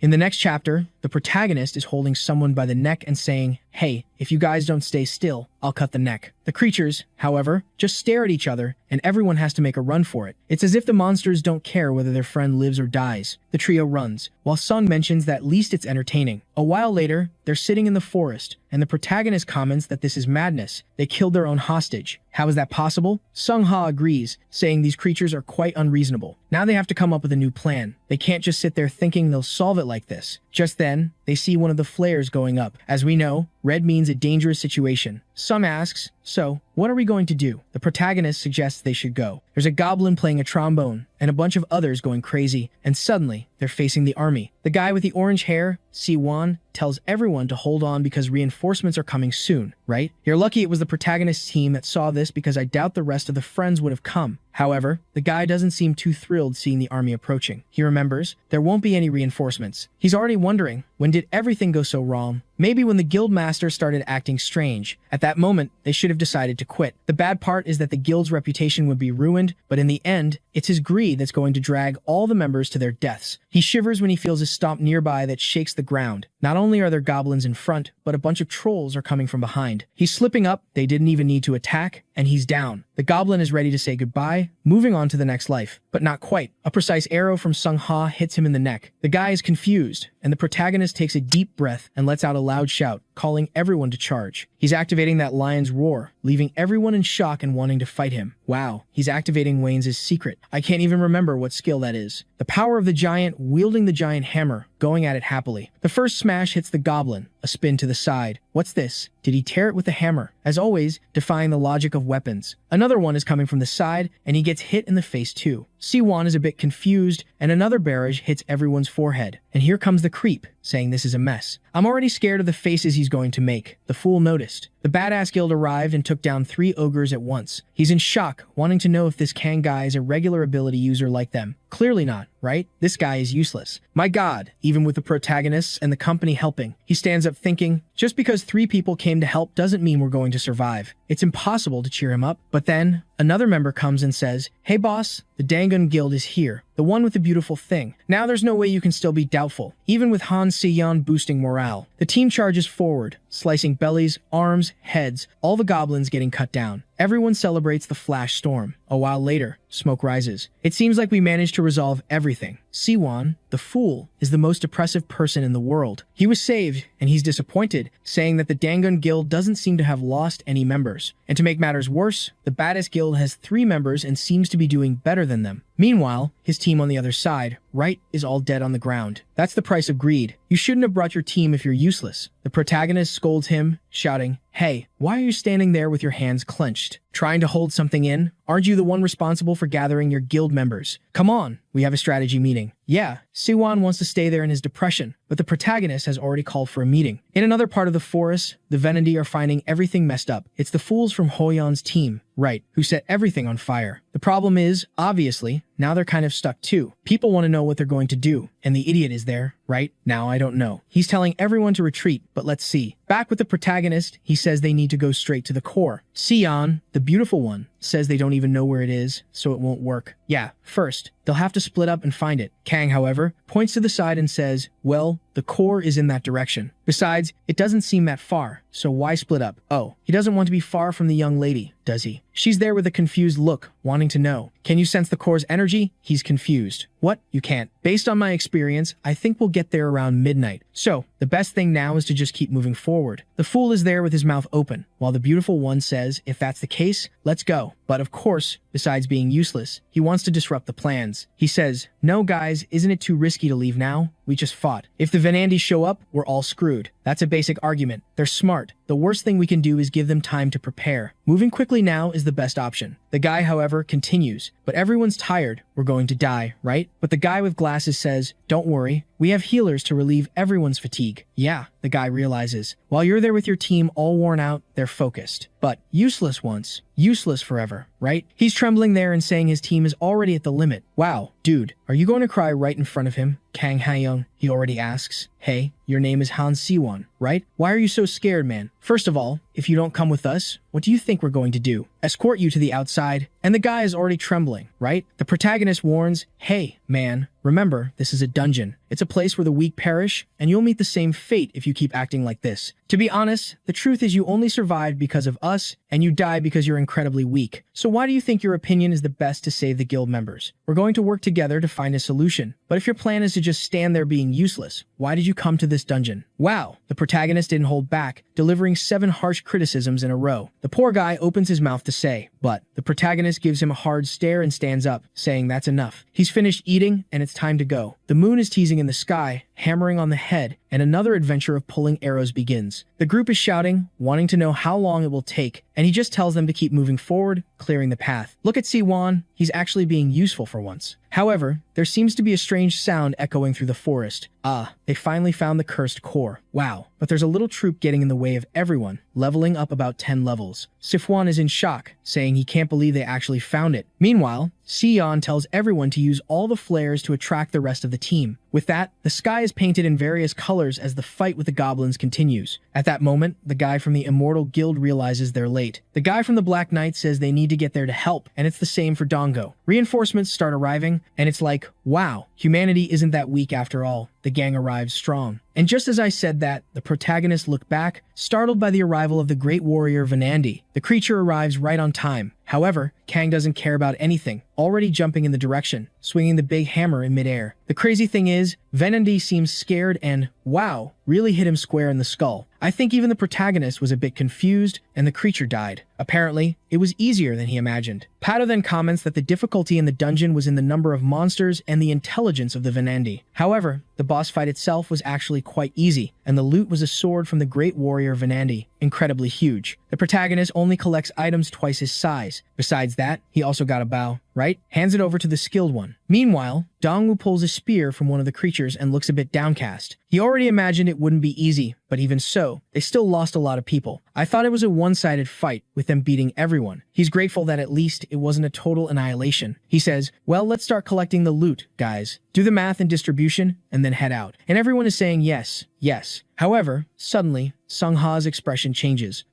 The forest that the crazy guy set on fire. In other words, the way back is completely engulfed in flames. Yikes! Worse still, the crazy Hoyeon is coming, bringing all the creatures of the forest with him. Kang, however, is impressed that this bastard is being hunted by everyone. Obviously, everyone is in shock. Someone is trembling in the background. They all come to the conclusion that they need to escape, and in that moment, he's shouting that he's going to destroy the core. Yikes! However, the guy with glasses tells him not to do that because if they destroy the core now, a breach will happen and all these creatures will end up in the city. He explains that they've already studied this, and monsters that are desperate and scared always pass through the portal. So, if they break it now, it's going to be a disaster for everyone there. However, the kid obviously doesn't care. He rips off his arm and says, "So what? Do you want everyone to die here? I'm more concerned about surviving." Wow, does she have a plan? The amazing Sion tells everyone to wait. A barricade rises in front of the core, and the guy asks if she's going crazy. He responds that the guy must be going crazy to be threatening his allies. She warns him that they are the ones responsible for stopping right here and now. The portal is in the middle of Seoul. No way was she going to let a disaster like this happen. The guy lost his mind, charged at her, saying it's easier said than done. She gave him a look, right? She was about to cut him in half, but then Kang came up from behind and threw him away. I thought he was going to explode on the ground, but no, he just tossed the kid aside. And he even asked, right? Well, is the goal just to protect the core? She was a bit confused. Yeah, for now, yes, because the creatures are running wild. If the portal opens, they'll all escape into the city. The protagonist seemed a bit thoughtful and turned around, saying that it was fine. They were supposed to handle anything that came their way. Wow, she's standing there, not understanding. What do you mean? The tough guy draws his new sword and says he's going to have to sort this out. Dongwoo is confused. Hold on, you think you're going to stop this all by yourself against this entire army? Let me at least help you. The protagonist tells him not to come near because anyone who approaches will just get in the way. Man, and he activates the giant's power again, activates Aine's secret again, activates Antria's skin. After all that, he activates the Berserker and says he's finally going to have a real fight. Sung-ha is a bit scared there, but Sung tells her not to worry, he's not going to die. He asks her, right, if he's got that usual feeling of his, and he says it's something like that. The people who are fleeing start passing by the protagonist, who hasn't even started fighting and is already feeling the pain. Then, he leaps forward, cutting down about 100 creatures. At least the experience farming is good there. The people from the other guilds are all standing there with their mouths open, confused. Then, 2 or 3 goblins pass by him, just as the people are about to start doing something. Sion tells everyone to charge, and the people advance while the fool Siwon is defending a goblin. Dongwoo grabs a spear and throws it at another's head, while Sunga prepares an arrow and hits 2 more in the forehead. The other one falls, and Sung comes from behind and turns its head into jelly from behind. The crazy guy is having fun, saying this feeling is incredible, until he sees someone aiming on the ground, preparing an arrow. Wow. He went to warn Sung-ha, but got hit in the shoulder. Yeah, man, and the protagonist doesn't like that, right? Everyone can die, except her. Damn it. He turns around, startled. But there's already a big mouth. Get out of here. Look at the size of that mouth. Wow, what's that? Man, cut the arm. He's there thinking, oh, damn, I don't have mana, but getting beaten by a goblin is pathetic too. Then the arm regenerates and the goblin is saying, oh man, what the hell is this? Kang celebrates, saying it's been a while since he went through something like this. Another sword strike, blood gushing, but someone else screams. It's another goblin now going to bite Sung-ha. Where are the rest of the other guilds? Help. What? The protagonist had to save her again. Damn, but it's 3 versus 1,000 there too, Another bipedal crocodile comes running, and wow, this one struck deep. Our protagonist suffered, and the worst part is that he's almost out of mana, so the situation is starting to get dangerous. He strengthened his head, the arm was cut. Now he strengthened his arm, and the chest was pierced. But it's not like he's the type to care about what happens to his body anyway. Since he's going to die, he's going to give it his all. Wow, did he create a mana explosion? What the heck is that? I don't know what he did, but only the bone remains. Attack on Titan? He's all giant Titan and asking if Sung-ha is okay. She went to ask if he's okay, but he just says yes, she doesn't have to worry. For now, they have to deal with the rest. He asks if her legs are okay and says it's time for them to go first. She should run and join the Dangan Guild and the rest of the team, and evacuate while waiting for the signal. She obviously wants to know, right? But what about you? Are you staying here? The protagonist tells her to take a look. Does it look like he's going to die? The guy says this with a stab in his back. She's there, kind of not understanding. Wow, I don't know if it's out of respect or not, but she said she's going to follow orders and ran off. I guess so, right? In a war scenario, she's following the lore to the end. The protagonist starts gathering energy in his hand. He moves forward, saying he's going to buy a little more time. Another explosion of mana and the entire forest is wiped out. Smoke below, a bunch of goblins torn on the ground, and the protagonist is there. Can you pull that spear out of your chest, buddy? And he's there staring at the moon and the flames while the group approaches the core. Sion's friends warn that, oh, the fire reached the core. Damn. And she's looking at all that fire, knowing Kang is still around. Then Sung Ha announces she has a message from him. When the signal appears, everyone is to evacuate the first unit. She asks what signal he's talking about. And then, well, the signal, apparently, was the core being destroyed. The portal is going to open, and she's standing there, confused. When she looks at the flame, she sees the confident guy saying, "Go, go, I'll handle everything." She's there, kind of in disbelief, but says that apparently they can leave. She tells everyone to evacuate while Sung Ha is calling for the protagonist. Yo Sung, however, steps in front and asks where she thinks she's going. She's about to say something, but he tells her to relax, that Kang will be fine. Besides, she can't even stand in this condition, so it won't help. Yeah, she got scolded and realized it's true. I was going to ask, right? Why does Yu Sung trust so much? It's because he has a premonition, a sixth sense, or something. Outside the gate, everyone is standing there, anxious, wondering if Kang will really make it out. And then, a big, bloody foot appears. The spear that's been in his chest forever. Sung Ha smiles. But of course, her expression quickly changes. On the other hand, Yo Sung is happy, saying, "You bastard, you really passed outstanding." A playful tap on the forehead. Wow, but why? He fell on the spear and got a little stab. That one celebrates, saying, "This bastard Kang is the best." Wow, it seems the protagonist really is stronger than everyone else, right? Speaking of leaders, Myung-do grabs Ho-yeon by the neck and gives him a slap, saying, "Hey, are you out of your mind? Everyone almost died because of what you did." The liar is there, saying there was nothing else he could do, and he did what was necessary to survive. Oh, Myung-do, however, doesn't accept that, saying that as the guild master, saying that is a shame. Man, Kang is getting up, the kid is really immortal. What's this? He's already fully regenerated. You'll have to hit him on the head to see if he dies. Oh, just because I said that, he passed out. Finally,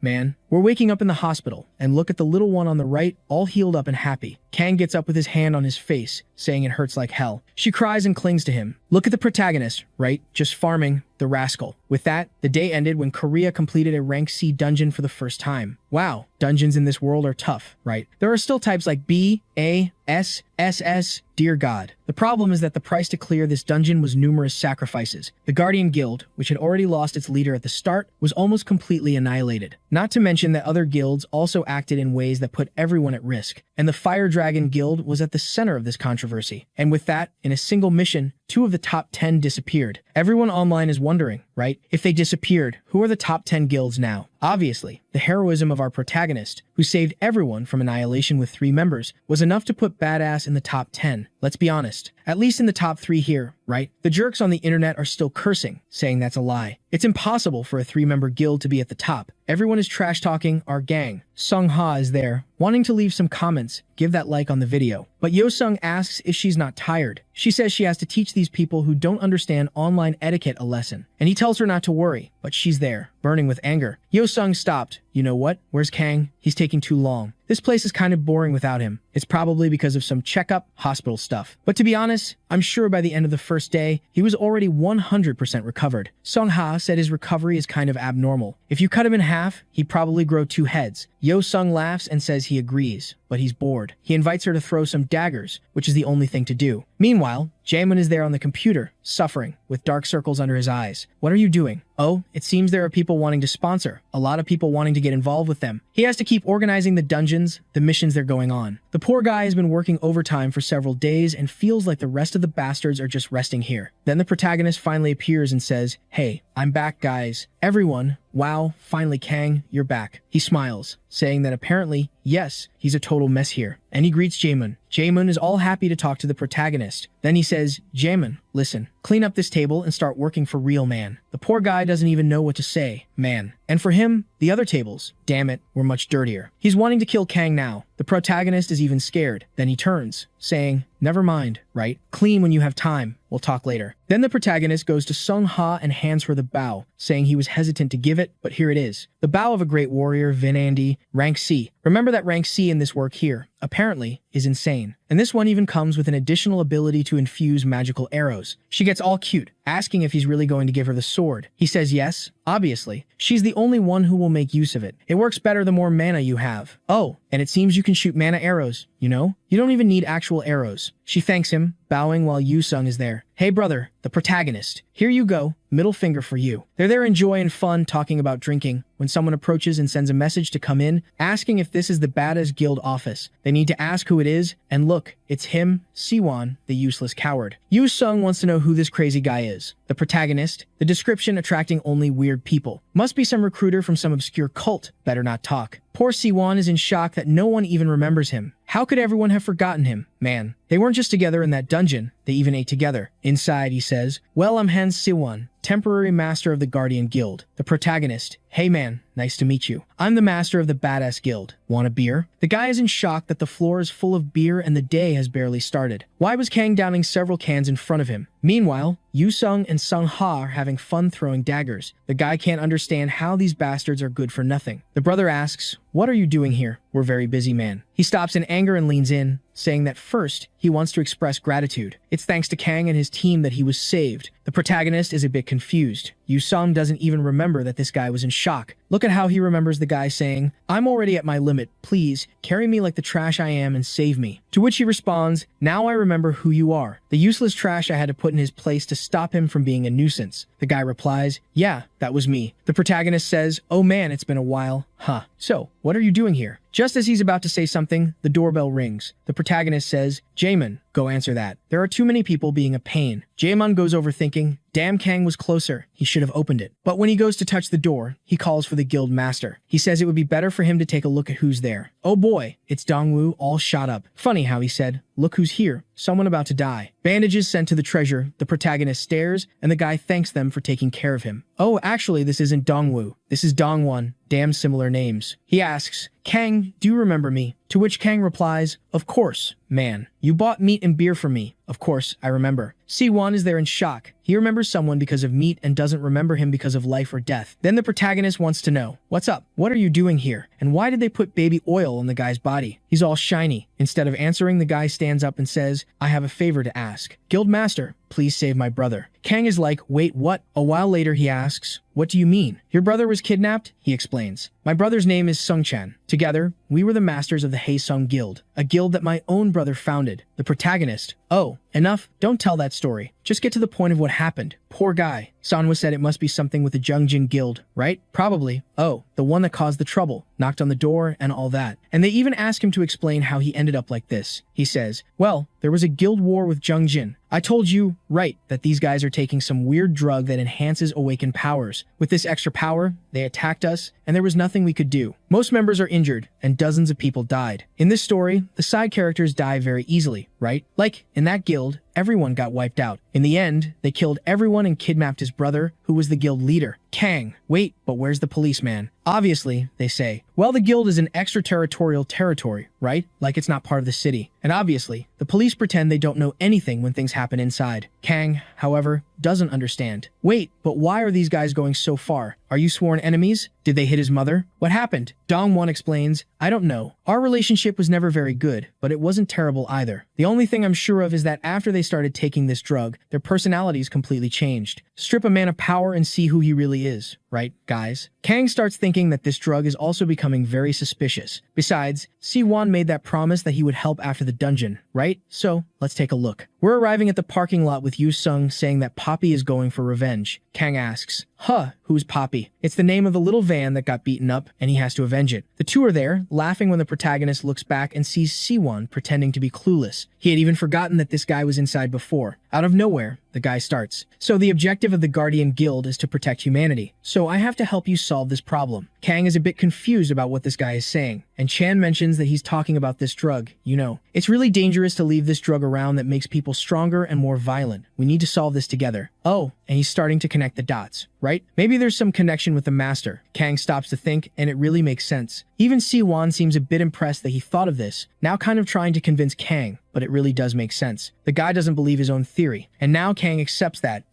guess what? It makes sense. The scene shifts to Chaeyeon's building, with a woman announcing Dongwon got in touch with a badass guild. Chaeyeon asks her to explain, and the woman, but the guy says it seems to have some connection with Kang.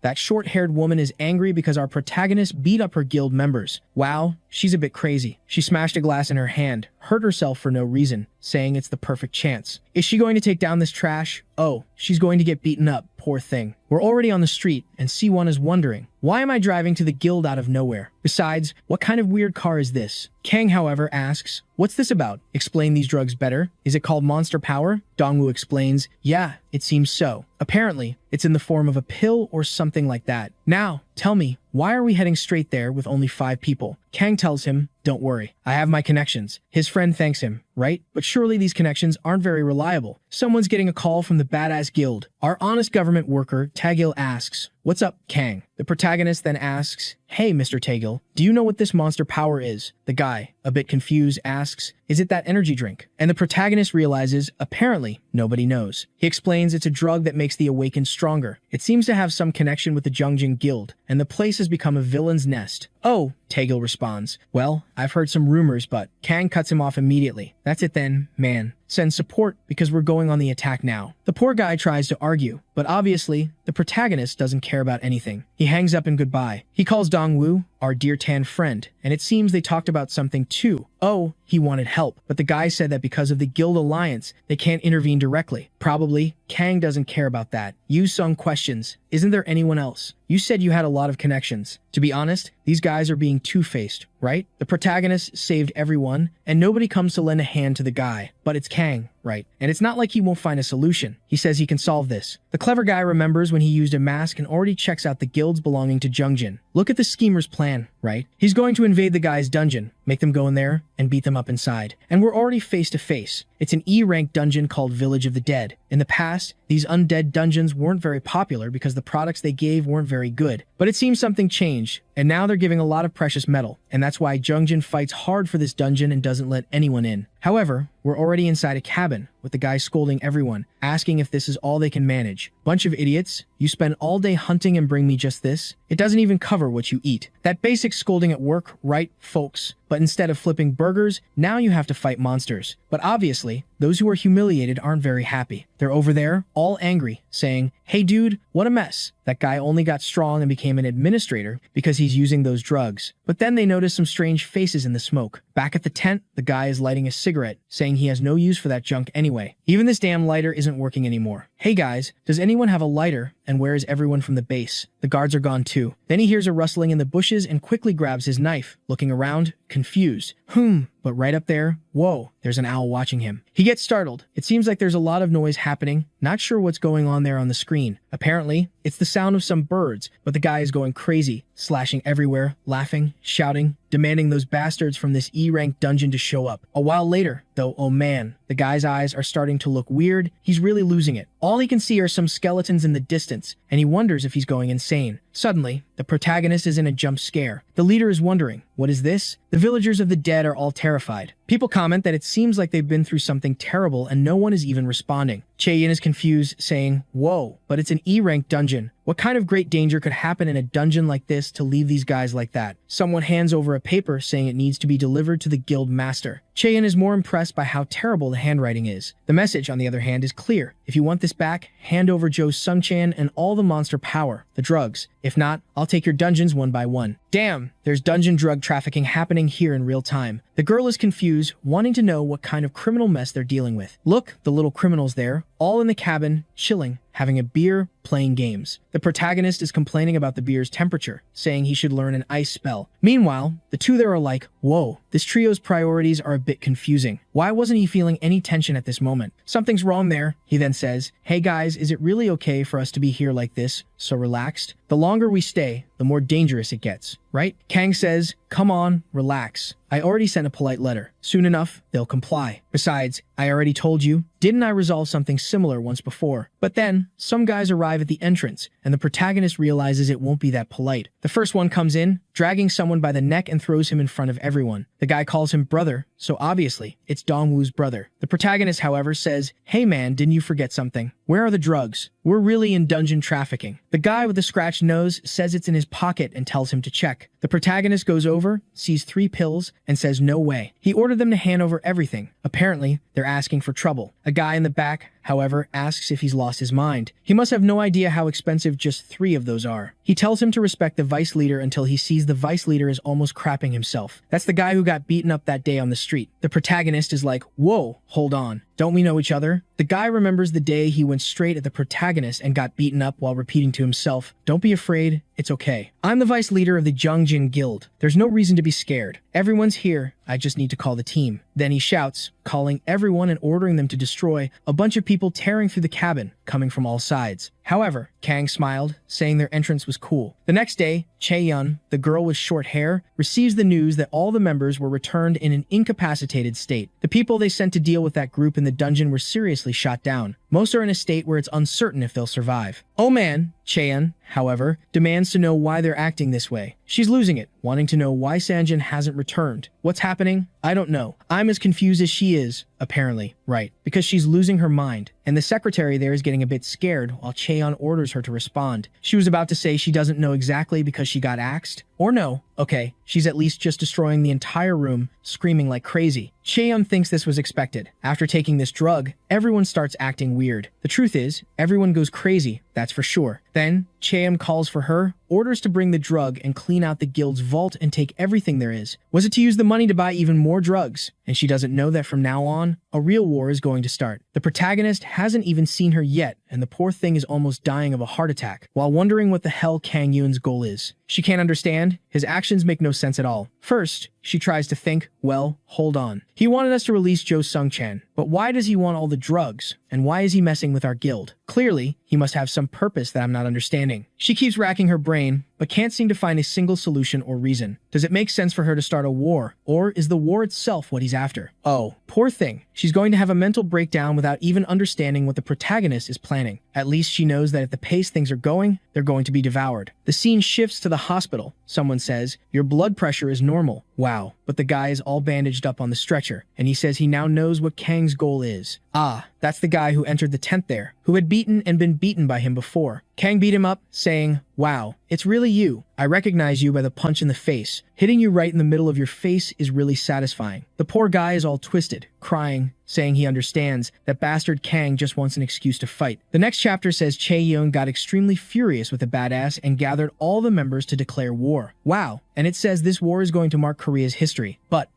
the war never happened? Yeah, apparently not. The protagonist is there bored on the couch, looking at the so-called Easter egg, the item that activates with destruction. Kang is sure, this here, I know, is related to that administrator. But will this be useful for anything? He puts it away, and Yu Sung asks, "What's up?" He says, "It's been 2 weeks since we beat up the Jongjin guys, but what's this? No one came to attack us. Man, what disrespect. These guys are on the brink of ruin and do nothing." Yu Sung is a bit confused, right? And then we see Kang talking to Taegil. He arrived all bright. "Hey man, what do you want to talk about?" Taegil, who should already know part of the story, right, gave him a look and asked if he got evidence. Kang says, of course, he did. Here it is, the pills and the drugs they were using, the so-called monster power. Wow, Taegil went to grab it, but the protagonist pulled it back and said, in exchange, the government will have to lend a hand. The scene shifts to news reports warning about the capsules that increase the power of the awakened, but at the same time, it drastically increased the chance of the person becoming violent. Mexico exports this too. Besides, it seems an investigation was about to start. Yu Sung, confused, asked, but didn't the government guys say they were busy with terrorism stuff? Are they going to involve us? The protagonist says that, well, now that they have evidence and everything, they'd be fools not to resolve this quickly. A really good informant managed to take down most of the enemies and even handed over the evidence, so it became easy, right? Yu Sung agrees. Dude, this feels a bit anticlimactic, doesn't it? Shouldn't we, I don't know, start a little war? Wouldn't that be better? The protagonist, apparently lying, says, no way, I don't want a war. We got more important things to do. Suddenly, Yu Sung seems to notice something strange and tells Kang they need to get out of there. Suddenly, there's an explosion and a massive fireball appears behind him, hitting the base directly. It's like a 9/11 situation on the building. Get out of there. Debris is falling, taking out all the support, and amidst it all, the protagonist appears, furious. He's looking around, trying to figure out what the hell just happened. Suddenly, Yu Sung comes out of the door while the protagonist wonders why he's unharmed. He says, "I warned you, man. You were supposed to get out." The protagonist looks down, everyone confused, trying to figure out what happened. Even a friend says, "Can you cover yourself up, buddy?" At least it was a relief for them that no one got hurt. I remembered that Jamin Thing was around. I knew it, man. The poor guy is stuck under the rocks, furious. Damn, man, he was taken away by ambulance. Almost dying. Poor guy. He's wanting to kill the protagonist and Sung, who forgot about him. Sometime later, Taejil comes in and is in shock. The whole place was wide open, destroyed. And the weirdest thing is the protagonist and the clothes that were left there. Yoon Sung doesn't care. He's all happy that apparently the war is going to break out, and Taejil just wants to know what happened here. Kang says, "I don't know. We were here minding our own business when suddenly a meteor hit." Taejil asks, "You have no idea who it could have been? Someone you might have wronged? Someone who hates you?" The protagonist stops to think, sure that nonsense is coming. Taejil is thoughtful, thinking an incredible name is going to come up, while the protagonist is there trying to imagine who he offended so much to throw a fireball at his base. Or actually, he's trying to remember everyone who might want to kill him, counting on his fingers. But then Yu Sung says, "Take a look over there. There's a helicopter dropping a bunch of leaflets." Everyone is also confused. Kang picks one up and seems to read something that doesn't make him happy. "Hey, translator, is this written in Korean? Do you think I'm Korean? Didn't do us any favors." And we're in the forest with her, the dear one who didn't even see the protagonist's face and already got beaten by him, Cheon. Exhausted, finding, must be that same blonde guy as always, right? It's always that bastard. Man, he's behind everything. Get out of here. It's Choi Min-jun who wants to know what Cheon wants with him at such a critical moment like this. However, the next chapter goes back to the protagonist's building, and now everyone is in new clothes. Taejil wants to know where they're going, and Kang finds it strange that he's asking so many questions. He says, obviously, he's going to this marked spot. He received an invitation and will comply. Taejil is thinking that exactly what he didn't want to happen is going to happen. Damn. But he says if the protagonist needs help, just call. The biggest lie, right? Because the last time he needed help, no one responded. That's exactly what the protagonist says. "Huh, the last time I called you, you said you were busy." Taejil then says, "Wait, didn't you hear? It seems the people developing these drugs are also related to the dungeon terrorists. You know that terrorist you mentioned? We tracked his identity and discovered certain things that couldn't be ignored. Besides, it seems their group has more than 50 members, close to 100. And it's strange that with such a large number, they hide so well." The protagonist is there scratching his nose, not caring about any of this, trying to remember who it is. Then he says, "Oh, it's the Harpy Kid, right? We beat him up and peed on his face." Taejil says, "Yeah, that's Mr. Jung Young-sik. He's helping us get closer to the real leaders, and we can't ignore the drugs involved in this." The protagonist stops to think, wait, the leader? What was the leader's name again? Then he says, "Oh, it's Choi Min-jun." Wow, already knows? And we're back with him in the conversation with Chae-yeon, who's there sweating and trembling, wondering, how did things end up like this? Why did I do that? Oh, you're the one who threw the bomb, and now you're wondering. But she knows, right? There's no going back now. Everything she had built, she ruined with her own hands. Yeah, you're mentally ill. Congratulations. This isn't why I started this guild. We wanted to subdue the monsters. I just wanted to grow together with everyone because that was the way to help humanity. That's exactly why I wanted more power. I felt sorry for her. Guys, she was manipulated by the drug, and now Choi Min-jun is pulling out a weapon. Oh no, madness. She's going to pull out a weapon to go against him. Wow, she's going to die unknown. Life was cruel to you. Oh, she called her guild to attack Choi Min-jun, who finds himself surrounded and says she's doing something she'll regret. He smiles, saying these bastards, these insects, don't even know their place. Then some red energy comes out of his back, grabs everyone's neck. Another one hits her in the stomach. Poor thing spits blood, is blown into a tree. The guys look to the side, scared, while Choi Min-jun is choking everyone. Oh, it's all Tokyo Ghoul, with those tails coming out of his back. Apparently, he's already choked everyone, and it's raining bodies. He approaches the last poor soul, goes into his pocket, pulls out a bunch of drugs, and throws them at her, saying she won't serve the plan anymore, but will become something glorious. The perfect target for the final experiment he wants to test. At least she would die in a noble way. But the protagonist and the gang, are they heading there? Actually, they arrived at the Jungjin Guild and saw everything destroyed. C1 comments, "I think they fled and destroyed all the information that would be left behind. I heard there was an absurd commotion here." Kang humiliated the poor guy, as always, wanting to know what he's doing there. No one called him. He's there with his hand on his hip, saying he's an honorary master of the Guardian Guild and needs to protect humanity. The protagonist, however, just moves forward and sees that the entire place is wrecked. There's no trace of anything until Sung-ha points to the side and tells them to take a look. The guild master's room was right there. Kang would already give it a look, opens the door, and finds her spitting. Maybe it's her? Wow, it's her transforming. Huh. But how did she end up there? Wasn't she in the middle of the forest? Oh, damn. Next chapter comes with a flashback again. We already know she's going to die to the protagonist. I doubt she'll be saved. Just because I said it now, she's going to be saved, right? I'm sure I jinxed it. She tells that she and her friend decided to become awakeners. Cheon, who was very talented, managed to advance to the 4th stage.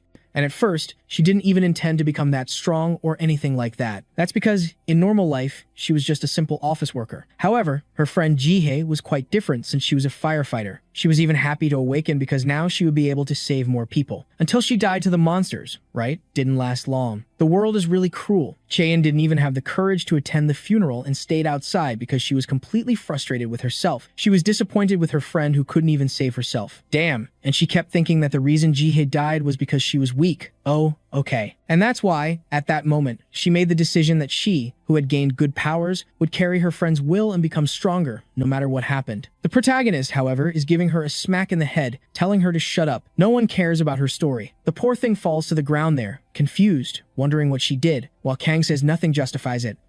But she's spitting blood, apologizing, saying that unfortunately, it's too late now. Besides, she never had any idea that this drug had this side effect. The protagonist gives her a look and asks, "Wait, who are you and how do you know me?" Wow, now she realized that Kang doesn't even know who she is. He looks there. Oh, you Sung. Do you know this one? He says, I don't know. Is she a member of the Jungjin Guild? Siwon is the only one who knows she's the guild master. And then Cheon starts laughing and says she now understands. And to think she lost to people like this. The truth is, she only lost because they were people like this. She then says, Kang Hyun, there's a story I want to tell you about someone named Choi Min-jun, who's the one behind all this. Oh, apparently the story was long, because it got dark, and she's there talking. Right? That's all I know. Oh, no, it's true. There's one more detail. He's really strong. He's probably as strong as Sion or against Dongwoo. The truth is, I don't even know if those two could beat him. Without a doubt, he's a tutorial graduate. The protagonist is thoughtful. Apparently, there are more graduates like him, right, who finished but preferred to say they only went up to stage 3 to avoid drawing too much attention. In the middle of the family meeting, Cheon feels something in her eye. Her heart is full of veins beating hard. In theory, this would be a sign of health, but in her case, she's almost dying. And then she pulls the classic and asks Kang to kill her, please, before she transforms. And after that, kill Choi Min-jun. Don't ask twice because the protagonist is already drawing his sword. He doesn't even have pity. He says, let's see if it works. Slash. Wow, just a lick on the neck. Damn. The protagonist doesn't forgive, still says, in the next life, see if you come back stronger and kinder, you druggie. She's there thinking, this bastard really isn't right in the head until the end. Rain of items on the ground, and the body hits hard. Shortly after, alone, the protagonist yawning. In the end, all this they had to resolve was much less than he expected. Now, this Choi Min-jun is going to become the new problem of the moment. The guy is saying, hey, you Sung, want to crack open a beer? To which he responds, did you forget our entire base is destroyed? The protagonist says, that's true, but at least it wasn't for nothing. Since she was a guild master, she had some really good items. Damn, a B-rank Kameo ring with the Mad Dog skill, rank B, which gives +8 resistance, and when the Mad Dog bites, it never lets go until it dies. Kang found this skill kind of pathetic. Who wants to be a mad dog? The friends, obviously, say it suits him perfectly. While they're having fun, Siwon is in the background as always, thinking these three are crazy. There's no other adjective that fits this trio, but at the same time, they were really strong, and that's another certainty. Now he realized that what the Guardian Guild needed wasn't conviction or justice. All they needed was power, enough to be frightening and inevitable. But at the same time, he just recently saw 2 people who were already strong die because of their thirst for even more power. No matter how he tries to change his mind, the truth is he's already found the right person. Someone who will lead the Guardian Guild. I doubt he'll want that, but, you know, it's there. Mr. Kang, we from the Guardian Guild. We all want to join the Badass Guild. The friends look to the side while the protagonist is looking back, a bit confused. Obviously, Kang is leaving without much care, while the guy keeps insisting, saying, no, the Guardian Guild is awesome. We're ranked 2 inches national security. There's only a 3% difference between us and the guild. The protagonist doesn't care at all. The guy keeps pestering, saying he only has skilled members and that Kang would be perfect. Our protagonist turns around and tells him to shut up, saying, I already said I'm not interested. The guy insists, saying, no, but the guild is badass. At this point, the protagonist is losing his temper, saying that this guy is really annoying. Hey, you don't get it, I'm not interested. Siwon doesn't stop, saying, no, but our guild. Now the protagonist has clenched his fist and asks if he really wants to fight. The guy realizes he's about to get beaten up if he speaks again. He leaves, all sad. Our guild was the guardians of humanity. We lost. It's over for us. My friends are thinking, wow, what a weird guy. They don't feel sorry at all. Sung-ha says, I think it's better if we don't let anyone else into our office, right? But Sung says, what office? Girl, did you forget it exploded? The protagonist says, whatever, Taekyung will handle it. Soon we'll have another office. Let's relax for today. Suddenly, there's a bunch of people chasing Siwon. Kang is a bit confused, like, damn, another problem, and switches to the TV. Urgent news, citizens are losing their minds and attacking the whole city. In just 2 hours, hundreds of incidents have been reported across the nation. The government is considering the possibility of it being a skill user or the influence of some kind of monster. And apparently, they're not aiming at anyone in particular, right? They're hitting everything on the wall. They're kind of trying to scare, right? So they don't kill the guys with a bullet to the head, but the creatures are charging. The army is saying, these people are civilians. Are we really going to shoot them like this? Yeah, man, but they're already jumping to get you. Wow, if you're hesitating, don't worry. Kang will cut off 2 heads. The protagonist turns around. Hey, who's in charge of this mess? And already grabs someone by the neck. Focus. These bastards may have human bodies, but their defense is pathetic. Why aren't you shooting them already? Yeah, but sir, they're civilians. The protagonist responds, so what? Don't you understand the situation? There are hundreds of these things walking around, destroying everyone. If you don't kill them, they'll kill someone. Wow, the protagonist is fed up too. He has to give everyone a moral lesson all the time. Man, there's only useless people in this city. While the army guy is there all clueless, he runs off. And after a whole day of massacre, they finally manage to resolve it. I don't know how this city still has people alive, man. Every day there's a massacre. 2 days later, at the Special Abilities team's base, the protagonist is, as always, resting on the couch, browsing the internet, and everyone's asking, wow, can we go out now? How long are we going to stay home? Is everyone in quarantine? I've seen this before.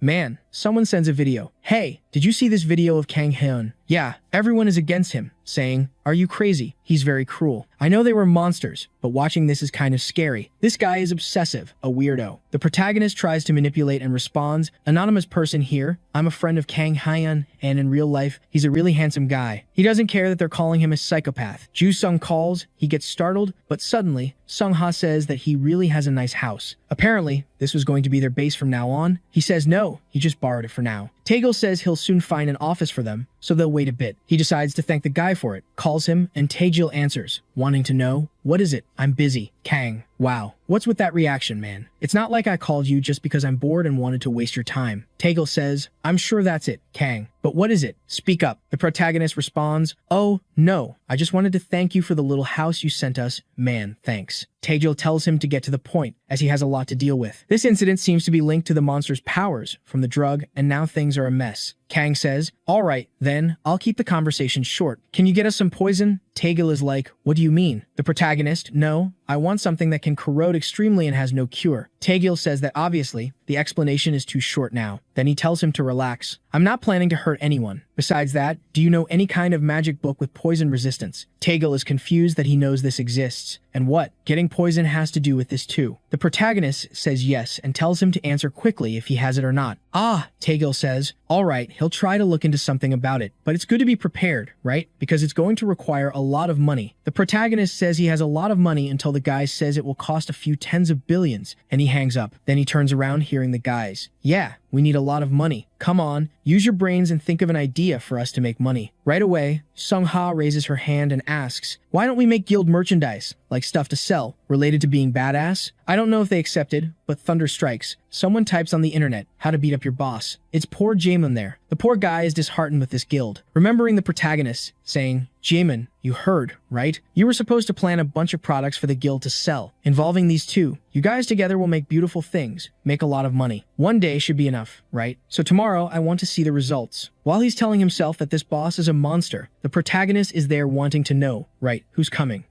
Apparently, someone rang the doorbell and Sung Ha thinks it's someone from the government. At the door, though, my god, it's that damn Siwon again. He found them. The protagonist, damn, how did this guy find this place? Don't open that door. He's looking for work. I'm not an employer. Outside, Siwon hears Yu Sung saying, why don't you accept him? Like, our guild will grow a lot. The protagonist responds, these guys are all too straight-laced, man. How are they going to work with us? Yu Sung agrees. It really wouldn't work out. We're not normal. The guy keeps ringing the doorbell, while the protagonist is losing his temper, saying, go, go. Yu Sung, take him down. He's already like, finally, I can show my talent. That's what I like. Do you want me to hit him first in the head or in the middle of the leg? The protagonist is there scratching his nose when Sung Ha says, oh lord, this time. Strangely, there are 3 of them out there. Of course, the protagonist ends up letting them in. He pours a beer into a glass and says, well, we don't have anything for you to drink, so have this tea here. The guys are looking. Wait, this is clearly beer. In the middle is someone named Hadson, I think, and on the right is the master of another guild called Sung Chan. The protagonist is there. Oh, but damn. How do you know about this place of mine, man? This is a secret prepared by the government. Sifuan says he heard from Taegil and then told another, who told another. The protagonist? Okay, fine. Since you're here, just say what you want. Siwan is about to say something. The protagonist? I've already rejected you. Then the other one is there. It's the first time I'm meeting you, Kang. My name is Sung Chan from Hasen. I came here because I wanted to say hi personally, properly, Mr. Kang. Last time, I couldn't say anything because it was a mess, but thank you for saving my brother. Oh, right. One saved the other, right? And they were both there for that. From what my brother said, you took down Jungjin's guild, right? So I'm here to thank you. The protagonist is like, okay, but what are you doing here? I don't care. Obviously, right? Came with the same offer. So, Kang, I know it's kind of sudden, but would you like to take care of the guys from Hazen, the badass guild? I guarantee our team is strong. Not to mention we have some people who can manage guilds well. The protagonist asks, but it can't be that hard to find a job. Why is everyone wanting to be hired? Until the guy pulls out a box of premium steaks. Immediately, the protagonist, all right, deal. Welcome to the badass guild. Siwan is there. He accepted because of the steak box. Then Siwan stands up. All right, then, today everyone is going out to eat steak. I'll buy the best in town here. You can choose everything, and just as a reward, let us join the guild. The protagonist gives a look, and all right then, deal. He pulls out the papers for all the members there and hands them to Jaemun, who's not doing much. The poor guy is there. How did he break his neck? Oh, right. Wow, there was an explosion. He was crushed. The guy is really working, and that's there. Kang, I have a suggestion. Can't we hire some of them, right, to work in the office? Protagonist, I don't know if I like that idea. You see? You see there? If you want to hire someone, you do it. From now on, Jaemun is promoted to leader of the finance team. Congratulations. Everyone claps. The poor guy is there realizing he's going to have even more work because he gave that idea. That's it, protagonist. Sit down. Go. Since you're going to bother me, tell me, what's your level? C1 46, the one next to him, 42, and Sung Chan, 36. Protagonist scoffs. Wow, these guys' levels are really low. And what's yours? You Sung? 53. Why? Protagonist, I'm 58. And you? Sung Ha. She? I'm embarrassed to say, I'm still at 46. He said, it's okay. She's evolved a lot since joining the guild. Then he says, man, if my members are this weak, imagine yours. They must be all terrible. The guys are there thinking that, actually, they're at a pretty high level. It's just that their trio doesn't make any sense. The protagonist then, I have an idea. Tomorrow, you bring all the members of the guild. The guy, well, the mess, right, has calmed down. So I think we can do that. Why? To sign papers? The protagonist says, relax. Jaemun takes care of all the paperwork. You should already know what happens when a bunch of skill users get together. We're going to the dungeon. Sung Chan, oh, what, how come? Tomorrow already? Wouldn't it be better to coordinate? The protagonist says, no. What's the point? Why coordinate things? If they all almost die several times, only those who are useful will remain. Eventually, everyone will be strong, or, everyone will be dead. At that moment, the guys realize that maybe it wasn't a good idea to want to join the badass, but too late to change. The next day, in front of the portal, the protagonist welcomes the badass. The rules are simple, guys. Don't fight unless necessary. Second, if they do good or bad to you, you have to repay in kind. And third, you have to become stronger than anyone else. Got it? Those are the rules. Now, let's start today's orientation. If the protagonist manages to form an entire gang, it would be cool, right? Like, walking around the city with everyone, beating up all the rest and no one understanding anything. Then we see a little before, right him. So, how many do you have in total? Siwan says they have 10 people, but yeah, can't guarantee because some won't agree. At least the 10 still in the guild are the elite of the elite you can trust. The protagonist asks the other 2 there, and they say they're alone, right, since their guild was disbanded, but they can contact their old comrades. Kang scratches his chin. 10 people. Will they die too quickly? Siwan asks what he meant by that. He, no, nothing. Just said that everyone is welcome. But let me ask, do you have any healer there in case someone, gets a little hurt? Siwan realizes that, right, his plan has something wrong, but says yes, they have a healer. Then he smiles and says, perfect, tomorrow he comes. We're already in front of the gate, everyone confused. But they said this was an orientation. Why are we here? What kind of orientation happens in a dungeon? Kang says, hey, guys, attention. From this moment on, everyone will fight inside the dungeon. You must be a little anxious, right, to be entering something like this without any planning. But don't worry, there will be 2 people there providing protection in case things get too crazy. Now, let's go. Dungeon rank D, Golem's Tomb. Wow, rank D?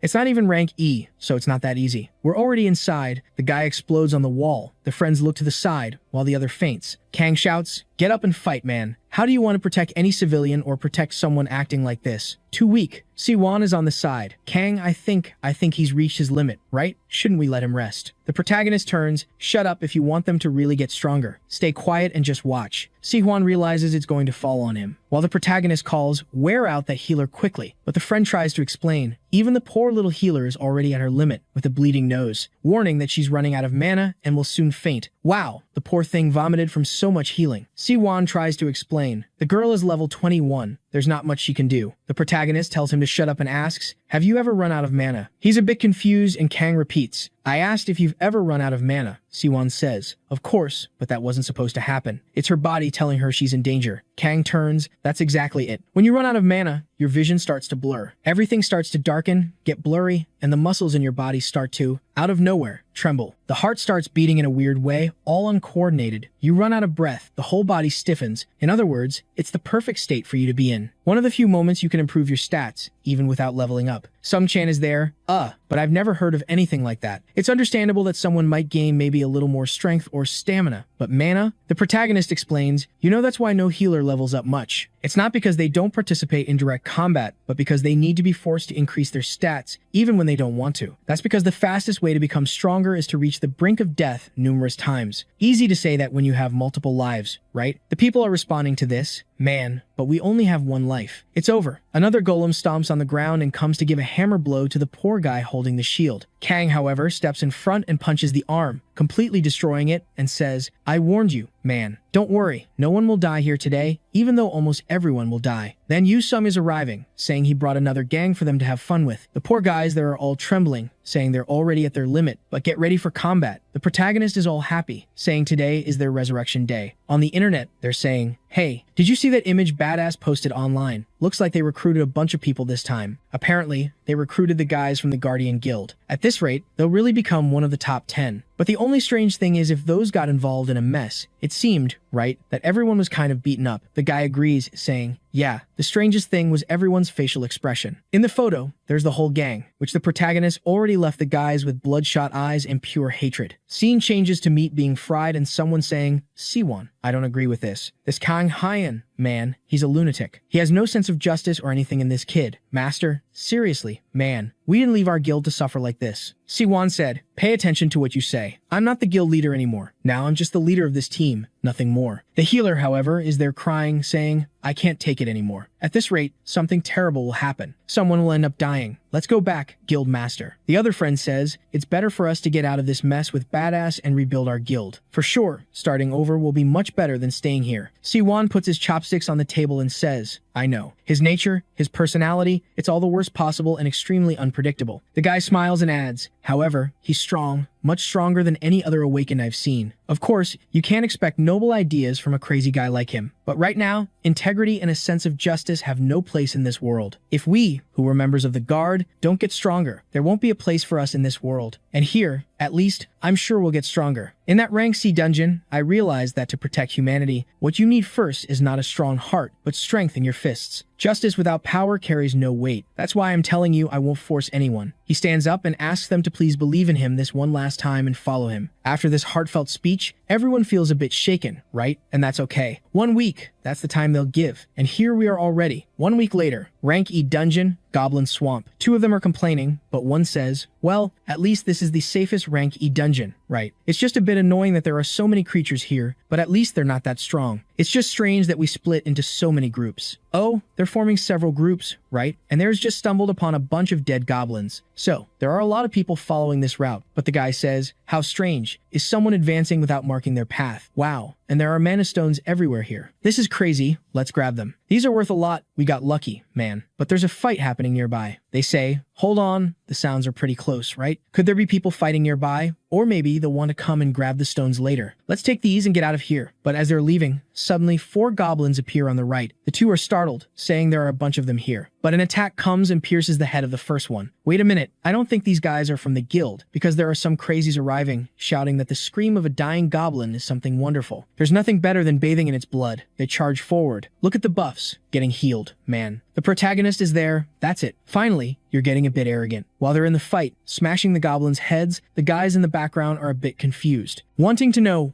right? What was that just passed by us? Man. Apparently, a week later, the Badass Guild expanded its size and a rumor started spreading among ability users. The Badass Guild was basically a giant Kang Hyan. The guys are at the bar, hitting each other, drinking, and eating meat. While Siwon wonders how things ended up like this, he asks that friend, so, a week ago, we talked, right, about, whether we should stay here or not, right? The guy says, now that you're mentioning it, enough, right? I'm already learning the way to become stronger. Siwon says, I know, but aren't we maybe changing too much? He replies, no way, man. We're getting strong, drooling and spitting, saying they're finally understanding the goal of badass. Finally, the Guardian Guild will be able to guard something. Now they truly are what they always wanted to be. Siwon realizes it's over. No need to call him leader. He doesn't want to get involved with anyone here. Just take the card, pay the bill. I'm leaving, guys. Outside, the poor guy looks up and wonders what Park Se-hyun is doing up in the sky. Even though he disappeared and the Guardian Guild fell, at least the spirits still live with them. The members seem to be doing well and finally seem to be believing in themselves more than ever. But at the same time, he had the feeling that this wasn't a good idea. Yeah, for sure. An entire guild thinking like Kang will end up causing problems. Everyone's all shiny, looking nice, with their outfits and jackets. Excited that now they have a huge building. Their entire headquarters is gigantic. Sung-ha says, wow, I came here yesterday, but in the morning it's so much nicer. Yu-sung agrees, saying it looks quite cozy. That's it, all set. From now on, this is our base, okay? Don't break anything, don't set anything on fire, and don't destroy anything. The guys completely ignore it and all run off to see who gets in first. The friends are like, huh, this list of precautions is kind of strange for a workplace. Wow. When everyone enters, they're faced with a banquet there. The guys even have a maid, coffee, gym. Wow. Commercial fridge, beer at will. The protagonist says that finally, it feels like a real guild. Yu-sung already wants to go for some cocktails, but then Kang says, oh, hold on. Yu-sung, wait a minute, aren't you underage? He replies, huh, you're asking me out of nowhere? I am, but why? The protagonist says, I've seen you drinking beer, haven't I? He says, yeah, man, but that was non-alcoholic. The protagonist says, no, but what about at that dinner? He starts to remember that Yu-sung was drinking Coke. Then, hey, hold on. I never noticed that Yu-sung never drank anything with alcohol. He has this look like, for sure, he could drink a lot and not have a problem. Then he says, you bastard, stop pretending you're enjoying life. Yu-sung is really not understanding anything. A while later, Taegil is receiving a call, right? Hey Kang, did you take a look at the construction at your new headquarters? What did you think? The protagonist says, I stopped by last night and took a better look at the appearance. Taegil, confused, asks, what did you do in such a short time? The protagonist says he has his ways. Then Taegil says it's okay. He wants to know, right? Was the merchandising idea his? The protagonist says, no, it wasn't really my idea, but I want to know if it's ready. Taegil says, yeah, it's ready and it seems to be really successful, especially that figure. The protagonist says, huh, figure? What do you mean? The friends are pretending they don't know anything. He then says, hold on, Taegil, I'll call you back in a bit. Then guys, what is he talking about? Yu-sung says, I have no idea. What could it be? Do you know Sung-ah? She says, never heard of it. It's kind of strange, right? What's this figure thing? The protagonist notices something strange and goes online to check the badass merchandising. The poor protagonist's expression, they made him all bodybuilder, there, shirtless, all oiled up. Wow, it's 1/6 his size, right? The thing must be huge. It even comes with an extra face, where you can swap the head for a random expression. Online, the poor protagonist is being mocked. Everyone's saying it's disgusting, weird, what is this? The sword hits the ground. He goes and explains. Explain now what this is doing for sale. Yu-sung says, yeah, I took a look at other guilds and they only sell keychains. Silly stuff. We wanted something cooler. And since you're the face of this guild and everyone is a Kang here, right? Like a symbol. Yu-sung looks and smiles, and then the protagonist comes and cuts in saying he knew he was a bastard. He dodges. Phew, finally, we're on the same page. I love it when you make my heart race like this, Kang. The protagonist, poor guy, the more he argues with Yu-sung, the more he likes it. Man, first day and the whole place is already being destroyed by the leader. That night, they went on a mission that Taegil requested.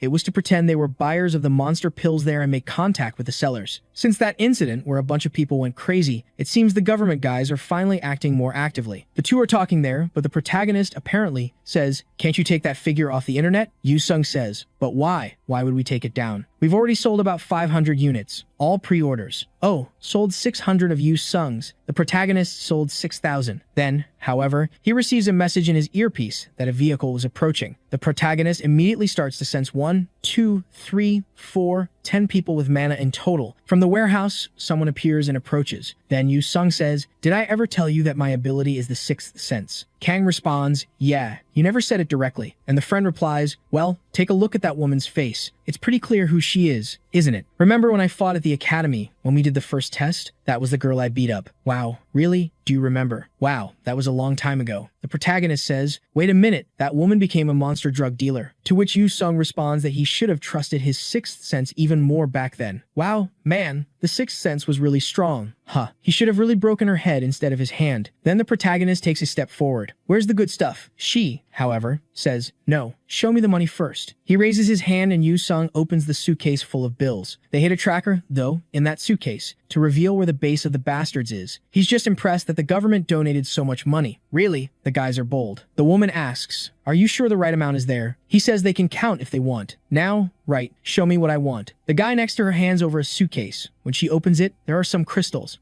Wow, there was an explosion in front of them. Then she says that since a certain skeleton appeared, a bunch of strange things happened along with it. At least they managed to get rid of those special ability team trash. Obviously, they would have sensed something so suspicious. She turns around, saying there's a tracker in the suitcase, and it would be better for them to leave. However, someone tells Miss Yuri to take a look. Wow, the protagonist turned into a Titan from Attack on Titan. Wow, he's wrecked. But he says it's a shame he's already been discovered. Now, he'll have to charge even more from Taejil. At that moment, the woman recognizes it's Kang, wanting to know what he's doing there. The protagonist says it's funny. Everyone recognizes him. He's getting too famous. Yuri shouts, warning everyone to be careful, that the enemy was nothing ordinary. He's a crazy psychopath who sells his figure naked. The protagonist is there, disheartened by the fame he's gaining. However, Yuri immediately remembers. If Kang Hen is there, the other guy is Yu Sung, who already greets Yuri and says they're old friends. She immediately remembers him crazily smiling, beating her up. Then Yu Sung clings to the protagonist, saying, I told you, my intuition is good, man. I had the idea that something was going to come flying out of that suitcase, and that's why I hid behind something more resistant. The protagonist says whatever. The good thing is that now they have someone to fight against, and both are excited. And Yuri gives the order for everyone to attack, and the troop comes. But poor guy, right, man. The guy comes to give him a cut. The protagonist grabs the sword in his hand and gives him a kick. Wow, broke the sword just by squeezing it. The fool explodes against the wall while Yu Sung advances towards three more, dodges the weapons, gives a hammer blow to the last one's face in the middle of the brain. Then Kang shouted, oh, Yu Sung, did you forget we have to capture everyone alive, man? He says, oh, but man, I only killed one. One is fine, isn't it? But then, in the background, someone stretches out a big staff and sends an icy storm. The protagonist, for a second, thinks it's just a bit chilly until the woman activates the freezing and he turns into a popsicle. This magic stone was a trump card she had saved. She already knew Kang's strength, and that's why it would be foolish to hold back even for a second. She thinks she won, but Yu Sung is behind her, saying she knows that won't kill him, right? In a second, he also moves away from her and is already heading towards Kang, while she's wondering how he defeated the rest so quickly. He stretches the club and hits the right, breaking the protagonist's arm. Wow, but it shattered. All the fingers fell off. He, however, doesn't care, already manages to free himself, saying it's amazing that this ice managed to trap him. He wants her in the guild, man, to put her in the fridge division to always have good beer. Yuri orders everyone to take the new drug. Yikes, but the guys are saying something about the side effect being madness. She, however, says they have no choice unless they all want to die there. The fools obey. With that, the muscles start to tear, blood coming out of the teeth. One of them advances towards the two, the whole group forward. Kang realizes it's going to be another madness, but Yu Sung tells him not to get involved. The protagonist asks, oh, why? The rascal says it's because they get stronger after transforming, which makes it much more fun. Then, the two go forward anyway, and Kang comes to give the first a sword strike. Explosion in the middle of the entire warehouse, everything flying everywhere. The protagonist seems to have hit it squarely. Wow, but the guy held his sword. Even Kang is in shock, saying he didn't expect them to be really that resistant. Took that punch and was pushed away. Yu Sung is looking, wow, that's really strong. Someone shouts, saying it's his turn, and immediately everyone jumps in the direction. The first one pulls the grab back, gives a cut. Damn, right? He just dodges, takes a look, and moves to the side. Then, he's already on the back of another and falls hugging him. Wow. But the head does a 180 and bites him on the shoulder. He pulls a knife from the inventory, throws it in the direction of another coming, but the creature manages to catch it in midair. Even so, Sung frees himself from that jump in the direction and hits the knife he had caught, sticking it in the head at the same time he came from the side. When Sung looks, the creature is already on top, and Yuri says it's over there. But something pierces the creature's chest. Wow, look how she's arriving in style upside down. The arrows are hurting now. Yuri sees more people arriving, and it's getting complicated. Immediately, she orders the two guys next to her to attack Sung Ha. But the expression changes when, right, there's someone coming from the background. It's the protagonist activating all his buffs. Actually, he only activated 2 this time. He tells the wretch to stay put, while she's trembling, telling him to stay put there. But obviously, he's already advanced with a psychopath's smile. Blood gushes, everyone screams, and some time later, the sun rises. People are wondering what happened in that factory for everything to have fallen to the ground. Taegil arrives confused. Hold on, why did the entire factory collapse? Kang honestly says that, right, the guys were a little stronger than we expected. And Sung said it's just a shame that eventually they lost the will to resist. Taegil says he doesn't understand, but the important thing is that they need a hostage to get information, right? Who's the survivor? The protagonist says there's one there that seems to be alive, but is buried. Then they find Yuri's head there on the ground, and the protagonist says, that one I think is the boss, man. Apparently, she was the one in charge of everyone. In theory, she should be alive, right? That's what Kang says. Taegil gives up and says, leave it alone anyway. Good job there and thanks. The scene changes and we're in the office with her being interrogated in a room. Miss Seon Yuri, 26 years old, resident of the Mapo region. Is that right? She doesn't respond. Okay, then, right? You have the right to remain silent. Well, let's go. Choi Min-jun, do you know this name?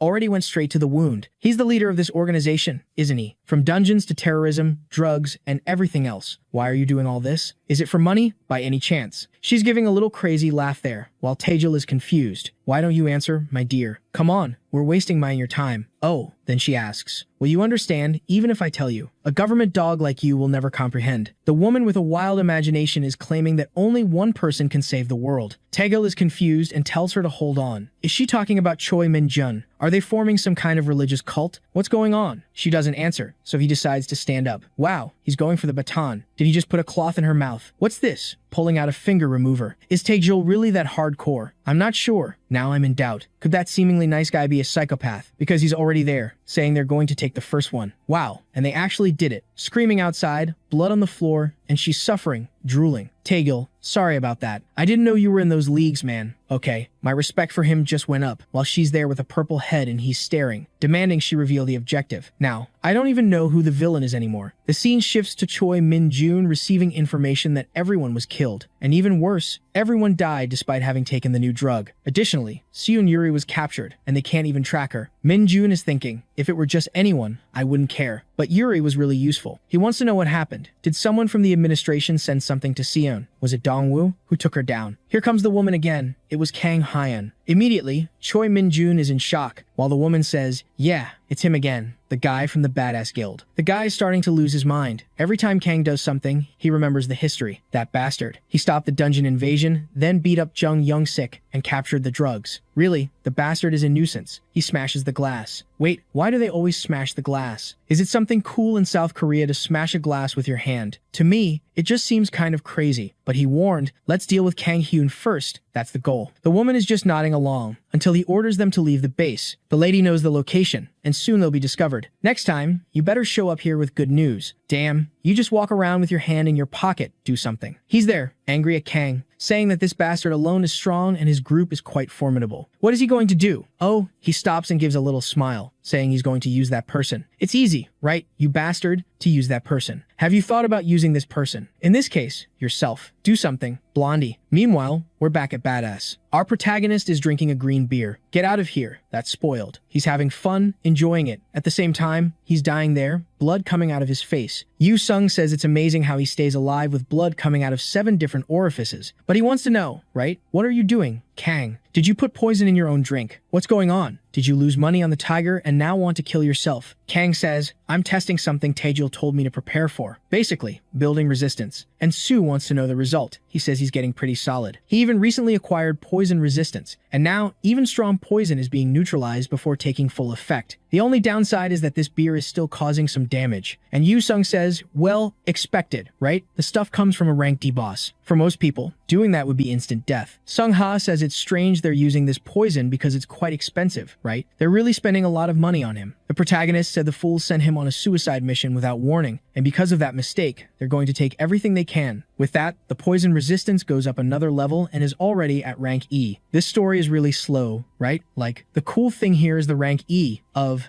skill. In other stories, the protagonist touches the stone on the day of awakening and receives SSS. The only one suffering there, though, is Jaemun in the corner, angry. They got a new giant base with an area just for drinking, and the bastard stays by his side all day. And the protagonist is there saying there's nothing better than drinking a beer, listening to Jaemun clicking on the keyboard in the background. And Jaemun is angry, saying that after hiring so many people, his work doubled. There are some to help, but in the end, he's working even more. but it's okay. He just has to endure a year here, and he'll leave. Meanwhile, the protagonist receives a call from someone named Seo Yonho, introducing himself as a person from the Ability Users Alliance. The protagonist asks, "Wait, are you one of the guys from Dongwu?" And the guy confirms. Then Kang remembers the guy who handed him a card, right? Says, "Oh, who are you?" "The guy with the card. Why did you call?" The guy says he needs some time to talk about alliances, but the protagonist says he's kind of busy today, until the guy says he'll pay for a barbecue, and he immediately gets up. With that, we're already on the street, with the guy giving a shout out and the protagonist eager to go to the barbecue. Wow, but Kang already notices something wrong. He says, "Seo Yonho, at our last meeting, you seem to have an important position in the guild, so why didn't you participate in the raid?" The guy is a bit embarrassed and says it's kind of shameful, but he doesn't like killing or fighting. The truth is, he's level 3. "Man, you better start killing because I don't know if you know, right? The world is ending. Let's fight for humans, shall we?" Then he's there arguing that fighting isn't everything, that some people have to take care of the administrative part, right? And with that, he invites the protagonist to have a conversation and barbecue on the grill.